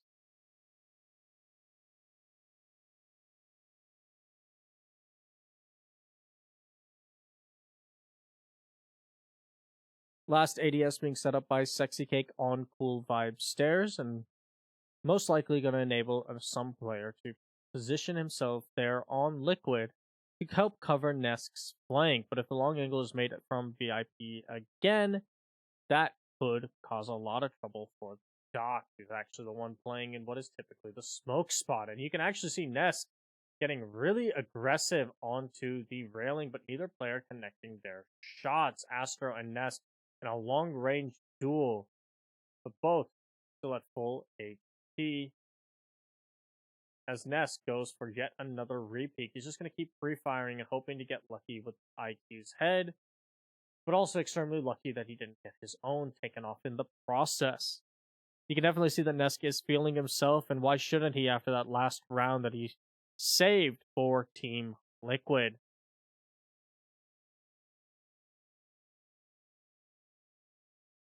You're going to start to see the rest of Faze Clan maneuver in position to assist their teammates on the aquarium push, and the Ash of cameramen making sure that Yuna can get in position to open up the long angle from VIP. Going to set up another drone on flank watch as Yuna calls his own in for other purposes. Nesk still wanting to be aggressive on this aquarium side door, and he does have Sexy Cake to help him, who has some bullet holes and punch holes that he can peek out of the contested side. Nesk is going to overheal, so we're likely to see him start taking more and more gunfights as the VIP walls will be opened up by Yuna. That's another angle now that Nesk will have to be worried about, but at least he has the ACOG this time around to contest it. He knows that it's a thing in play, and he's going to be actually peeking into it to contest it. He spots out one player trying to push in from guitar, but Yuna wins out on that gunfight. He's at about 30 HP, but ultimately he was still the victor. Ion and Yuna still very low on health, but Cameraman takes down Sexy Cake from the upside down rappel onto the billiards window, and Mav guns down PSK. Cameraman with another onto Paula. Diffuser goes down, and Moringa 1v4 now as he takes down what little was left of Yuna. And the smoke find the clutch. We saw him come so close earlier in a Pro League match day, and he takes down one, but Mav's there and waiting to shut him down. And Faze Clan not letting the earlier heroics of Nesk deter them from their path to become the three-peat champions of BR6. Nesk trying to contest this long angle and having the kit to do so, but ultimately falling one bullet short against the Hibana.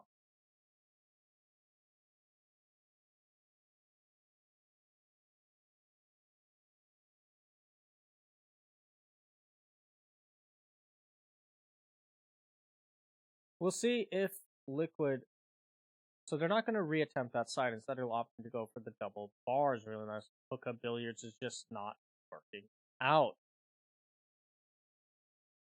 They're also going to be dropping the dock, putting Nesk onto the Valkyrie instead. So a lot more intel available to Nesk, and a gun that is arguably more comfortable for Nest, while the MPX is often undersold as one of the weakest weapons in the game, for the Latin American region in particular, it is often placed on their fraggers because of its extremely, extremely low recoil, practically none at all, a pattern that just doesn't exist, and still above average fire rate.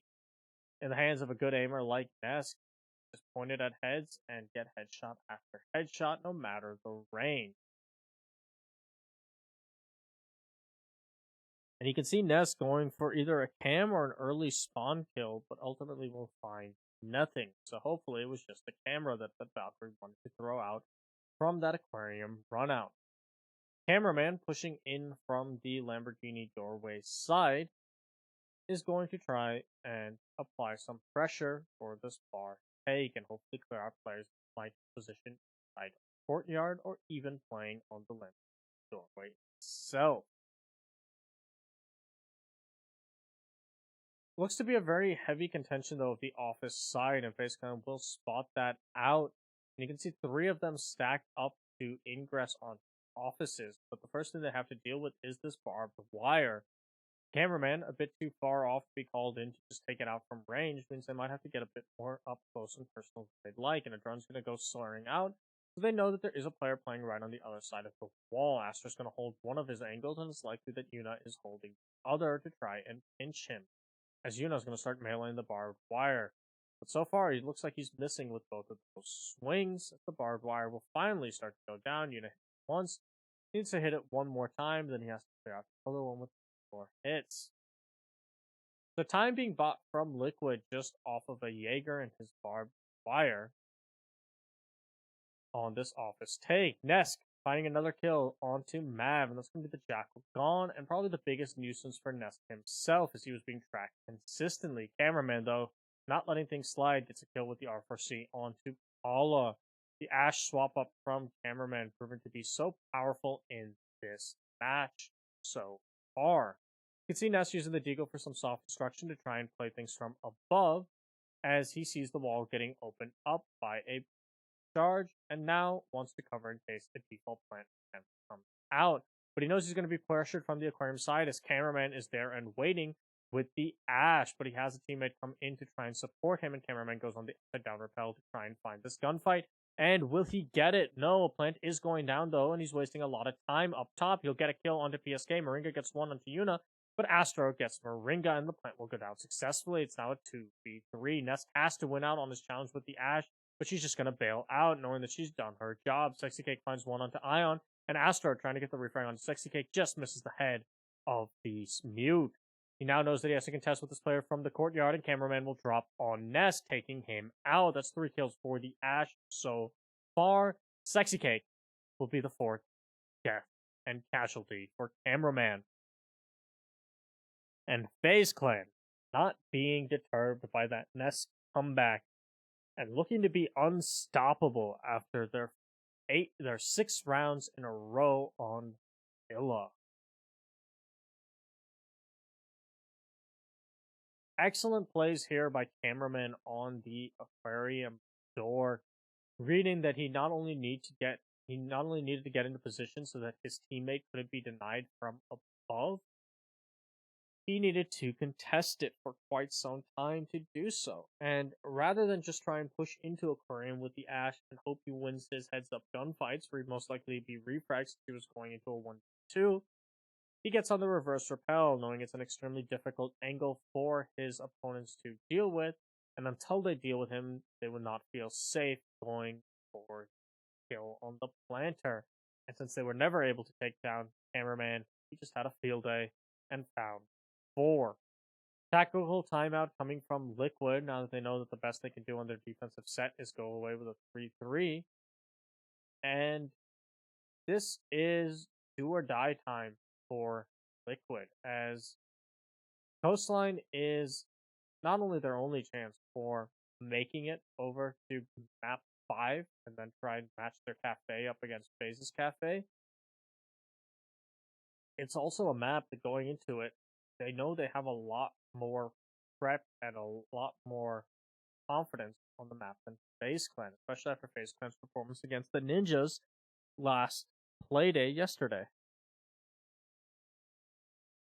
However, to be down so much on your defense and only win out one based on a miraculous clutch from Nesk, not a situation you ever want to find yourself in as a team. Now, there's still a chance that Liquid can storm back on their attacks, but at the very least, they want to be able to pull this half back to a 3-3, and then try and pull away with their attacks. Should Faze Clan walk away with more than 3, and especially if they walk away with a 5-1, it's questionable if we'll see Liquid show the same sort of resilience that Faze Clan showed on Villa. They are definitely capable of it, and they have come back in the past. Right now, Faze has been the boogeyman that Liquid just can't shake. Again, Faze Clan has defeated this team every single time, bar 2. One was the group stages of Season 7, but they would later win in the seeding match for determining who goes in as the first seed and who goes in as the second seed to Atlantic City. And the other time was a forfeit loss to Liquid in Season 9. That forfeit, of course, being because of some unfortunate power outages at the Faze Clan team house. Either way, Liquid has not really won a head-to-head against these teams, against this team since April of 2018, and they faced them a lot of times between that date and now. They want to shake this boogeyman and get back to their title as one of Latin America's best, if not the best. And right now, there's a lot of doubts on Liquid after their roster changes and the recent struggles in Pro League. Nip and Faze have been on a warpath in Pro League and even in BR6, and luckily for Liquid, Nip was taken out of the equation by Faze yesterday. So now they need to beat Faze. If they can reclaim their title up at the top. They know Immortals has now fallen significantly down, so they're not too worried about contention from there, but INTZ has been looking so good this season. Team 1 has a lot of potential too. And even Black Dragons is coming back to life. You can see the VIP take being employed by Faze Clan to push onto the kitchen site, the only site that Liquid has won successfully so far, and Sexy Cake and Astro will exchange bullets, but Astro coming out a little bit on top, but really not by any significant margin, as they'll both take this tiny sliver of damage. Cameraman once again on the upside down rappel, and Paula's actually going to find Mav, who tried to beat into the Bandit. Astro will get one on the PSK, so it's still going to be a 4v4, but Astro extremely low on health. But Yuna finding Nest is going to be huge for Faze Clan, and especially as Yuna finds too the Hibana just doing work with whether it be the Type 89, whether it be the Bearing 9. Doesn't seem like she can be stopped, and fitting that she carries the Faze weapon skin. Moringa, though, will respond with one onto Astro. The two British operators are going to have to hold for the inevitable onslaught coming from Faze Clan in these final 30 seconds. A Sexy Cake loses out on the gunfight with Ion, the 3 armor, just tanking through the bullets of the Mute's MP5K and winning out on that duel. Moringa's going to have to show off heroics against his former team. He's going to toss out one gas canister, and it actually will take down Yuna. The Hibana was so low on health. It's going to do a lot of damage to Cameraman as well in the process. He has to stall for 12 more seconds, and he knows where the plant is going down. So he'll force the planter off of it, and he's trying to cover the angle, and will actually down the player that was supposed to be covering for Ion and win out. Moringa with the 1v3 clutch against his former team. And Liquid, they're going to make magic happen as many times as it takes on Kitchen and win this map. Or at least that's the plan. Can they do it? We'll have to see. As they get to their final defensive round, their chance to tie up the half and then go into their attacks, renewed confidence. A beautiful shot there from Paulo, but once again, the hero of this round being Moringa, who's just been unstoppable with this smoke. That SMG-11, such a powerhouse of a weapon in the right hands, and Moringa's hands are definitely the right hands. And perhaps it's that bonus that Liquid gets, having that smoke skin uniform available.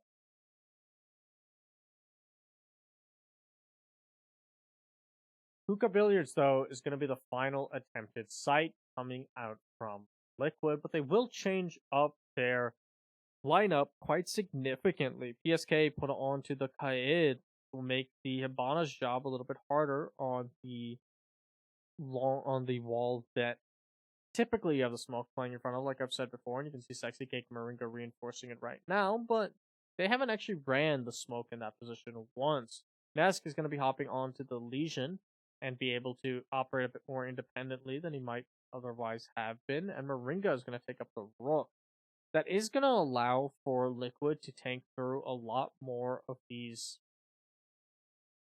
gunfights that they've been getting into with Faze Clan, but they don't really have to deal with frag grenades. The Rook's biggest saving grace, the explosive resistance, isn't going to be necessarily in play.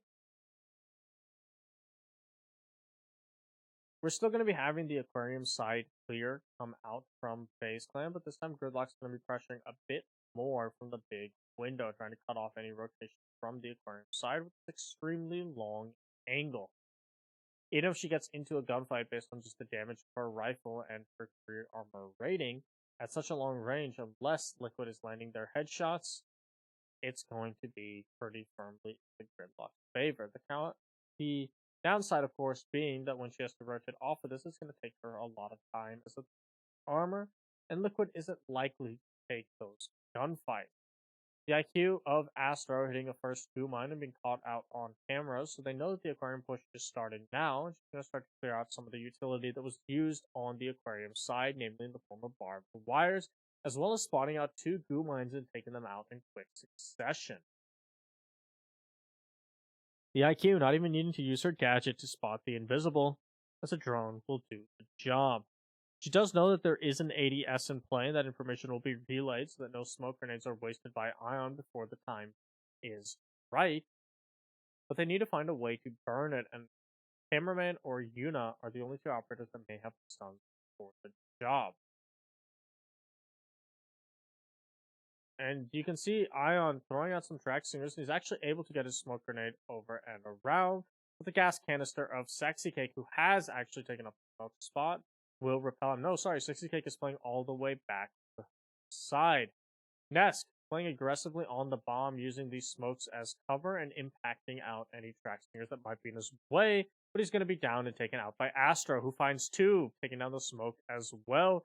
And now the play can go down a lot safer. Cameraman on the upside down repel will take down PSK.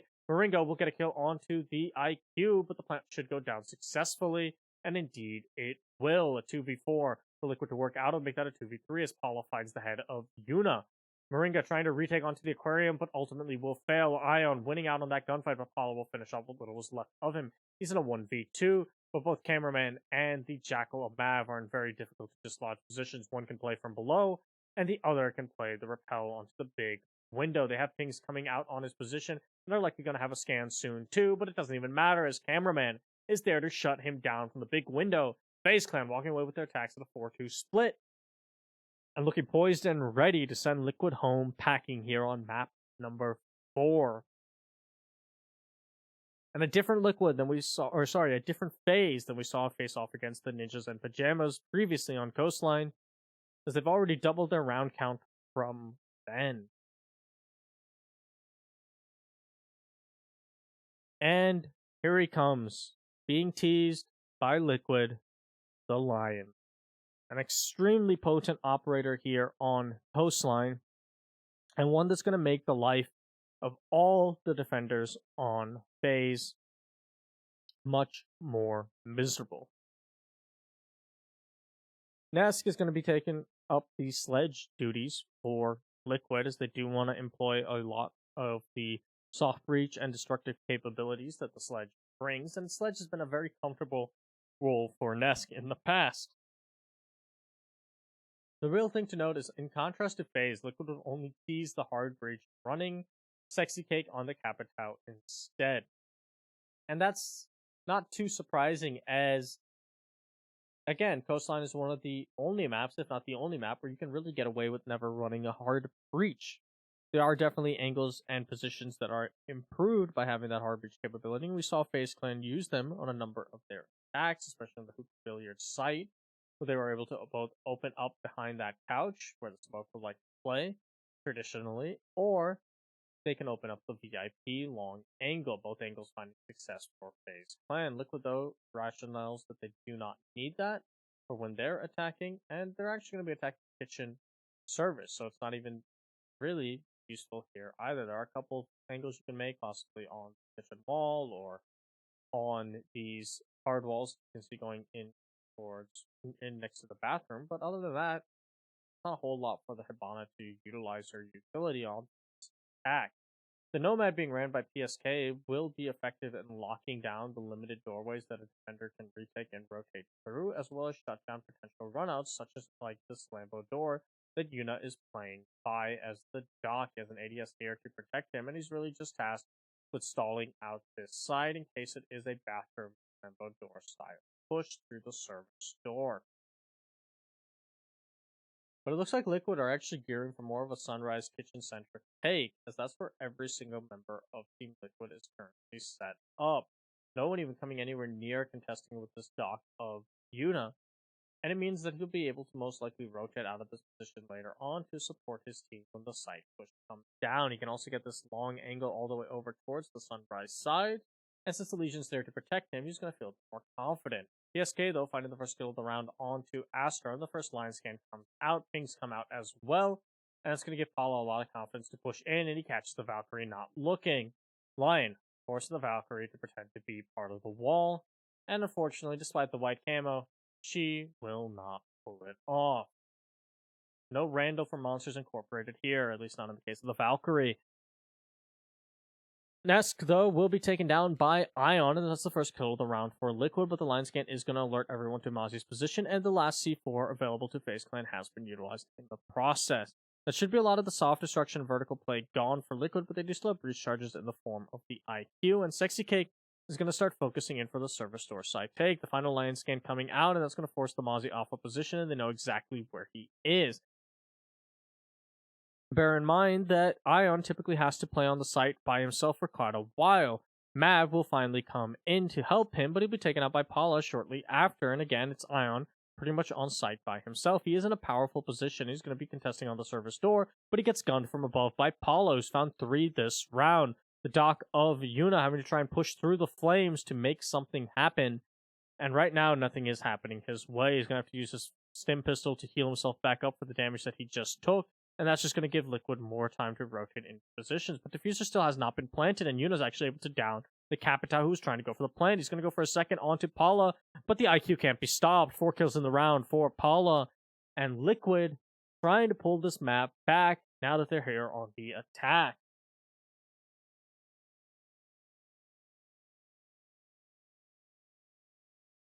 Faze Clan has often put Ion pretty much on the site by himself whenever they defend this kitchen service, and it cost them dearly when they were playing this against Ninjas and Pajamas.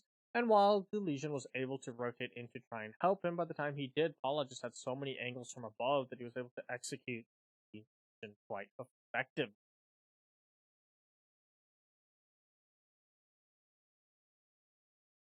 Faze Clan calling a tactical timeout, not wanting to let the momentum slip from their fingers now that they're here on the defensive set. And they know that if they just close this map out, they don't even have to gamble with Cafe, and they have the lead right now. They've looked like the better team on Coastline. Now's the time to prove it, close it out, and lock things down. But as of course with any single timeout that is called in Pro League, the other team will be able to converse as well, and Liquid will likely be formalizing their strategies for the rest of Faze Clan sites.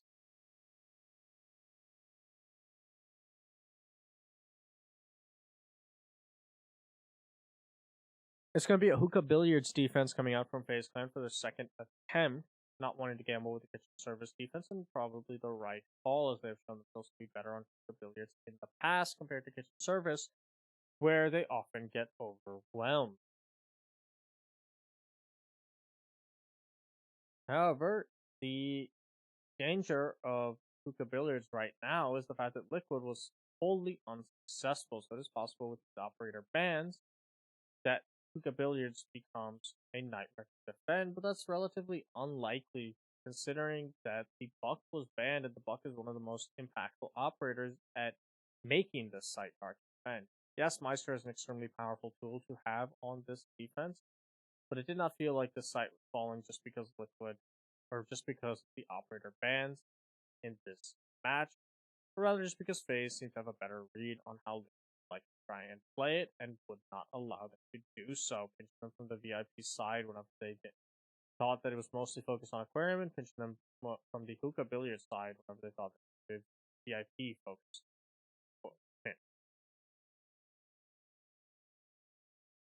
Moringa still on the Lion, likely to be just as potent this round as he was previously. This Liquid aren't going to be changing up their lineup one bit, knowing that it is more than capable of going up against any site that FaZe Clan might throw their way. You can see Nest and PSK working their way in quite quickly to the Sunrise Bar's side. They don't have a buck, so they can't start opening up the floor like the way they might do otherwise, and trying to dislodge the anchors that are on the side. However, they do still have the frag grenades in the hands of Nest.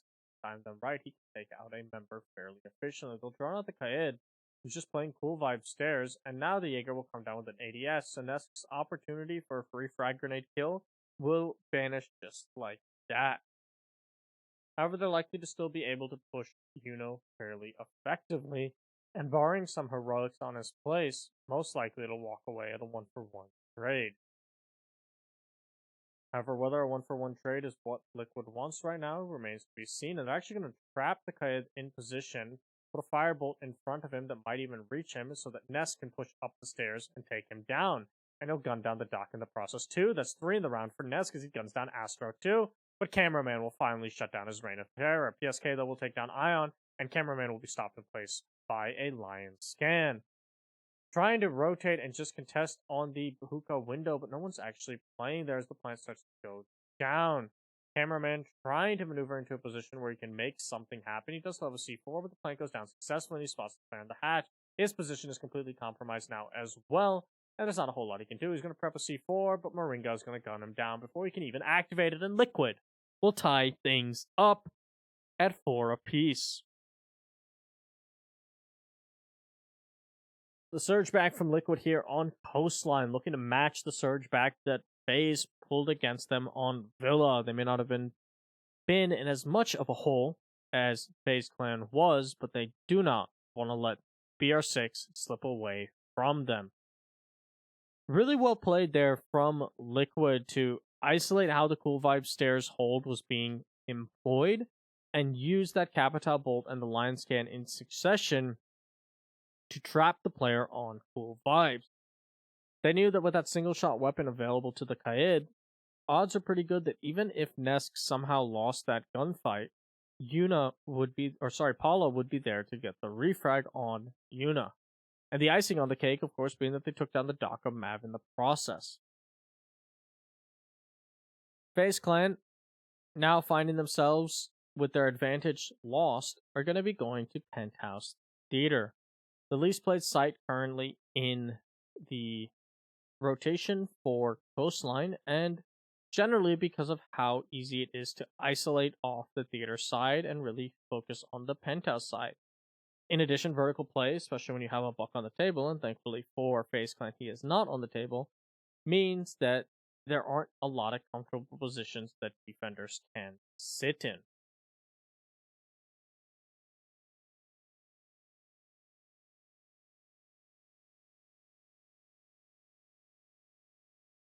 The Lion so far from Liquid has been very effective in setting them up for when they want to go for their pushes and their executes, and it almost makes you wonder why we haven't seen Lion be ran by Liquid yet on some of their maps, such as Consulate, where he is also extremely powerful. And Liquid has always been a team that's been good at utilizing Lion.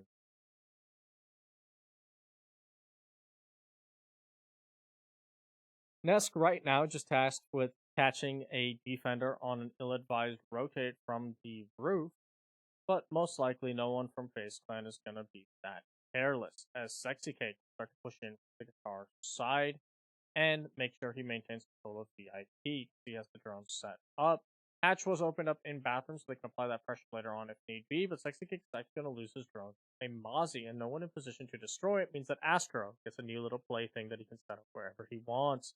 It's time for the bookshelves as the drone needs to do some of that brain games. It was on the book. No, actually, it's time for TV. Let's go onto the couch. Cameraman still tasked now with the Lambo door. It's his responsibility. And Sexy Cake finding out that there is another Mozzie on the doorway. He's never getting a drone through there. He has to shoot it first or just sacrifice a drone to it. And it looks like a drone will be sacrificed to it. Cameraman with a well-timed impact to try and take the gunfight with the lion, but will ultimately lose out at that range with the UMP, not landing a single bullet on the lion. And the first scan comes out. Takaya trapped in position, but managed to go prone to duck under the bullets. But he will be drawn out again. He's going to be able to shoot it down. Liquid starved for drones at the very least, but they have a good amount of pressure on the side. The hatch drop coming in the next line scan as the repel comes in.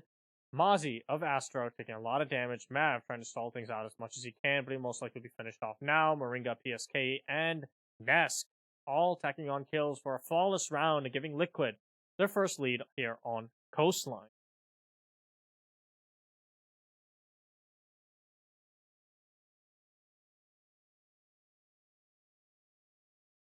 So far, FaZe Clan unable to find a single site that really works for them. They've rotated through every site at this point outside of bar, or about outside of the double bars. And we might see them go to the double bars as their adaptation and Hail Mary play, or we might see them go back to something like kitchen and service. But it seems like Liquid's attacks cannot be stopped, and indeed it is going to be the kitchen side of things. Hopefully they don't leave Ion on an island, but judging from their lineup, they most likely will once again. If Liquid is able to read into this properly with a well-timed line, they can easily pinch out the Mozzie and just get site control for the kitchen side the way the ninjas did. A large part of why these kitchen defenses did not work for FaZe was because the ninjas in pajamas caught on to the fact that they just put Ion by himself towards the service side for the longest portion of the round. Most of the other roamers being focused on trying to hold upstairs or by the courtyard or by the Lambo doorways, and ensure those are all important angles to hold and contest. But ultimately, the Mozzie isn't necessarily the easiest operator to hold onto a site all by yourself with. And he would just get overwhelmed when the line scan came out, and it would be fall down to a retake strategy from FaZe Clan. When operators like Nomad are also on the table, a retake strategy becomes extremely difficult. First Nomad charge being used on the Lamborghini doorway, so there's not going to be any runouts from Yuna to try and deal with players pushing in from the service door. As PSK just checking to make sure that the default camera was taken out by his teammates, making sure they're on top of things, and they are indeed. Rest easy now, knowing he has players that play at least a little bit of rank.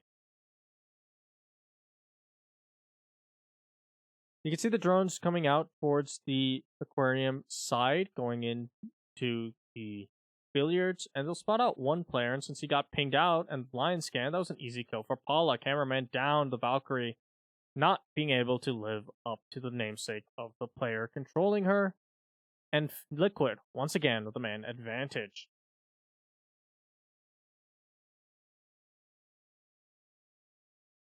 Top floor control, at least partially in favor of Liquid now, but it's likely they still have to contest with players inside of the penthouse and theater.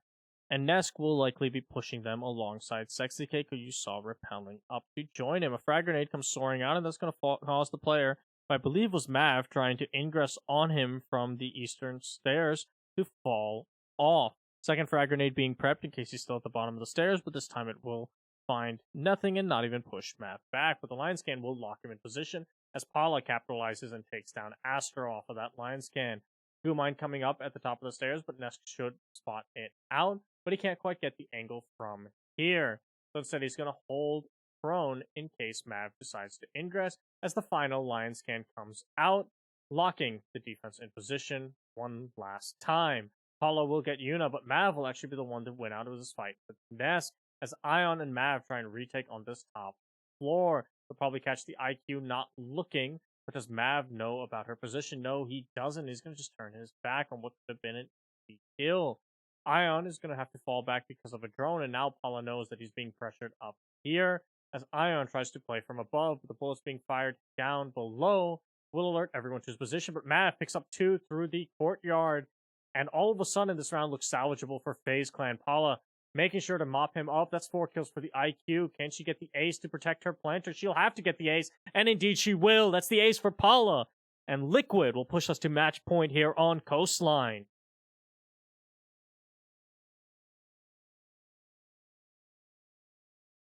Once again, Liquid's attacks just looking insurmountable for FaZe Clan. They're going to have to find something new and something different if they want to make things work.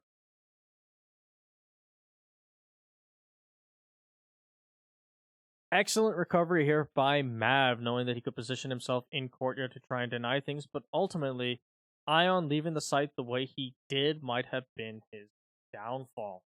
He wasn't likely to survive for long on the site, but his entire rotate and flank was always in the wrong positions at the wrong time.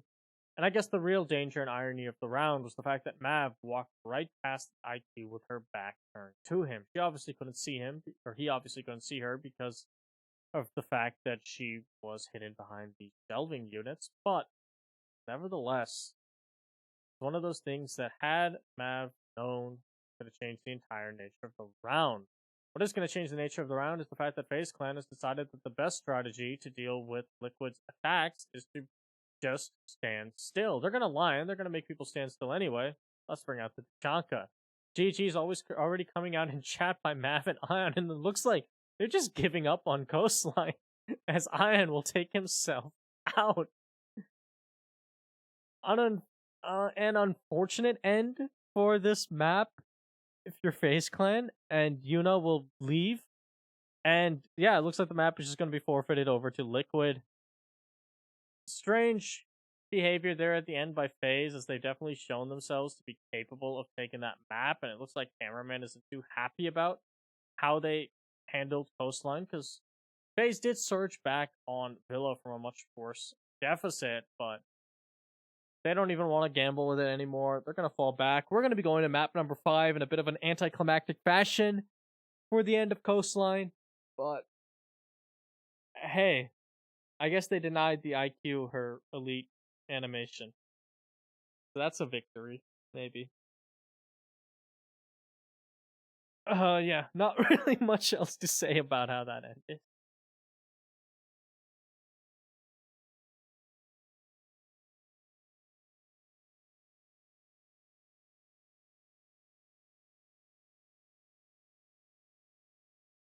Final map coming up, and it's going to be Cafe. Last time these two teams met on Cafe, and the only time these two teams have met on Cafe, the new Cafe, to the best of my knowledge, it was a 7-5 for FaZe.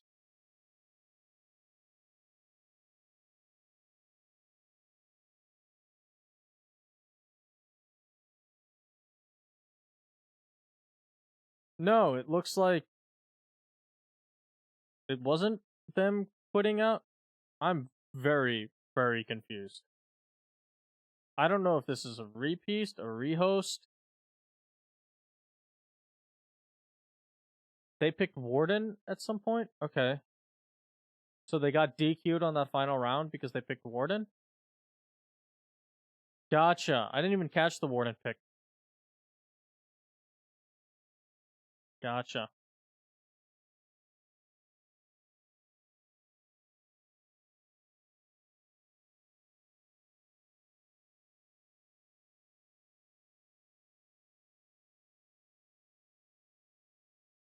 But this has been one hell of a match so far, and so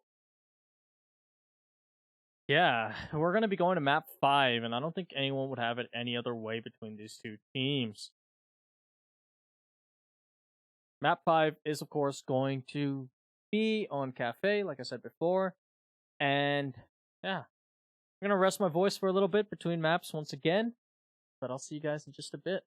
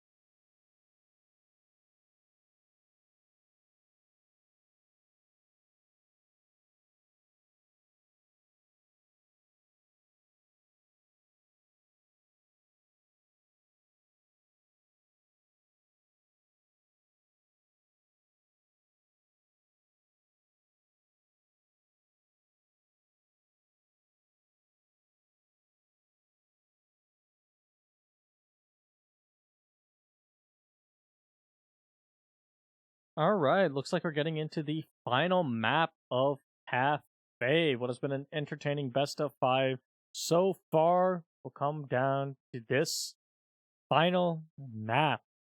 Will it be FaZe Clan getting the three-peat, or will Team Liquid lift the trophy at BR6 for the first time in their career? FaZe Clan wanted to make an impact before they go off to the major and represent Latin America there, and if they go there, they also want to bear the title of Latin America's best. Meanwhile, for Liquid, they want to get some silverware because the next best shot they have is most likely SI. And Liquid, being done with themselves and disgusted, are going to ban out the lion that they abused so beautifully on Coastline. It looks like they're also gambling on the fact that they're on defense first and they don't want to throw away a lot of rounds, but a peculiar decision considering that it was Liquid that proved to be so potent with the lion. Maybe they just felt bad for their teammates, especially due to the unfortunate end of that final round where they got Warden on a random pick, evidently, and as a result had to forfeit the last round.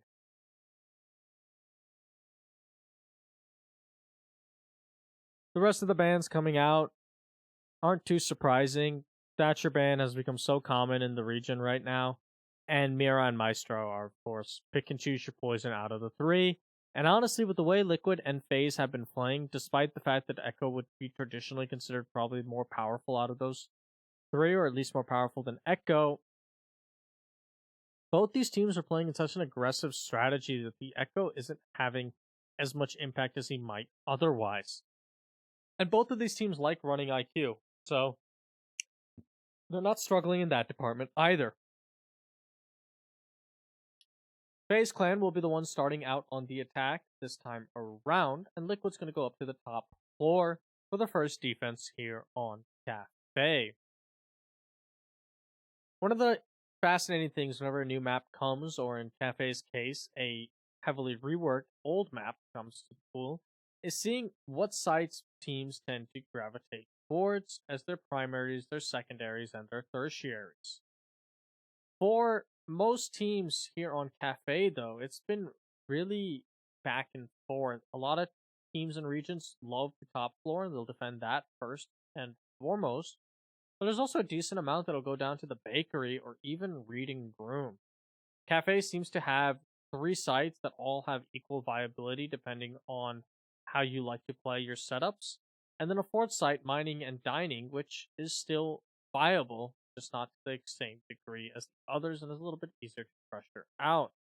Nesk, you can see, has these opened up holes at the top of the windows that's going to alert him to any sort of repelling and allow him to get a little bit aggressive on those windows or fall back based on the read that he makes from the sound. Buck finally left on the table for FaZe Clan, and he's going to be used immediately by Mav to open up his hatches.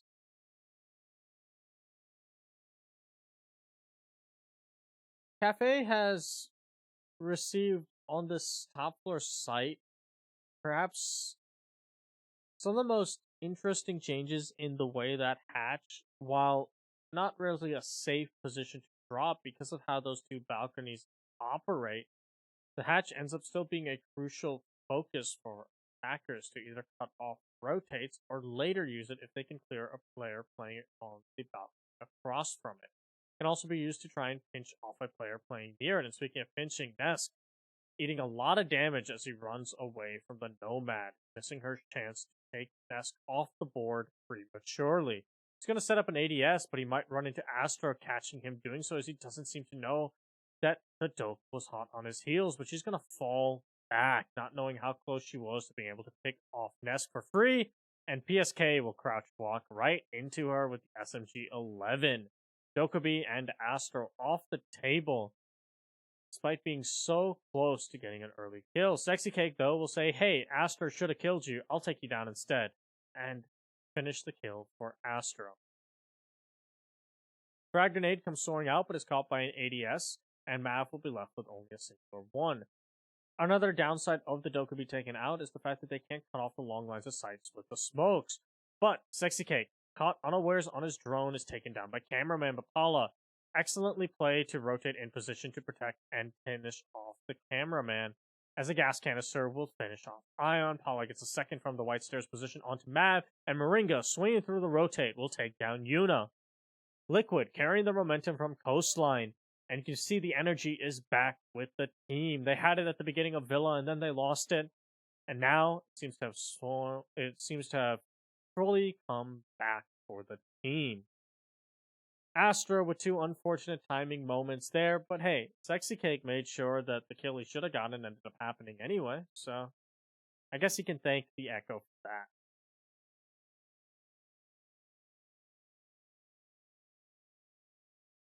Team Liquid, back to a roaring start, but we've seen Faze show resilience before. Back on Villa, they strung together 6 rounds in a row, despite their 6-2 deficit, in order to pull out the map.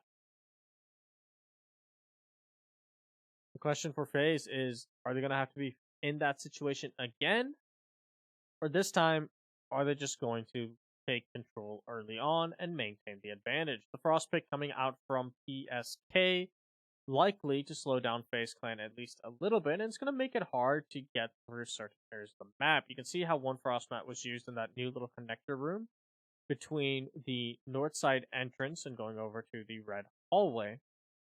And the double frost mats actually in that position means that that window vault is pretty much inaccessible to the attackers, as they will either have to shoot out the frost mat when they leap over it, and even if they do, they won't be able to get both of them, or they'll have to take a gunfight if a player is playing nearby there, in which case they'll still get caught on the frost mat. There's pretty much no way on that window vault that you're escaping intact unless you're able to destroy the frost mat prematurely, either due to a frag grenade or you just bypass the window, push it through the door, shoot it, and then can rotate through later. But it is still going to cut off an entire avenue for the attackers, and it looks like that's why Liquid is banking on the frost. The final one is used on an exterior window, and that can be dealt with a fair bit more easily, as the attackers can go on upside down rappel, and the cameraman is going to do that, but it's actually focused on the main door instead. Cameraman back onto Nomad duties, dropping the Ash that he was having so much success with on Coastline, as they know that they need to get those air jabs in position to lock down Liquid at least a little bit, and they want Cameraman in that role. Ion, the other player that plays the Nomad most frequently here on Faze, instead will be on the IQ.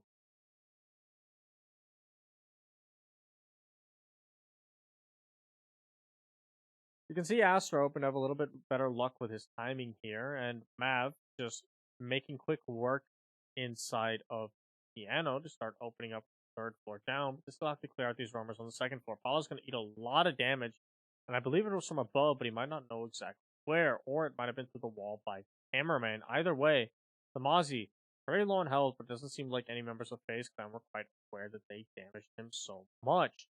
The Mozzie tests likely impeding the droning a fair bit. Cameraman will eventually get his drone here, but the Mozzie, completely falling off the position, will vacate the train room and allow Faze Clan to take control. Astro in a messy gunfight here and will lose out to Paula, who swings on him with a super shorty. Good night to the Dokkaebi, and Liquid still maintaining their momentum right now. Ion holding the rotate into the library, but Yuna will finish off Paula, and Ion will get one onto Sexy Cake. Next gets one back onto Yuna, but Cameraman is there for the refrag. It's going to be a 2v3 with the smoke and the frost having to hold down on site. A little bit of damage done to Cameraman and Ion, but nothing too significant. However, any little bit of damage done when you're going into a smoke can prove quite detrimental, as both the gas canister and that shotgun is going to feed of as little health you have. Cameraman taking up the angle, and it looks like Faze is now rotating over towards a bakery side push. Now they have the top floor control they wanted, but PSK taking down Ion with that Frost's 9mm. It's going to put man count back even. Mav, though, is going to take down his Canadian brother, and with the buck, and Mav gets the second kill onto Moringa as well, and Faze will equalize at 1-1.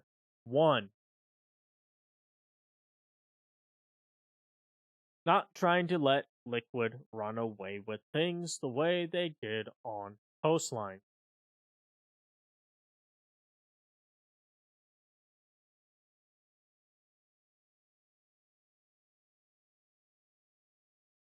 FaZe Clan, while a little bit messy, ultimately prevailed on that round because they did have an efficient roam clear of the top two floors. And it got close because the equalizing blow from the Frost was able to make it a 2v2 onto the site, but ultimately they did win those gunfights, Mav being able to swing in onto the two remaining anchors and do a fair bit of work.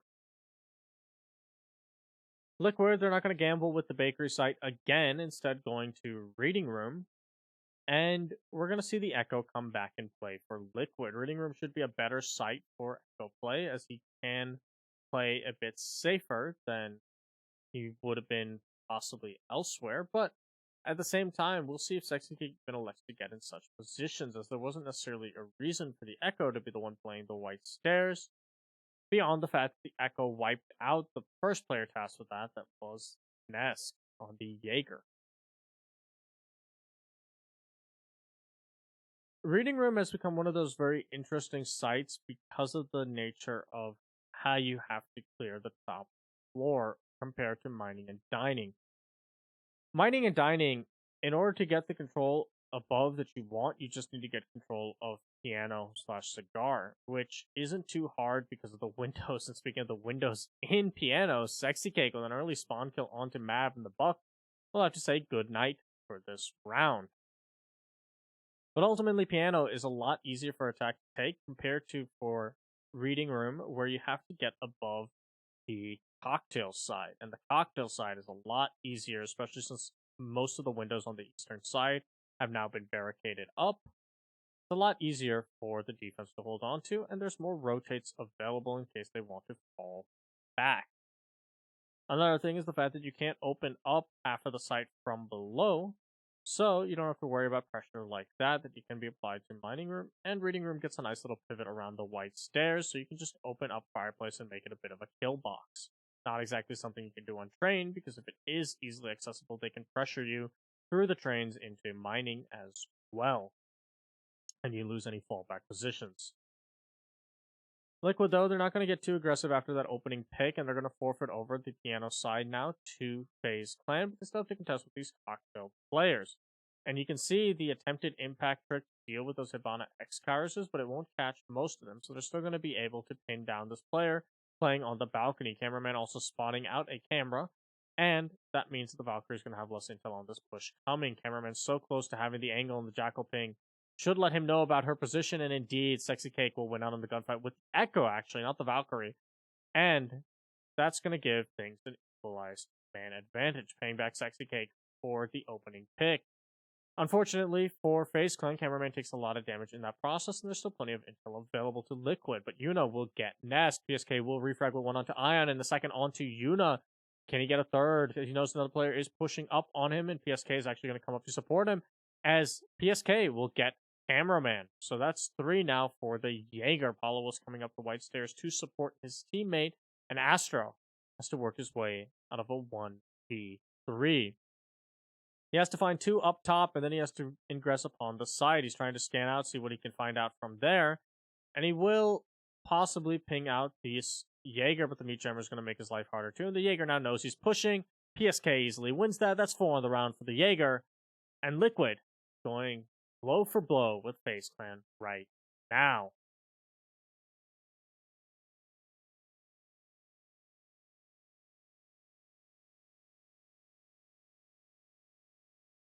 Ultimately, FaZe Clan stalling out heavily on their top 4 clear, and arguably, even if they had successfully achieved it, losing the Buck so early on to the Echo spawn peak loses the main operator to even want to get that top 4 clear for, and that's the Buck to try and start putting pressure now onto the site players. They might have still had some breaching charges available, and of course they did have the Jackal's pocket shotgun, but it wouldn't have been nearly as effective as a Buck just going ham with the skeleton key. Looks like a tack timeout might have been called by FaZe, as Silence will put his headset on, and Liquid and FaZe will both get an opportunity to talk to their coaches, reassess, and figure out how they're going to close out the rest of this half and what they're going to do when they go to the next.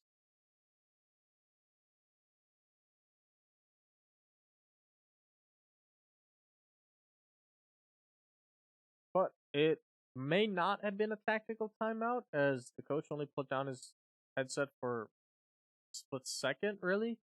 And Faze's coach did not talk. So I'm not entirely sure what the pause was about, but we are back into the game now. And PSK swapping off of the Echo onto the Kaid as they go to the bar cocktail site. The Kaid's most likely going to be used inside of Freezer, and you can see that's where he's setting up. And in this position, he can do quite a bit at just denying Piano Cigar take, especially if they've given him impacts as well. So he can try and go for some back tricking, which is possible on a handful of walls from the right angles. Of course, he can also just go for Electroclaw tricking if that's what he chooses to do instead. We've actually seen some Kaids before go down below to Electroclaw those walls, but the danger with that is once it's read by the attacking side, they can either send someone down below pretty easily to take them out, or they can just get a Twitch drone in position, which will handle the job quite efficiently and require no expenditure of manpower or energy to take out the Electric Claws. The Thatcher ban that was put in place by FaZe Clan themselves is actually going to make it a lot harder to deal with these Electric Claws. And FaZe Clan, they're not running the Maverick the way Ninjas in Pajamas likes to on this map for that very purpose, where they can map trick the walls that have been faded instead and open things up with the Buck or Sophia. So FaZe Clan is going to have to bring some sort of other adaptation to deal with these Electro Claws, as Nesk playing extremely aggressively on the red hatch. This is a position that you don't see. Just standing on top of the stairs, but the air jab's going to knock him down when he tries to retreat, and Cameraman's there to pinch him out. A valiant effort from Nesk, with the drone work being on point from FaZe Clan and the air jab already set for his drop, will mean the mute will be silenced. FaZe Clan this time being the ones with the man advantage, and they're going to be looking to turn this into a better site execute than the previous time when they attacked the top floor. Cameraman, though, has used up all of his nomads, so he's going to be a bit more freed up to do as he pleases, as Yuna's actually going to be thermiting the other wall to try and take out part of the freezer wall. Actually, no, he put it too far over, so he's just focused onto the wall towards the cocktail side. Cameraman knows there's another player inside of train and will exchange a couple bullets in his direction, but none will connect, as he'll start to rotate off and possibly push up white stairs for that clear. As FaZe Clan is starting to get the go-ahead for their execute, they have the walls that they want open, and Aster is making sure to cut the thermite while he goes for this. Paula rotating out of position from the trains, and the first plant is going down, but Paula is below with a C4. He can get two here, but he only get one, and it's not the planter. They don't know that they haven't denied the plant, and the plant will go down successfully. PSK trying to prep out a second C4 and throwing it on the default plant, but there isn't anyone there. Moringa will take down Yuna, so it is up to Cameraman and Ion in a 2v4. Cameraman is positioned in a decent place to stall for time as Ion tries to get up top to the skylight. Cameraman will find one onto Moringa, but he'll take some bullets as he tries to escape. They know he's blocked here in Freezer, and it's up to Ion to cover from above. But Cameraman just getting kill after kill. Sexy Cake will finally put an end to the Nomad's reign of terror, and Ion has to play this from above, and Liquid has to hope to land a beautiful shot. Ion trying to fire some bullets over, but PSK, he's there. He takes him down. Sexy Cake's happy. Liquid steals away that round from FaZe, and it's going to be 3-1 right now for Liquid. FaZe missing out on the opportunity to equalize and start to push things closer to a 3-3 split at the half. Liquid just seems to be renewed with energy and vitality, while FaZe seems to have subdued a little bit. They're going to call for a tactical timeout, figure out what exactly they can do to fix the problems they're having. They know they're a better team than this. They know they can go toe-to-toe with Liquid. They have done it on the previous maps. They stole away Villa. They want to steal Cafe as well. And they're not going to let Liquid get their energy riding and run away. But the unfortunate ending of Coastline is also likely going to be weighing down on these players' minds, knowing the extreme bad luck you have to get auto-picked into a Warden and forfeit the round on match point. It's one of those situations that will weigh down on this team, because if they do fall here on Cafe, and they look back and say, yes, we were losing Coastline, but maybe we could have given it our all for 2 more rounds, pushed it to overtime, and changed the narrative entirely. Finish this out in a 3-1 scoreline.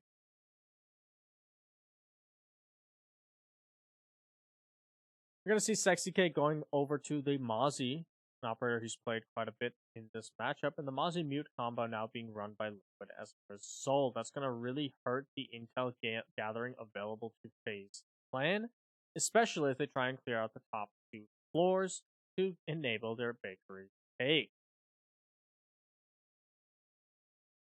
In addition, Nesk has been put onto the Valkyrie this time around, so he's going to have a lot of intel to play with himself. And again, a gun that he's very, very comfortable with. 3 C4s available to Liquid means they're not too worried about potential plant denial, but again, Bakery isn't a site where plant denial from a C4 can really be achieved vertically. Instead, you're going to have to be throwing it out. And since quite a few of these roamers are most likely going to be up top, they can't try and get that flanked C4 the way we just saw on the top floor execute from Faze Clan. Although, again, granted, the Liquid C4 on that top floor execute that Faze Clan was employing didn't actually get the planter, but took out his coverage instead. Faze Clan just being able to deny Liquid the intel on where the plant was going down, and you saw 2 C4s being as a result. Once again, the Mozzie opening up these holes that I was talking about earlier with Nesk, and of course Nesk is playing there as well, so they are wary if someone is trying to cut off their rotate from these window repels. They shouldn't be caught unaware, and that's the whole purpose of shooting it out like that. Now, there are a couple options to get the sound. That's going to be the opportunity that propagates the sound the most thing that you do. But it is worth noting that by doing it that way, of course, you leave that small angle available to attack, should they feel daring. Some other options are, of course, breaking the glass by shooting 5 bullets into the barricade, and that won't destroy the barricade, but it will make it a lot easier to propagate sound, or mailing the bottom 2 portions that aren't exposed to the window, creating that small pixel. But again, none of those will have the same sound propagation as shooting out the top bit of a window. Aster's going to eat a lot of damage when he drops into the hatch, but ultimately he is still alive and ready for this roam clear. And the Mozzie has fallen down to the white stairs. As he starts being Jackal tracked, he's going to escape even further, possibly retreating all the way back to site.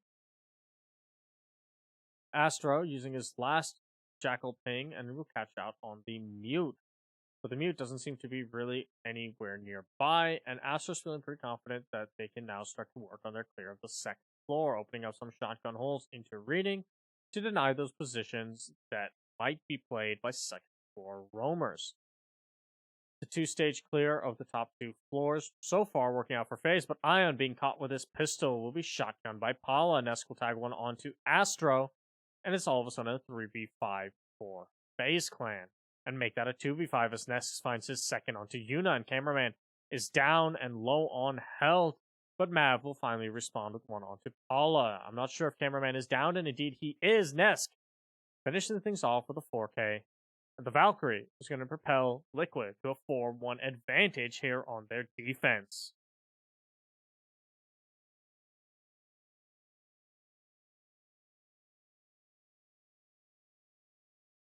Ultimately, Faze Clan, they had a 2-tiered approach to their roam clear, as is typical for that bottom side attack. They wanted to clear out the top floor, then they were going to clear out the second floor. They cleared out the top floor in good time. The Jackal not getting picked when he dropped from the hatch was huge for Faze, despite the potential opportunity available to Liquid. Then Astra was able to pretty much single-handedly cause the roamers up top to completely fall off because they didn't want to be Jackal pinged and stuck up top. Then the holes were made by the Buck and the Jackal, and that allowed for a lot of contention on Reading Room. Everything was going well, except for the fact that Ion had to use his gadget to spot out what was on the white stairs, and Paula, coming up the white stairs at just the right time with a shotgun, ended a defenseless IQ. After that, the round pretty much spiraled out of control as they couldn't pinch out Nesk one bit, and at the end of the day, Liquid will walk away the victors of that round. Reading Room is going to be the final attempted site from Liquid, and they're going to be hoping to walk away with a 6-1 split, so they don't even have to gamble with the nature of their attacks. They'll be feeling pretty confident in pushing this thing overtime at least. As they know, Faze Clan will have a number of nasty setups available on defense. I believe in Pro League last time these two teams met up here on Cafe. First time they've played Cafe and the only time they've played Cafe so far. When Faze won 7-5, Faze also won 3 of their attacks, or rather 4 of their attacks, I believe, as I think it was a 3-3 split at the half, which Faze started out on defense, and then Faze ran away with it on their attack. This time, it looks to be the opposite story, as Liquid is running away on their defenses. And that means that Faze is going to have to change things up, just like Liquid are, when they go to the side swap, because it's not going to be a repeat by any means of the previous match. Astro being tasked once again with clearing up this top floor, but this time Zofia is going to be his operator of choice for that purpose. You can see that he's already used up both concussions, either to burn out ADSs for the Buck to have a field day later on with some frag grenades, or to catch out the player. And I think it mostly just burned out ADSs, but they could still get a frag grenade into the position that is being played currently, I believe, by Paula on the Valkyrie, but it might be Sexy Cake on the Echo as he played it previously, and indeed it is going to be Sexy Cake on the Echo right now. Astro's going to notice that he now has the opportunity to push in from the bar side, but a C4 trap ready and waiting from Nesk will be detonated off of a call from the Echo drone. And just like that, the spearhead for Faze Clan off the board. They're now going to have to adapt and figure out a different way to dislodge Sexy Cake and Nesk from their positions up above the cocktail side. Flashbangs come soaring out, and it won't actually connect and blind anyone, but it does let them know that if they want to throw out a nade, they can. PSK, though, will take down Ion, and no more nades as Paula gets a C4 on Mav. Sexy Cake tags one onto Yuna, and all of a sudden it's Cameraman looking at a 1v5. Can he pull off magic?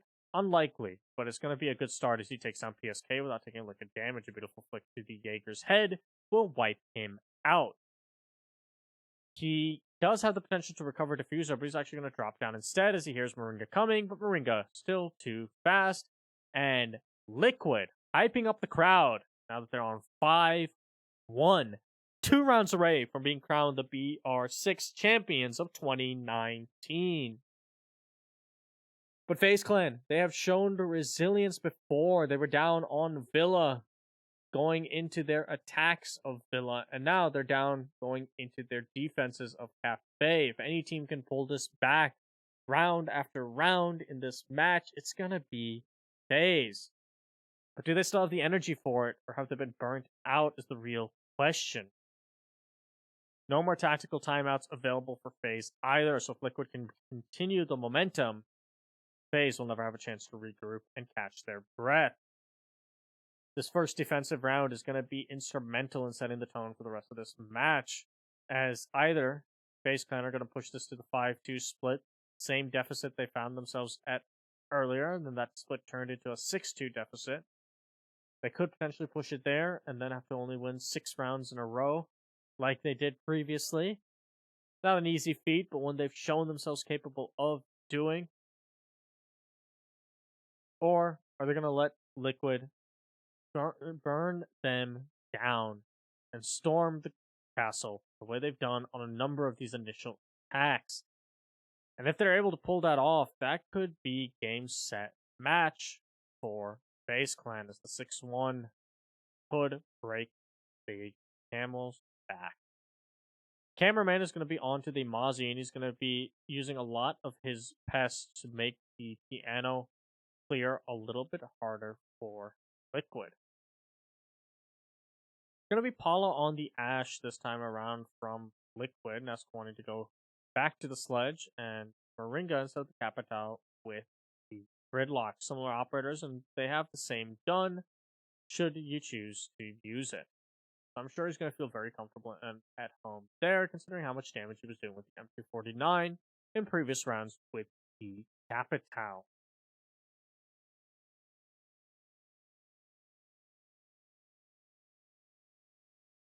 Ion is going to be on a lower floor roam with the Jaeger, and he's actually going for a quick run out, and he's going to take down Paula, so the Ash is off the table, but Moringa is ready for the refrag. sitting back a mile away outside of the Christmas market.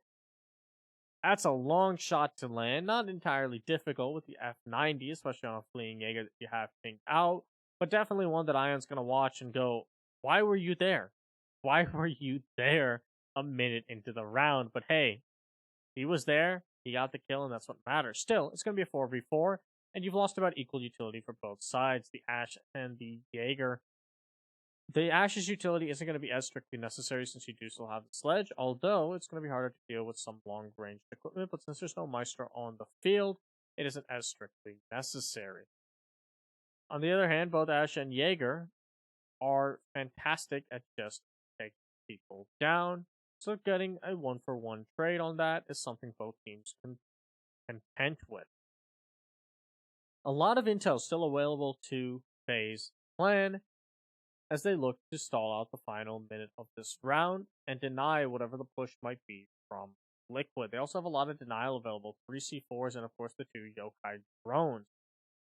The Electroclaw being thrown up is going to catch the same wall already being Electroclawed, likely put there in case you catch Cricket, but still a bit of a peculiar place since there isn't any Thatcher on the table. So Electroclawing that wall isn't going to be any easier to remove. Astro doing a lot of damage to Moringa as he peeks in, and he's going for a second onto Nesk. He will land the shot. That's going to be the first kill for the Qaid, and he has intel on where the potential plant is going down. He takes on the Thermite as well. Astro just making the freezer his home, but PSK will finally end him. Yuna, though, will pop up and get the refrag, and Moringa is just in hell right now as the Yokais are making life difficult. They have all the intel on where he wants to push from. He has to rotate around. He's very, very slow doing it. He gets to the top floor and takes down Mav, so it is a 1v2, but he's got 2 seconds left. Doesn't even have time to get to the diffuser. Yuna's going to end his life with a bearing 9. And FaZe Clan, showing they still have signs of life in them, will push us to a 5-2. Still a long way to go if you are FaZe Clan and trying to win out this match and this map and BR6, period. But they've done it before. Just going to have to do it again.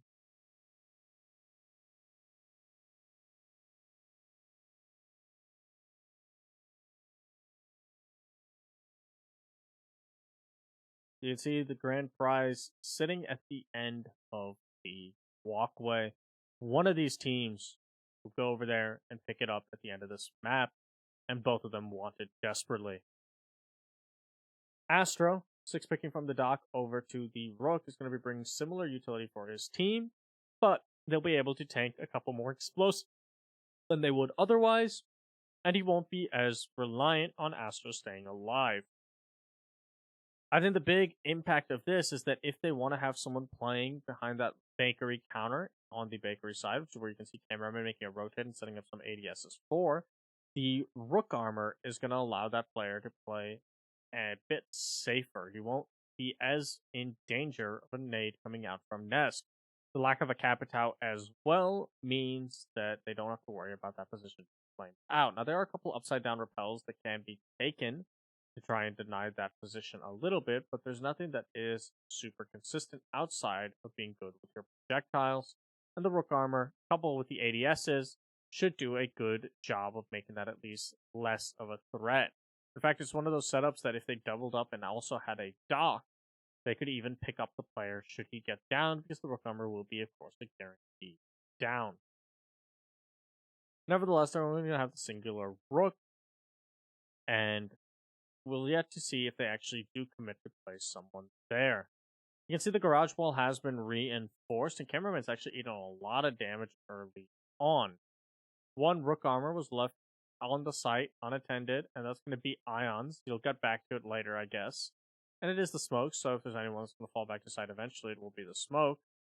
But he's playing a dangerous position, and is sacrificing some of the utility they could have. The real danger of Rook armor, I feel, when you are a defender, is just how long it takes to get it. It will slow down your prep phase fairly significantly, because you have to run to the armor, pick it up, and then go and do your business.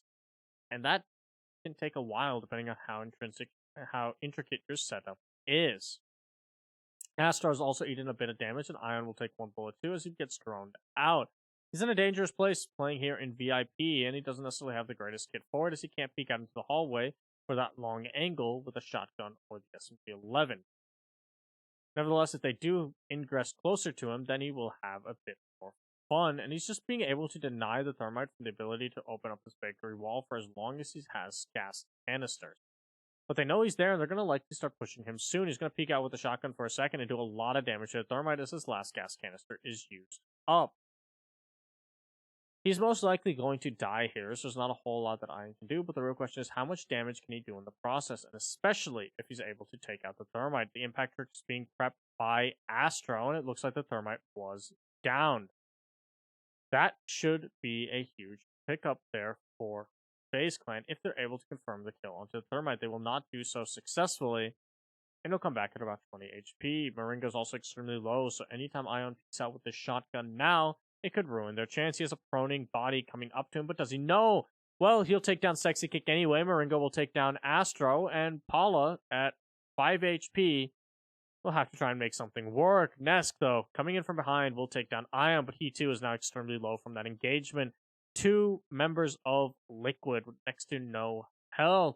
Sexy Cake will have to do the bulk, PSK will have to do the bulk of the work for Liquid here on the IQ, especially as cameraman takes down Nesk.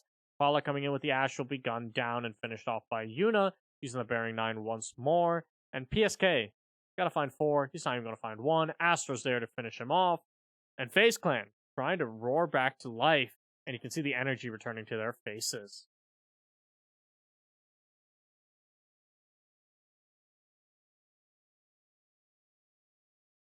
It looks like a tactical timeout might be called here by Liquid, and indeed it is. They don't want to let the momentum slip, and this is the benefit they still have with the fact that they can call this tactical timeout at this point of the round and readdress how their attacks are going to work when they inevitably have to go back to the sites, as well as address the attacks of the rest of the sites. The real danger there was the fact that this Ion playing in such a dangerous position was never dislodged. There wasn't a whole lot he could do in terms of peeking out into them if they played that further back. But they wanted to get on that wall pretty aggressively. You can see Aster constantly checking the drone hole too to try and support his teammate and being ready with the impact to make sure the Thermite can't open up the wall into the back of the freezer. It was a daring setup by Faze and one that could potentially be read later and pushed from multiple angles, but it paid off this round as Liquid really didn't have an answer. We'll see what sort of adaptations, though, are ran by Liquid in the rest of this match. Count for other new looks that might be thrown at them, especially now that they're going to be going to Faze Clan's tertiary site, or to account for that site when they have to later attack it. Liquid are still very much in the driver's seat, sitting at a 5-3 compared to Faze Clan. However, Faze Clan are starting to get the momentum back and feeling themselves on the defensive cafe. And Liquid's already seen what happens when Faze Clan starts to get their engine turned on, starts to roar back to life. It means Liquid loses, despite the huge advantage they had on Villa. They don't want to let that happen twice in one match.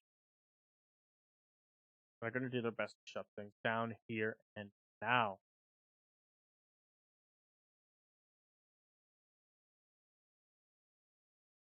It's going to be a raiding room defense coming out from Faze Clan for their tertiary site. Again, not too surprising for the nature of mining and dining versus this site. And you can actually see the smoke setting up just a singular rotate from the top of White Stairs to Fireplace. Typically, you'll see a longer line made onto Fireplace to really turn it into more of a kill box, but this will allow people to play if they want to play closer to Fireplace or inside of trains or the like a bit safer, and provided they have the proper intel, they might just be able to get wall bangs or just use their game sense to take people out through the soft wall itself. As you know, everyone on this team has great gaming chairs, so those wall bangs are very doable if they feel like it. Nesk opening up the 2 hatches is going to start the beginning of the top floor clear for Liquid. You can see flank drones being set up, and they will actually catch one player inside a piano, but he's going to immediately bail out, not wanting to contest with the onslaught that is going to be Liquid's top floor clear. They know they can do a lot of work from the site proper, and again, the piano side isn't the important portion to clear. The important portion to clear is the cocktail side. And they also have C4s ready and willing to come up from down below to deal with the cocktail push if it gets cleared out. You can see the Valkyrie figuring out exactly where her C4 would land should she set it up. We actually saw Nesk with a very similar C4 earlier take down Astra. So are Liquid going to fall to tricks quite similar to their own, or are they ready for them? That's what we'll have to wait and see.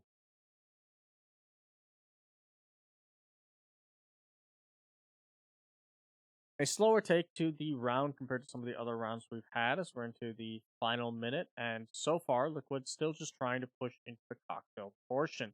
You can see Mav opening up a longer path of sight between the sites, and that's going to allow him to lob a C4 over the fireplace if he so chooses, or just peek out through it.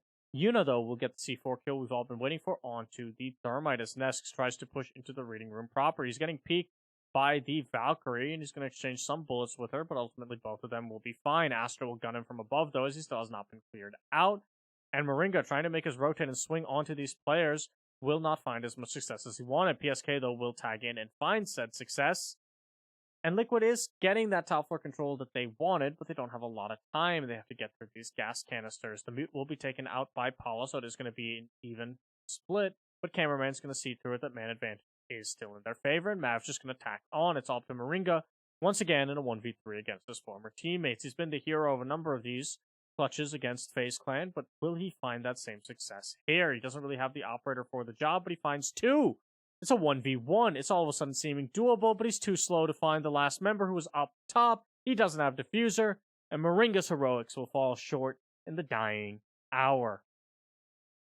FaZe Clan now looking one round away from equalizing things at a 5-5. Their defensive sets looking so much better than their attacks here on Cafe. If you're Liquid, you're finding yourself in a very, very tricky situation because once again, you're going to start having flashbacks to Villa, the map you could have ended this all on earlier. You could have stopped it there, one on Coastline, and you'd be lifting up the trophy and celebrating with your friends and family right now. Instead, that's not going to be the case for Team Liquid. FaZe Clan has shown remarkable resilience throughout this match, and it's really been a hallmark and a testament to their character.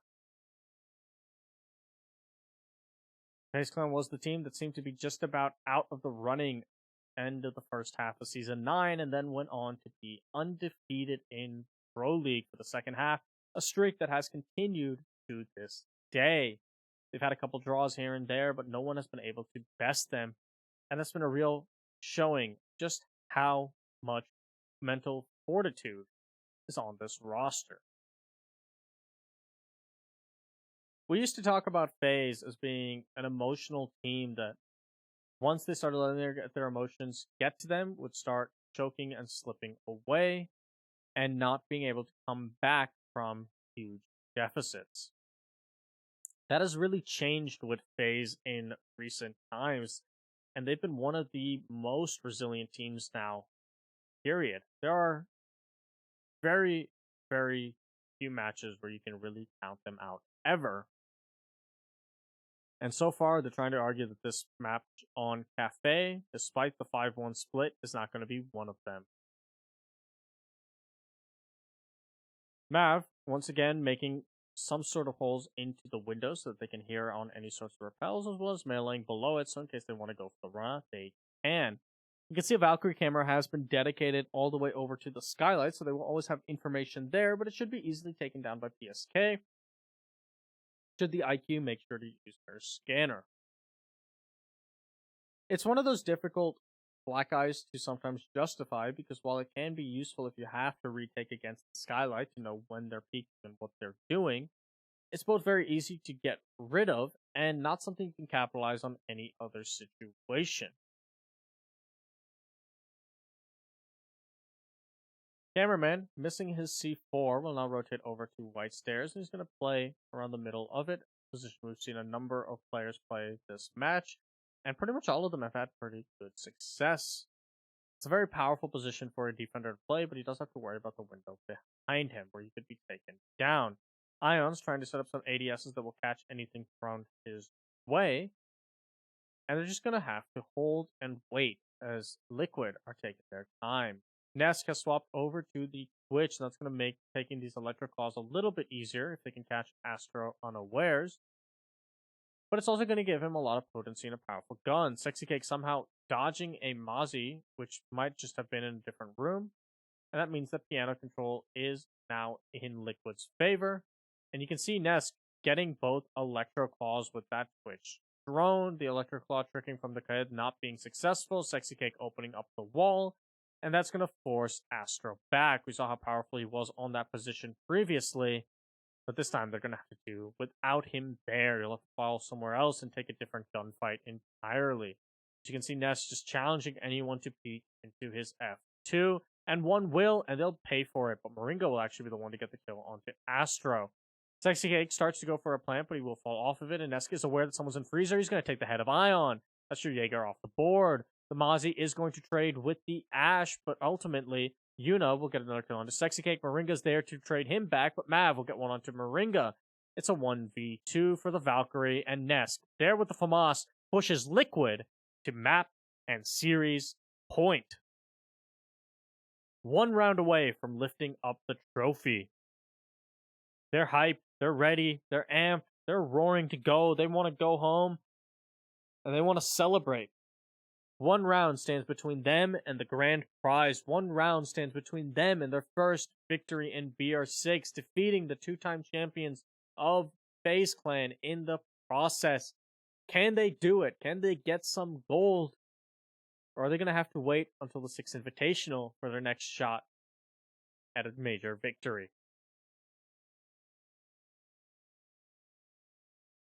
It all comes down to this, too, if you're Faze Clan. You got 2 rounds to equalize. You've come back from worse. You know you're capable of it. Your defenses have been phenomenal on Cafe. They cracked the code for your top floor, but you don't even have to play top floor. Can you pull it off in these final 2 rounds? Push us to overtime? Or is this where the story of your BR6 season ends?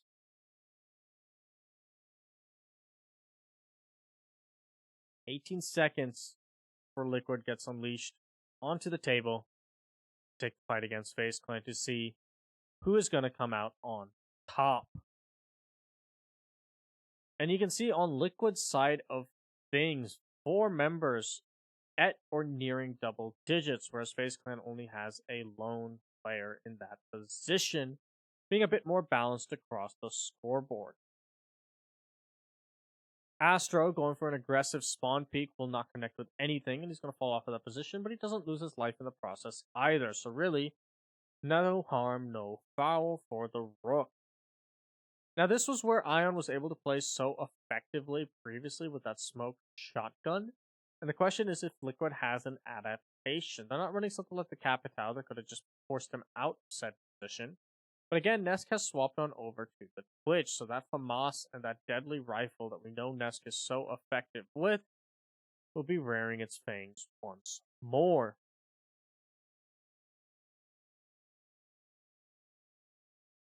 It looks like Liquid isn't too focused on a top floor clear. They will make sure to lock down the top floor routes to the 2nd floor, but the 3rd floor isn't their priority as much, and they're not even putting too much effort onto the 2nd floor.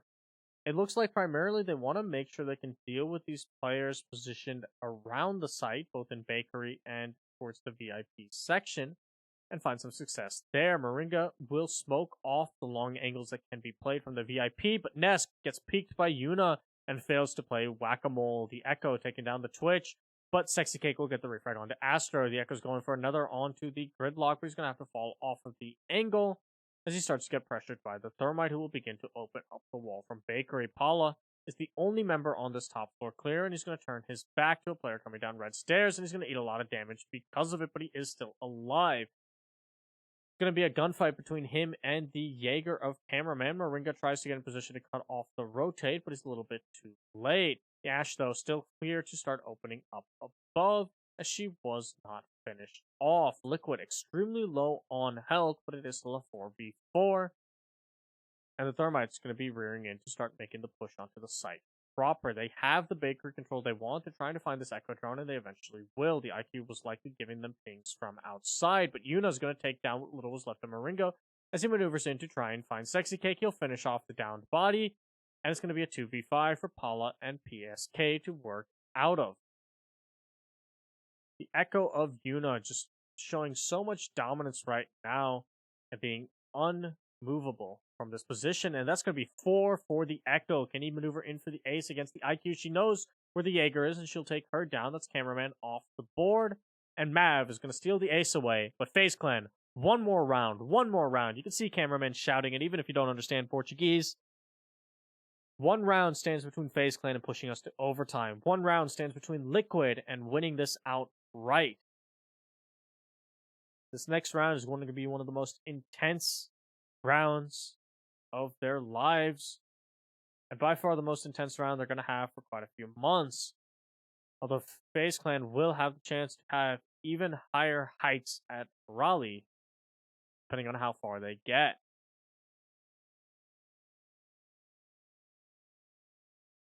See the crowd cheering, you can see the glow sticks in the air.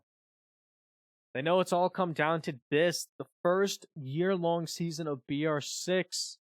Liquid versus FaZe, a best of 5. We're on the final map, the potential of overtime, 1 round away. It does not get better than this. Will Liquid end the hopes and dreams of FaZe's comeback on Cafe the way they failed to do on Villa, and find some redemption for a roster that has been struggling past few months? Or are FaZe Clan going to continue their dominance and show how they made it to this point and why they remain undefeated in Latin American Pro League?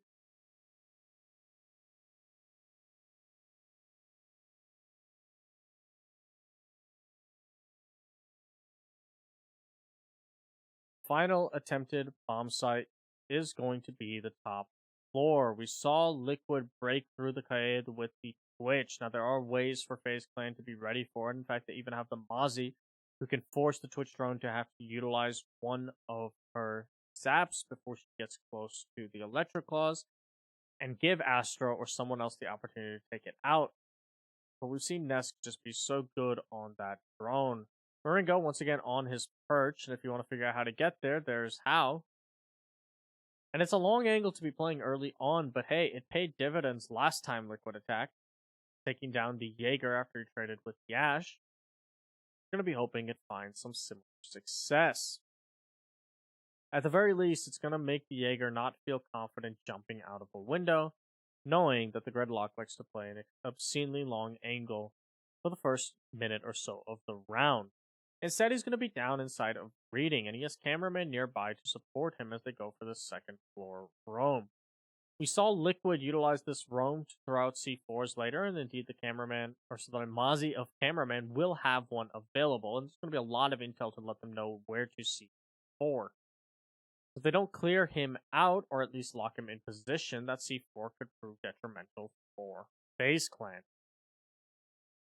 Sexy Cake doing his best now to get control of Piano, a room that they know is fairly empty, but his drone is going to get caught by the Mozzie, and he's going to have to fall back to his second one. He's not actually going to take out his own drone, though, not feeling safe pushing up to do it, so Cameraman gets a second drone for his purposes that he can place around the bomb and be able to watch for either default plants or a push from Cigar. Ion still down below, watching white stairs in case there's a flank up or down there by the members of Team Liquid. And we are 1 minute away from seeing if this match goes to overtime or if Liquid manages to close the thing out. Astro is going to lose one of his Electro Claws, it looked like, as a Twitch drone got into position and zapped something. But he still has the other one, and Nesk is going to have to really be careful maneuvering his Twitch drone for set purpose. Now, one benefit that happened by Sexy Cake getting his drone caught is that Mozzie Jammer won't be in the way for his own Twitch drone. And you can see that Sexy Cake is not going to be able to get through that wall. The call has been made by Nesk, and instead they're going to open up the adjacent wall and possibly make a small hole into Freezer. No, they will not. If you So they're going to have to go through there. Instead, the smoke grenade comes out, and they hear the plant go down, but the C4 will not connect. Yuna's going to be taken down by Moringa. Ion will get the refrag onto Moringa. Paula gets one onto Mav. Astra gets one. Ion gets one. Paula gets one. It's a 2v2. It's a 1v1 as Cameraman gets the refrag onto Nesk. And Faze Clan! They steal it away in the dying seconds of a round. A calamity of kills. But it will fall the way of Faze Clan based on time. And it is overtime on map 5. Would you have it any other way? You can see the energy is back in Faze. The energy is probably still there for Liquid. They both know they're so close. 3 rounds separate us.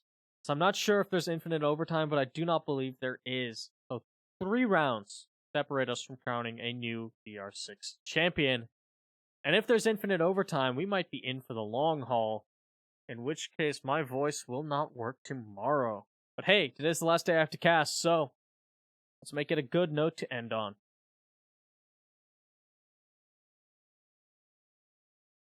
Liquid and Faze now gearing up for the final rounds of the match. Faze, being the ones gifted with the defense, are going to feel pretty confident about Faze hold. As so far, the defense has walked away with 5 1s on both splits. That's 10 defensive rounds to 2 attacking rounds.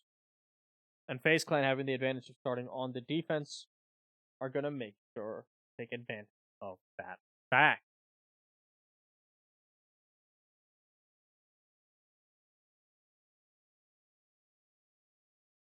You can see it's going to be a bakery defense coming out from Faze, as they've reasoned that this is their most successful site. The only site they have lost has been the top 4, which they lost once. And they're pretty confident in their ability to hold things down on the bakery. Previously, Yuna ended up going ham with the Echo, picking off 4 players, playing whack-a-mole with Nesk, who just missed his shot, and then gunned through the rest of Liquid. But it's going to be a very, very quick send in from the bakery from at least 2 members of Team Liquid, as the Thermite will detonate the wall. Nesk holding on to the rotate, making sure no one can retake bakery, and his drone is going to catch up the position of Astra on the Rook. He will get spotted out, so the drone will no longer be providing any extra intel, but it looks like there's a lot of drones available for Liquid on the site proper. They're going to be wanting to rev up and gear into this attack soon, based on the setup they have. Moringa, able to throw out smokes and track stingers, is going to once again block off this line of sight and rotation. And Nesk is going to find the first kill of the round in overtime on Mav. Follow the second onto Cameraman, and Liquid looking to get their second attacking victory in this map. They have to get through Astro, Yuna, and Ion. 3 powerful anchoring positions, 2 ACOGs, and 3 gas canisters stand in their way as Yuna peeks out the main door. Astro will take down Nesk, so the sledge will no longer be a threat for Faze Clan, as Yuna continues to peek over towards the bakery side, but he's going to get caught on his rotate, and Paula will gun him down. Ion on the late flank means that it's going to be up to Astra to hold the site for as long as possible. PSK and Paula working together to cut down his rotations. And you can see Ion trying to maneuver in back to site, and he'll actually get a shot off onto Moringa. A long-range kill with SMG-11 is exactly what Faze needs right now, but he whiffs the gas canister and is unable to throw it out far enough to stop the player ingressing from red stairs. He's going to do a lot of damage, but he's going to take a lot in return. And Sexy Cake is going to take down Astra. It's all up to Ion. He'll get one onto Paula. He's got about 10 HP. He needs to find 2 more. He has 40 seconds to do so, but both players are at full health, and he only has a singular gas canister remaining. He throws out the second behind the Thermite, but even if it's close enough, which it wasn't, it won't be able to deny the plant. He's hoping that the second 2 will at least force the Thermite out of position or do some damage, but to no avail. Liquid will win the first round of overtime. And that's the second attacking round that has been won here on Cafe. Faze Clan are going to have to show something different on their own attacks. Something they struggled with in the first half. They want to continue to stay in the running, because otherwise, BR6 is about to have a new champion, and their name will be Team Liquid.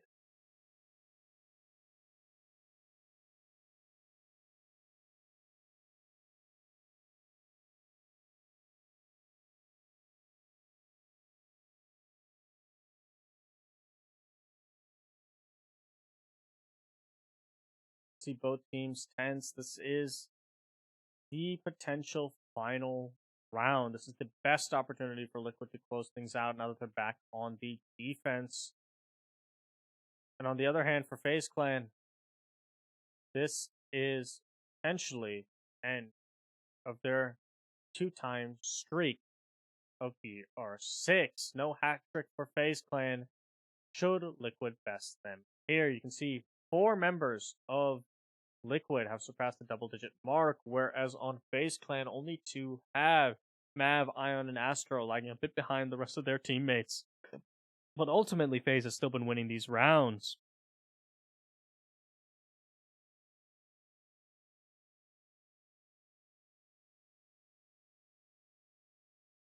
The final site potentially of choice for Team Liquid is the reading room.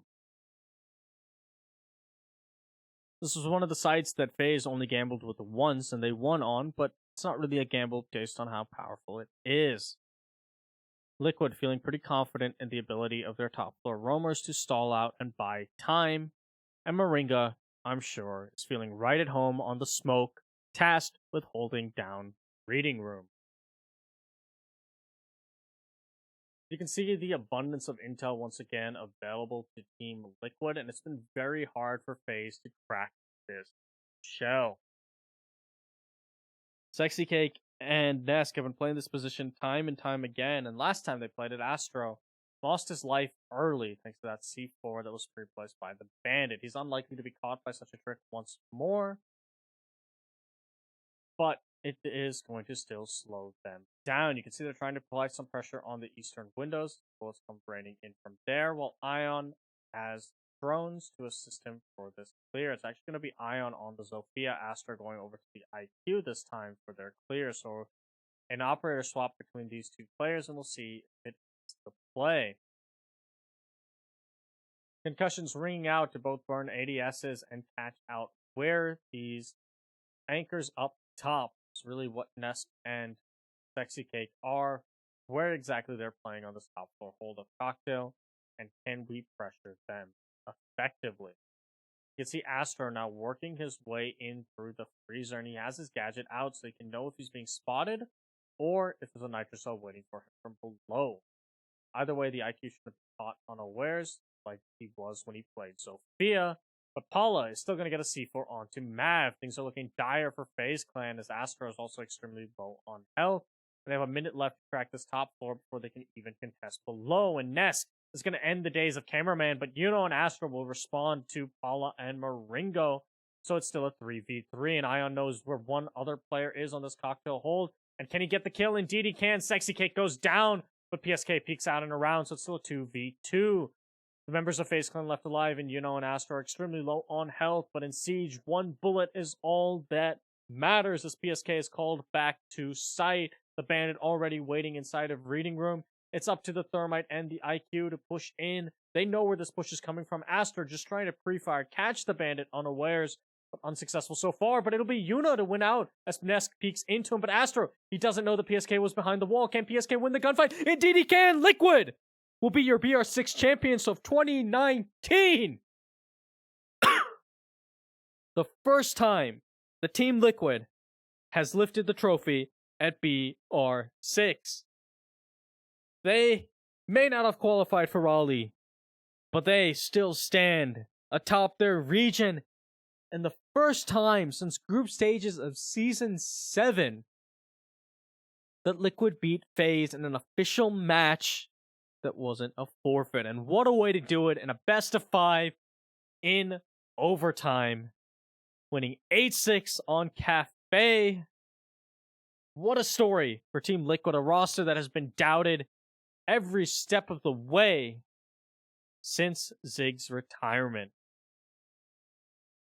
A wonderful game, and I'm glad you guys tuned in to watch, and I hope I did it justice with my English casting. Either way, it has been a blast and a privilege to cast BR6 in English for you guys, and I've enjoyed every minute of it, and I've learned a lot, and all of it is thanks to you guys. So I appreciate it. I appreciate everything you guys say in chat. I may not be able to respond to it. Again, speaking of that, shout out to an anonymous cheerer for 2 bits. And I don't respond to it because of the fact that I like to keep the cast professional. But I do love seeing you guys in chat. I love reading your comments on Reddit. Every moment of feedback you guys have for me is so appreciated, and it's helped me grow a lot as a caster and a streamer, and I've enjoyed every single moment of it. So thank you guys for being here on this journey. Congratulations to Team Liquid as they deny FaZe the chance for the hat trick and walk away with another gold trophy. And now, hopefully, if you're Team Liquid or a fan of Team Liquid, this starts their upswing in Pro League as well. Hopefully, I'll see you guys again for next season of BR6, but as of now, it is obviously hard to call. But I've loved casting this. Both this and the previous VOD will be put up on YouTube soon. The VOD with Ninjas in Pajamas versus Black Dragons, maybe if I go through the process of editing it, because that was a very poor quality VOD because I was on a different setup. But these 2 matches for sure will be there. But man, what a way to end the match. PSK with a 1v2 clutch there as the Jaeger at the end. And Liquid are your BR6 2019 champions and the winners of 200,000 reals. Congratulations.